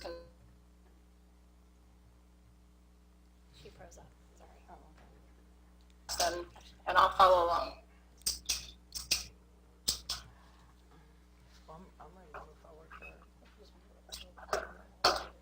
Yeah, Rob, if you have nothing else to say, we could just move forward to a vote at the next action meeting. Yeah, just, I mean, just the final, again, doesn't change my opinion on it too, again, because there's, we did receive legal opinion, and the legal opinion was that the current policy still is within the law. So again, just with other district priorities, and again, trying to just protect the liability of the district, again, still my recommendation to revoke that and keep the original policy. The only other question I have would be for Dr. Garibay, is just that, again, once we received those Strauss-Esme alerts, did they ever send us an alert that specifically had called out this policy to request that we make changes, do you know? Or if you could find that in the archives or anything like that. So essentially, if it's a preemptive change, then again, that further solidifies the need to just revoke it. If, again, so we have a legal opinion that we're still within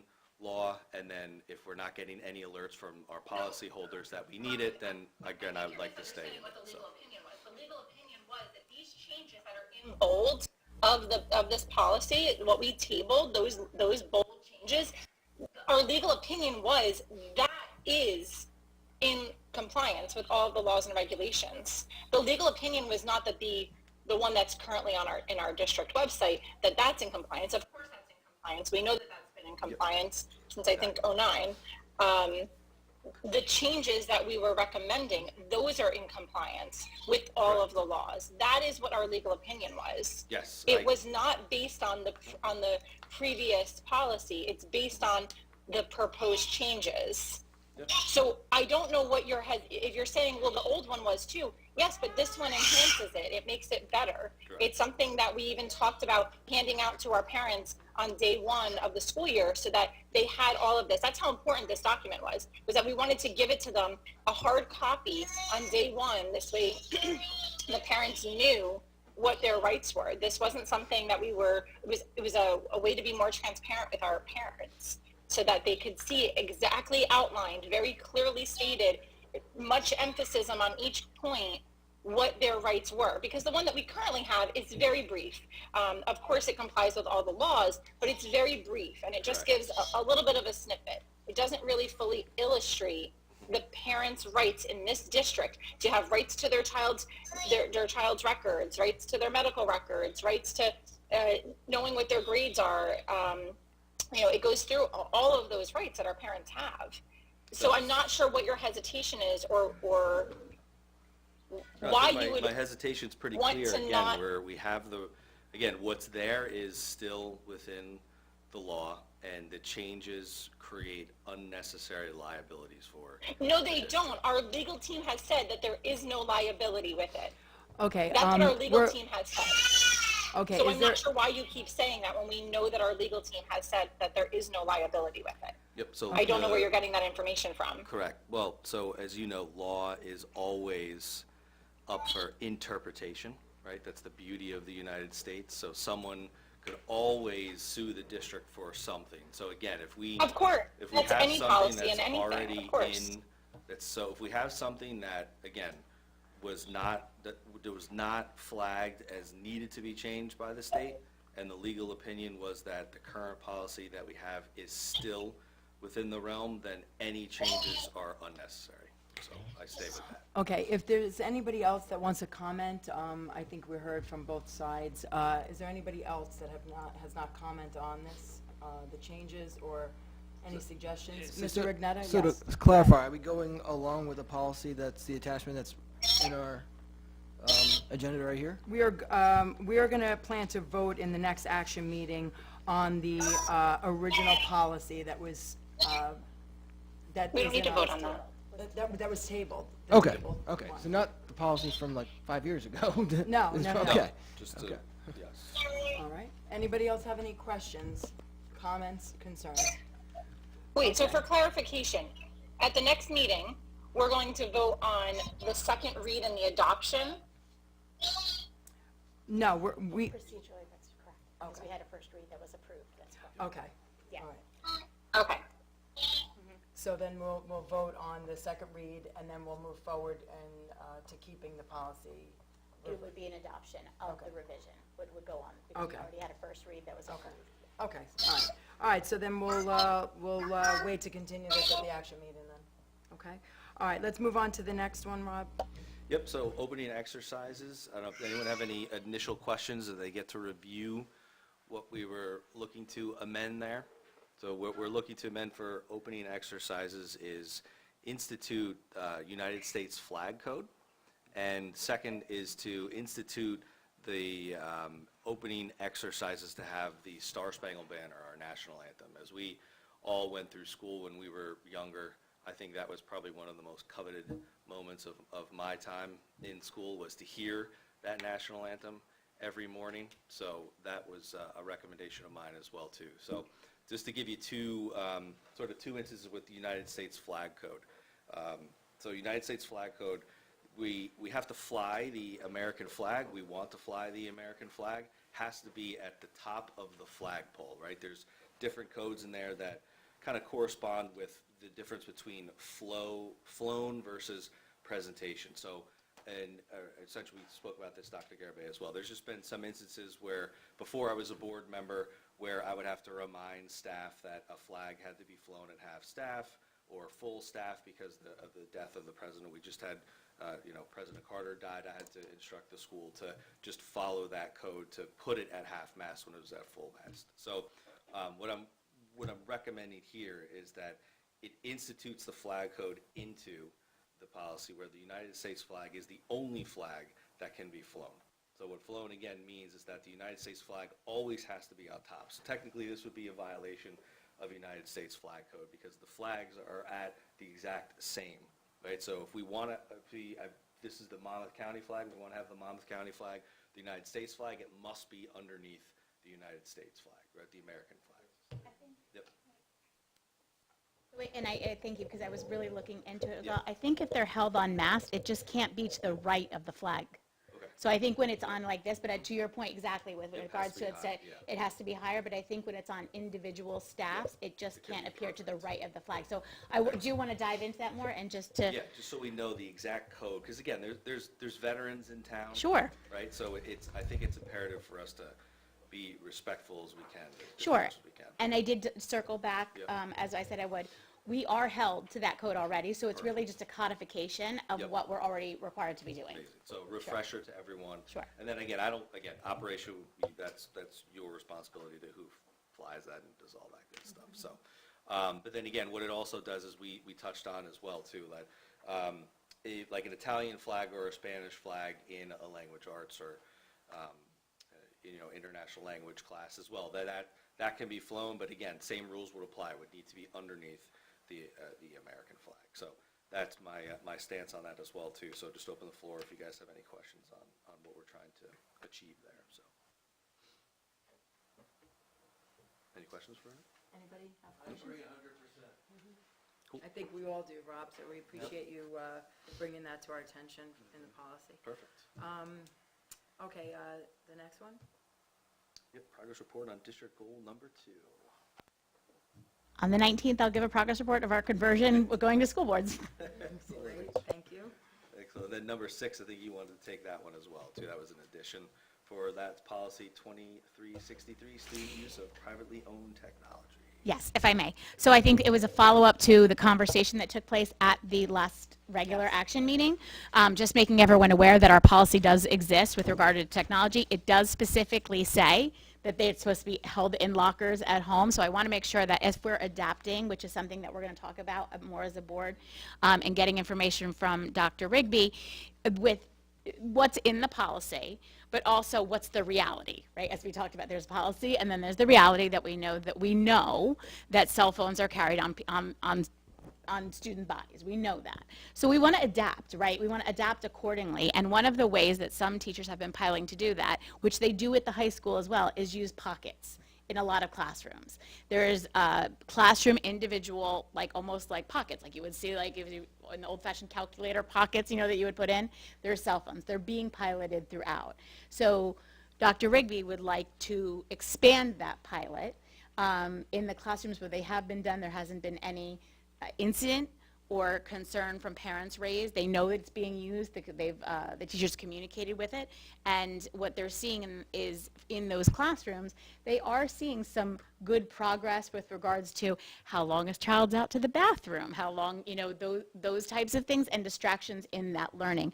So I think it was Mr. Arico, you were talking about the distractions in the learning and the cell phones and things.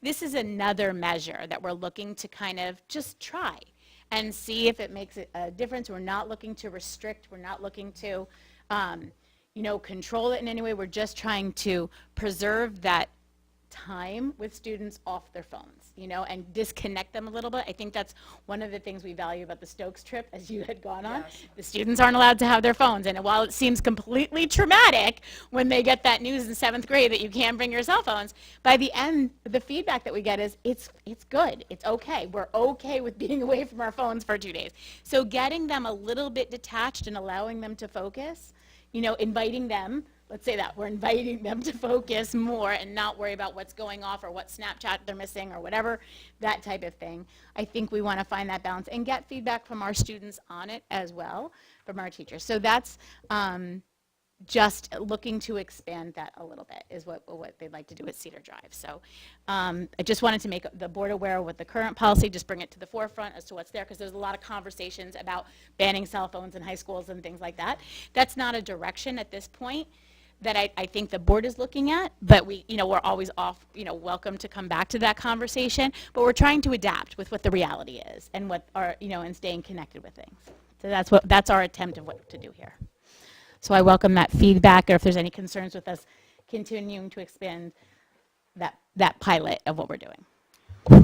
I'd like to make a comment on that. I don't necessarily agree with piloting the phones. I agree more with having a harsher disciplinary action when the phone is being used. I know that's our current policy, but I'm not sure how harsh the disciplinary action is. I feel like if they're caught using their phone, the parents should be called, it could be taken away, but I don't think it's fair to remove phones from students that do respect the school law. And as a parent, as far as I know, my daughter does respect the school law because she knows that phone will be confiscated if she's ever using it and I'm called. So I'm not sure how I feel about piloting the phones with the teachers at this point. Yeah, and I hear that, but I think that, Yeah. We're done putting the mic on. and just for conversation piece, if they have it on their person, they are in violation of the policy. So I think we're trying to adapt with the reality of them wanting to have it on the phone, and we're trying to partner with them in that to be responsible and saying, like, during classroom time, we're asking you to disconnect from it. So if they, right now, the way the current policy is written, they are in violation of it. So that's the way it is. So I think we have to think about it through that lens as well, that we're trying to adapt with a reality. Maybe, and that's just a consideration for the board in that sense. I think we can collect feedback and see how it goes, and if it's something we don't have to, the investment is the pockets, which we can reuse for something if they don't work. Wait, they were paid, they were bought already? The pilot ones were, they weren't, the new ones were not yet, so that's where we wanted to bring it to the kind of as an expansion, because if there are concerns, they're gonna come to me or they're gonna come to the board, so I think that might be something. Continue the discussion on it. There may be mixed views. I personally don't agree with it, but Yeah, I think I think being preemptive is good. Again, like, it's just, the rhetoric that you hear from Murphy about, like, we're going to ban cell phones. Like, again, it's an infringement on rights. We know it's not going to happen. There's not going to be a ban. So I think being preemptive is very smart, because then we could put something into policy first, so it'll be more difficult to come away. The only thing that, like, again, I'm going to dive into the policy. I'll look at it and just, again, provide recommendations like I always will. The one thing is again, surveys as far as, like, the children or the parents that are involved in the program. Like, is there a way for them to tell us, like, it's improved, the way their children have used it? Absolutely, there'll be feedback. Absolutely, feedback is always Yeah, super important. That would be part of our process, like, before we want to expand it, right? And we have teachers who have been piloting it. We want to expand it based on the feedback that the teachers and lack of concerns. But we can, the wider we make this, the more we can collect that information and say, is there a problem? And the student perspective is really important in this, because it's like, are you okay with this and working forward with it? And hearing from, the parents, do you have any concerns with us doing that? I think that's an important piece too. The procedure too, like, again. And teachers as well, right? Are you seeing the difference in the instructional time? Yeah, because, like, I mean, you know how kids are. I mean, like, someone could, I've used the pouches before, believe it or not. It's the funniest story ever. But so, like, someone could go to, like, 15, grab someone's cell phone, right, to try to run, just to, like, joke around. Like, again, if there's any feedback of children messing with it and, like, taking other cell phones, like, that would be important. But just to be clear, like, there's no grounds that we have right now where there could just be random searches of lockers, right? Is that correct?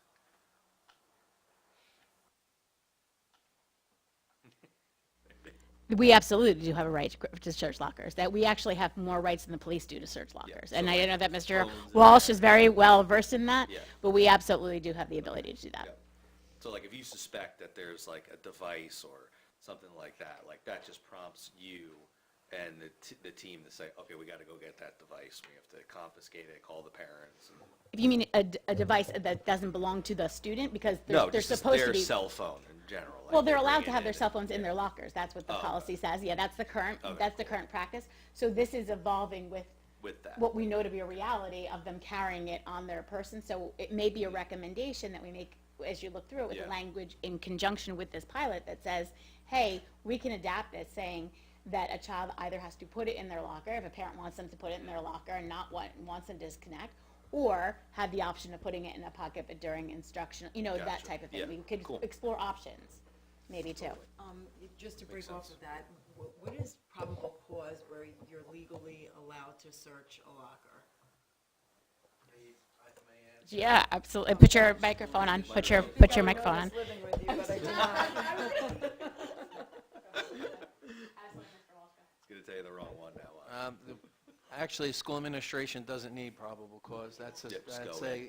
a level that the police department needs in order to search a particular area, house, locker. In this case, if the school suspects something Yep. that could be a threat to the student body, the teachers, or general public at large, Yep. all the teachers need, administration, is suspicion. They had the right to go and search that locker. Wouldn't it be in conjunction with the police department? We would be removed from that area, and they have every right to go in that locker and Go. So it's not changing. Oh, I'm sorry. It's not, well, that's it. So it's not changing that. It's just basically like you said, it's adapting. It's saying, okay, we know you got one. Put it in the pouch, and then at the end of the day, take it and go. And then your parents gonna have one, so you have to put it in the pouch before dinner time. So then Right. And actually, the idea is at the end of every class. So they can be reconnected. It's not even a daily thing. There are some districts, I think, that are looking into these like lockers and then that you have are to- like the keys, and it's yeah. like full, and they get a code, and I'm like, oh, I'm not so really looking, I time-consuming. know, I I'm mean, not just the looking, amount of I don't time think of, we're looking you at know. anything like, it's Yeah. costly, it's time-consuming. A pouch is not as expensive, and it's something, it serves a similar purpose yeah. for that, so. Okay, and just Angelique too, just so that's, again, like the rhetoric from the state, right, was you can't even bring it on no, premises, that's right? not So gonna so this is a little bit more forward than that. And just one more thing. Is this also happening in the elementary school, 3 to 5, or is it primarily in the middle school? Middle school. That where we see, well, we do know that that it's going on, and we address that more directly with the parent rather than the student, because that's a choice. We'll deal with more like in terms of Apple Watches and things like that of nature. That's a different type of challenge. So we'll take one step at a time and look at the cell phones in the middle school. Okay, guys, let's get back on track. Are you all done, Mr. Scales, with your, okay. All right, great, thank you. All right, let's move on to personnel. Dr. Garibay, if you can lead us with that.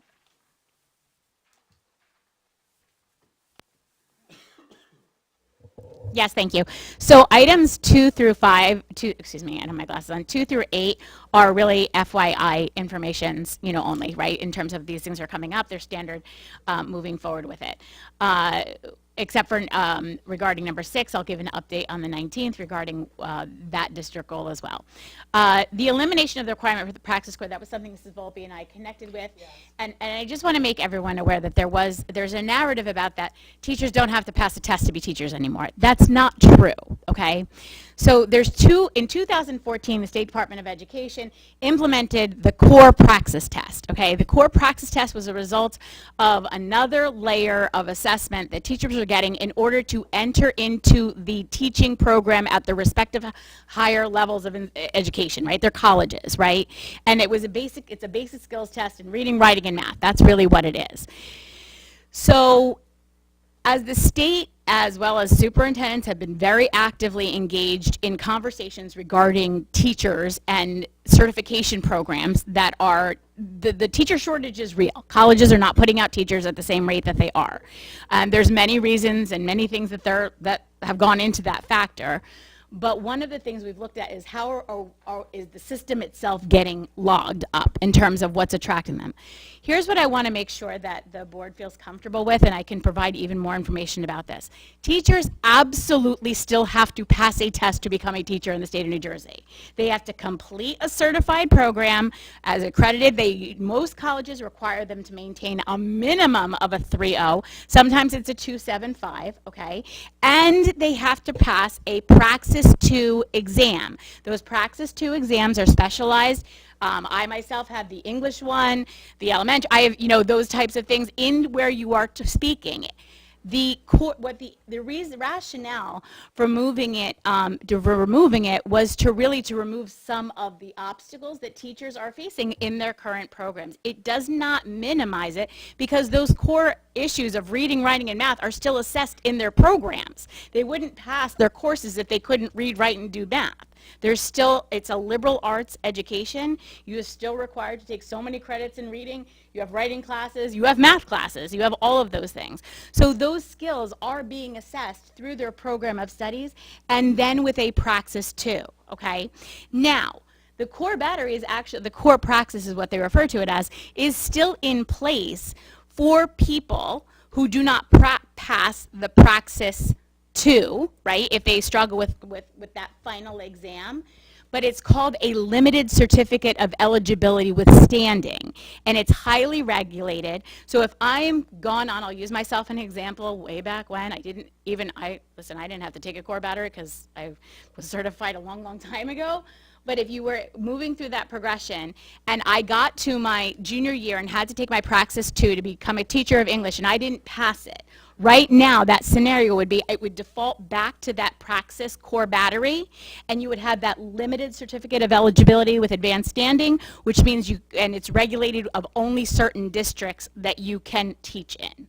They regulate it and say you are eligible to teach. It's probably high-need districts, I'm sure. If we're looking, we don't have any of that right now going in our district currently. So yes, it was removed for the traditional teacher trajectory as an attempt to try to free up the complexities of someone becoming a certified teacher. The end goal, the requirements of people who became a teacher pre-2014, the implementation of the core battery, are still there. You still have to take a certification test at the end in your specialized content area, which if you're a K-6 teacher, it is in your Praxis test is math, writing, reading, geography, civics. It's in all of the things. Like that is the core. That is the elementary K-6 certification. And then if you go beyond elementary and you have 15 course credits, content credits, you can take a Praxis that gets you certified to teach in a content area up to 8th grade. If you have 30 or more content areas, you're taking it and certified to teach up to high school. So they reverted back to what was in place pre-2014 in the implementation of the core battery. So if anyone has any questions or wants some more information, I am happy to spend another hour talking about certification, should you like to do so. Any questions for me?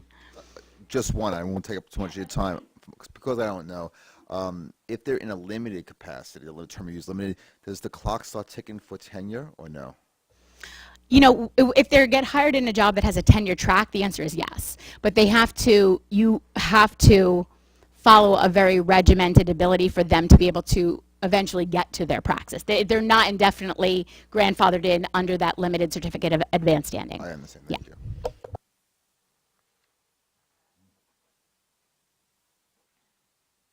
Great, thank you for explaining that, because I was one of the persons that thought that they were basically taking away, an extra, testing to make sure our teachers were definitely. Well, like many things, we in education find out in the headlines. We don't get a heads up that things are happening.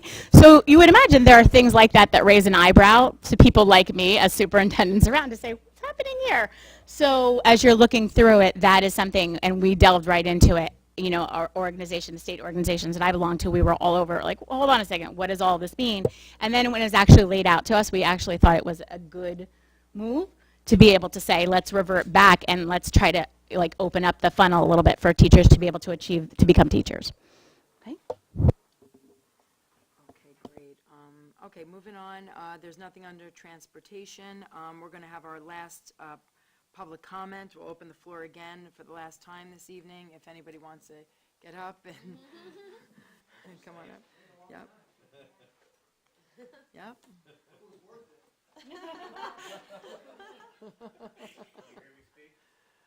You got to put the light on, yeah, just hold the button. Say your name and address again, please.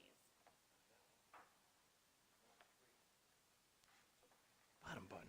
Okay. Kevin O'Brien, 18 The Enclosure. I still love your energy. You know, you're here after 10 o'clock, and you're still firing on all cylinders, so my compliments to all of you. Couple of points. On the calendar, you talked about concern about a couple of conflicts. Look at the positive side. Look how many changes that you've made to make that possible to separate.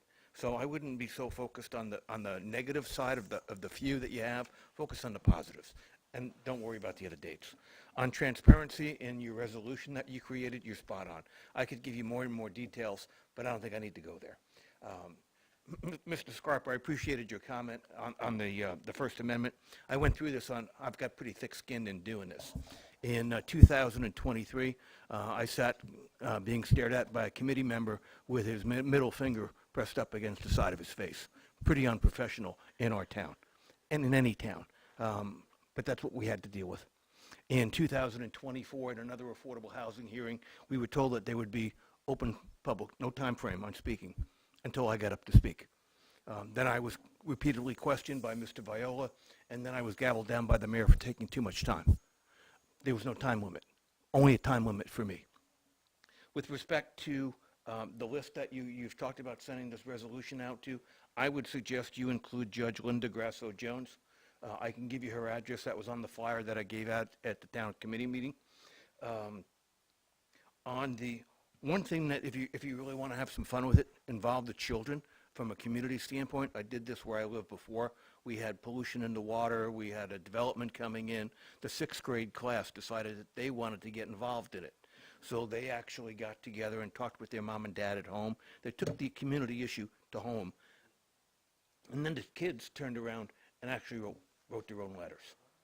So they became, you can use it as an educational, as a writing experience, and a community involvement to show them how they can get involved. And in this one scenario when BMW up in Woodcliff Lake wanted to do their corporate headquarters, three children actually came to the presentation of the planning board to challenge the attorney for the applicant. They had to bring their parents along, but as of 96 kids, they brought it down to 3 or 4 who came, and their parents stood behind them, but they got to speak. So it was kind of a fun way to involve the children in an educational standpoint. And if you're going to go do a coalition on this format and get other people together, let me know. I was at the senior lunch today. People wanted to get involved. I've got the chairman of the planning board who would be delighted to join us when we go to that veteran center. So if I can help anyway, please let me know. Thank you. Thank you. Anybody else? Yep, come on up.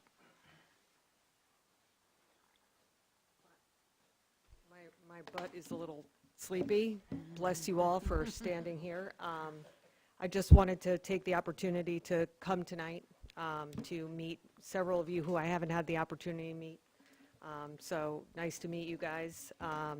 As the incoming mayor for this year, I am not the liaison. Dan Bezzetta is the liaison who was here earlier. I apologize for being late. This is probably my 30th meeting of the day, and it is very late, and I know everybody wants to get moving along. I'm just here before you to, number one, say thank you guys for what you're doing. I realize this is a volunteer position. I don't know if you could pay me to do this position, so I just want to say thank you. I have had the opportunity to meet with some of you. Mr. Scales, I appreciate the reach out. We will be obviously meeting about affordable housing. I was a little disappointed, to be perfectly frank, in the resolution that was put forward tonight. I am 100% on board with most of what was said, with the disappointment in the state affordable housing mandates. I've been involved, not on the governing body. I'm one of the newer people besides Dan Bezzetta, who we're going to call him the youngest committee member. I got involved because I was sitting in these public meetings in outrage, probably the same outrage that I saw on Brian's face when thinking about like the charter schools and stuff, where you're like, how is this even possible? There's a lot of things that happen from the state level and a lot of disappointments that I know we all have. The one thing that I disagree with this resolution on is where it says the lack of open communication and clear planning from our local government.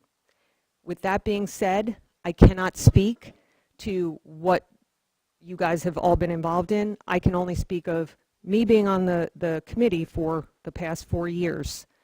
I have always had a wonderful relationship with the Board of Education, the business administrator, and the superintendent. We have been very open and transparent. We've provided information and data. For those of you who are new, I have not had the opportunity. We're 1 month in. I love the fact that you guys are doing an affordable housing committee. I told Rob Scales I thought it was fabulous. We have been meeting in our township for about a year now, planning for the incoming numbers of folks. I feel really good about the next round of affordable housing. I feel really good. I don't believe we will, as a township, see a shovel in the ground. I don't believe you guys will see an increase in the number of kids based upon the next round of affordable housing. That's what I believe. Whether or not that's the case, that remains to be seen.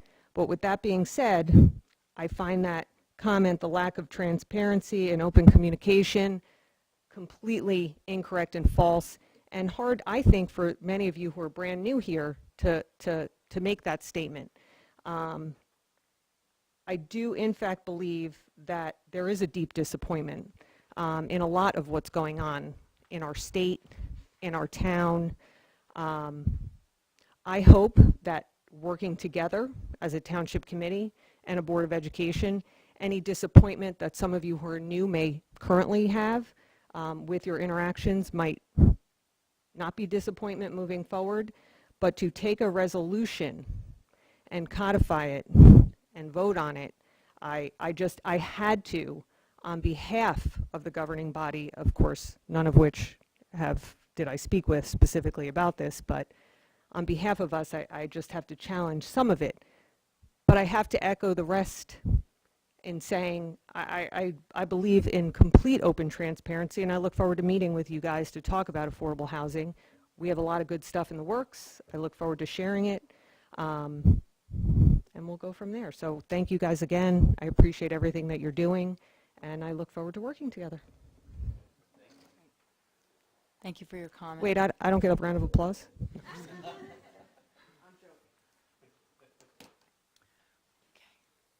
Anybody else before we close public comment? Okay, we're going to close public comment. We are going to move to new business. I'm not sure if anybody has anything. I have one thing. This is our third meeting, and we have not had any minutes that we have been able to approve. So I just to respect for being able to keep up with what we're saying. I'm hoping by the next meeting we can have some minutes to start approving. I don't know, Brian, I don't know if you wanted to add anything in regards to communication with the minutes. No, it's just a fair point. While we go through, we cover a lot. And to be fair, it's been north of 4 hours, so and we know that these minutes are extensive, but they are the public record, and we do want to make sure that they're codified sooner than later, especially for folks that are voting on it. Memories are short. It's very, very challenging to ask someone to go back and approve a set of 9 minutes or 9 meeting minutes, which has happened before late last year. So if we can, please, let's keep it on top of priority. I know it can be cumbersome, but even if it's a first shot at it and we have to make some updates to it, so be it. But let's just try to get on top of that. We can't go 9, 8, 7, which we've had last year. So I appreciate that. So comment on that too. I mean, again, I don't know the rules and regulations of what we can and cannot do, but from a technology perspective, I can give you you can submit this entire recording to AI, and AI can produce the transcript for us within 15 minutes. I don't know what the law says about that, if we have to have a human do it, obviously, but would it make it easier if there's like a physical transcript that can be presented, and then I guess you could just use that? Would it speed up the process? I just don't know how Sure, it works. sure. So I can actually speak to that. We have a policy about minutes, right? Yeah. And but from a time perspective, the draft minutes with all votes are put up the next day. They're there. So your votes are recognized in public the next day in draft minutes. And we do that that's done right away. So we listen to the recording, that's in there. The details of the conversation, we have adapted based on the cow to be able to use technology to be able to do that. It still requires a review for accuracy, because with all of the information that's coming, we saw the minutes that were from December, we utilize that. There's a lot of detail and information in there, plus the videos are posted. So in terms of referencing, although the videos are not minutes, if there is specificity, I do agree with you with regards to the accountability. The votes themselves, what was voted on, what was passed, is up within 24 hours in the draft minutes. It always has been, it's been a practice. The detailed minutes are what's coming after the fact. So to your point, it almost is like a revision. It's like, here's the skeleton, the outline of what was done with the important parts of the votes, with the more detail that comes. So we do appreciate the board's patience. We are trying to capture the majority of things, and I know in working with Mr. Marasco and his office staff to help support that, we are utilizing technology to do exactly with what you're talking about. Yeah, it's a lot of work, so Yeah. appreciate it. So, but no, of course, because we want to support that without a doubt. Anybody want to add any other new business before we close for executive? No. Okay, Mrs. Ramirez? Yes, I have a couple of things. First, I'd like to request that we resume stating the mission statement at the beginning of each meeting. We have not done that thus far this year. I think it's important that that is stated as it's included in our agenda. The second thing I would like to say is that I really hope that we continue working as a committee of a whole. I think that that provides great transparency for the public. They can see everything. They can see this back and forth. I know these meetings are long and they are late, but it's important, I think, for the public to see that. One of the biggest complaints I heard several years ago moving into this town, campaigning, and when I first got on the board, was that there's so much that goes on behind closed doors, and the public doesn't get to see that, and I think it's a really important component. So I know there are some reasons why we need to have things done behind closed doors. I think from a time perspective, of course, if we want to fine tune some things in Finance Committee, but it is important to have the public see all of the work that goes into things like our budget presentation. And so I really do hope that we do as little as possible, unless it's a safety and security or confidentiality issue, that we do that in the public meetings. We're live streamed, so I know that some of our residents do like to come to our meetings, but if it gets too late, they can always leave and they can resume it online. So I just hope that we still do that. And third, Brian spoke tonight about free speech and not limiting public comment. This evening, Board President Angelique limited my time as a board member, so I only hope that this is not what we are to expect of our board leadership moving forward. And that's all that I have for new business. Thank you.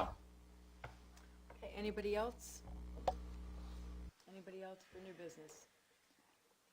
Okay, we are going to move to executive session. Live stream will be ended at this point. So if anybody has anything else, I'll take a motion to move into executive session. Motion. Oh, I'm sorry. We will be going into executive session for legal matters and confidential personnel matters. And no action will be taken. Thank you. We'll be in executive session for approximately 10 minutes? Okay, well, the meeting will last about 20 minutes. God willing. Motion to move into executive session. Motion. Second? Yep. Yes? Thank you.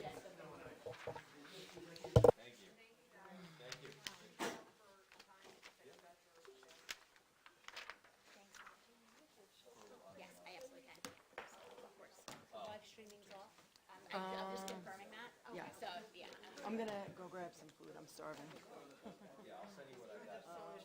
I'm gonna have to. Let me see if I can squeeze it. The flour, and then it will grow from there. Absolutely. There you go. And then I just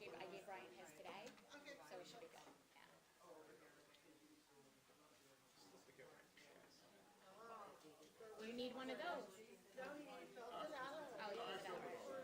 in terms of the programs, Which one? I know, in terms of bringing the JROTC, Yeah. whether it's a club, Yeah. is the next step then to reach out to our high school program? So that, I have a, I'd love to see So them I all. reached I out want to think I to- can take a professional day. I reached out to Nicole Hazel to get permission to speak with them. She put me in contact with Brian Donahue, which I always know, but I always like to just go the proper channels. Right. So Brian said, absolutely, reach out to him, copy me, I'll set up a meeting if you want to. So I want to like tap into him. He may have a recommendation because we don't. Oh yeah, I'm sorry. No, you can stay there. No, I want to get up anyway.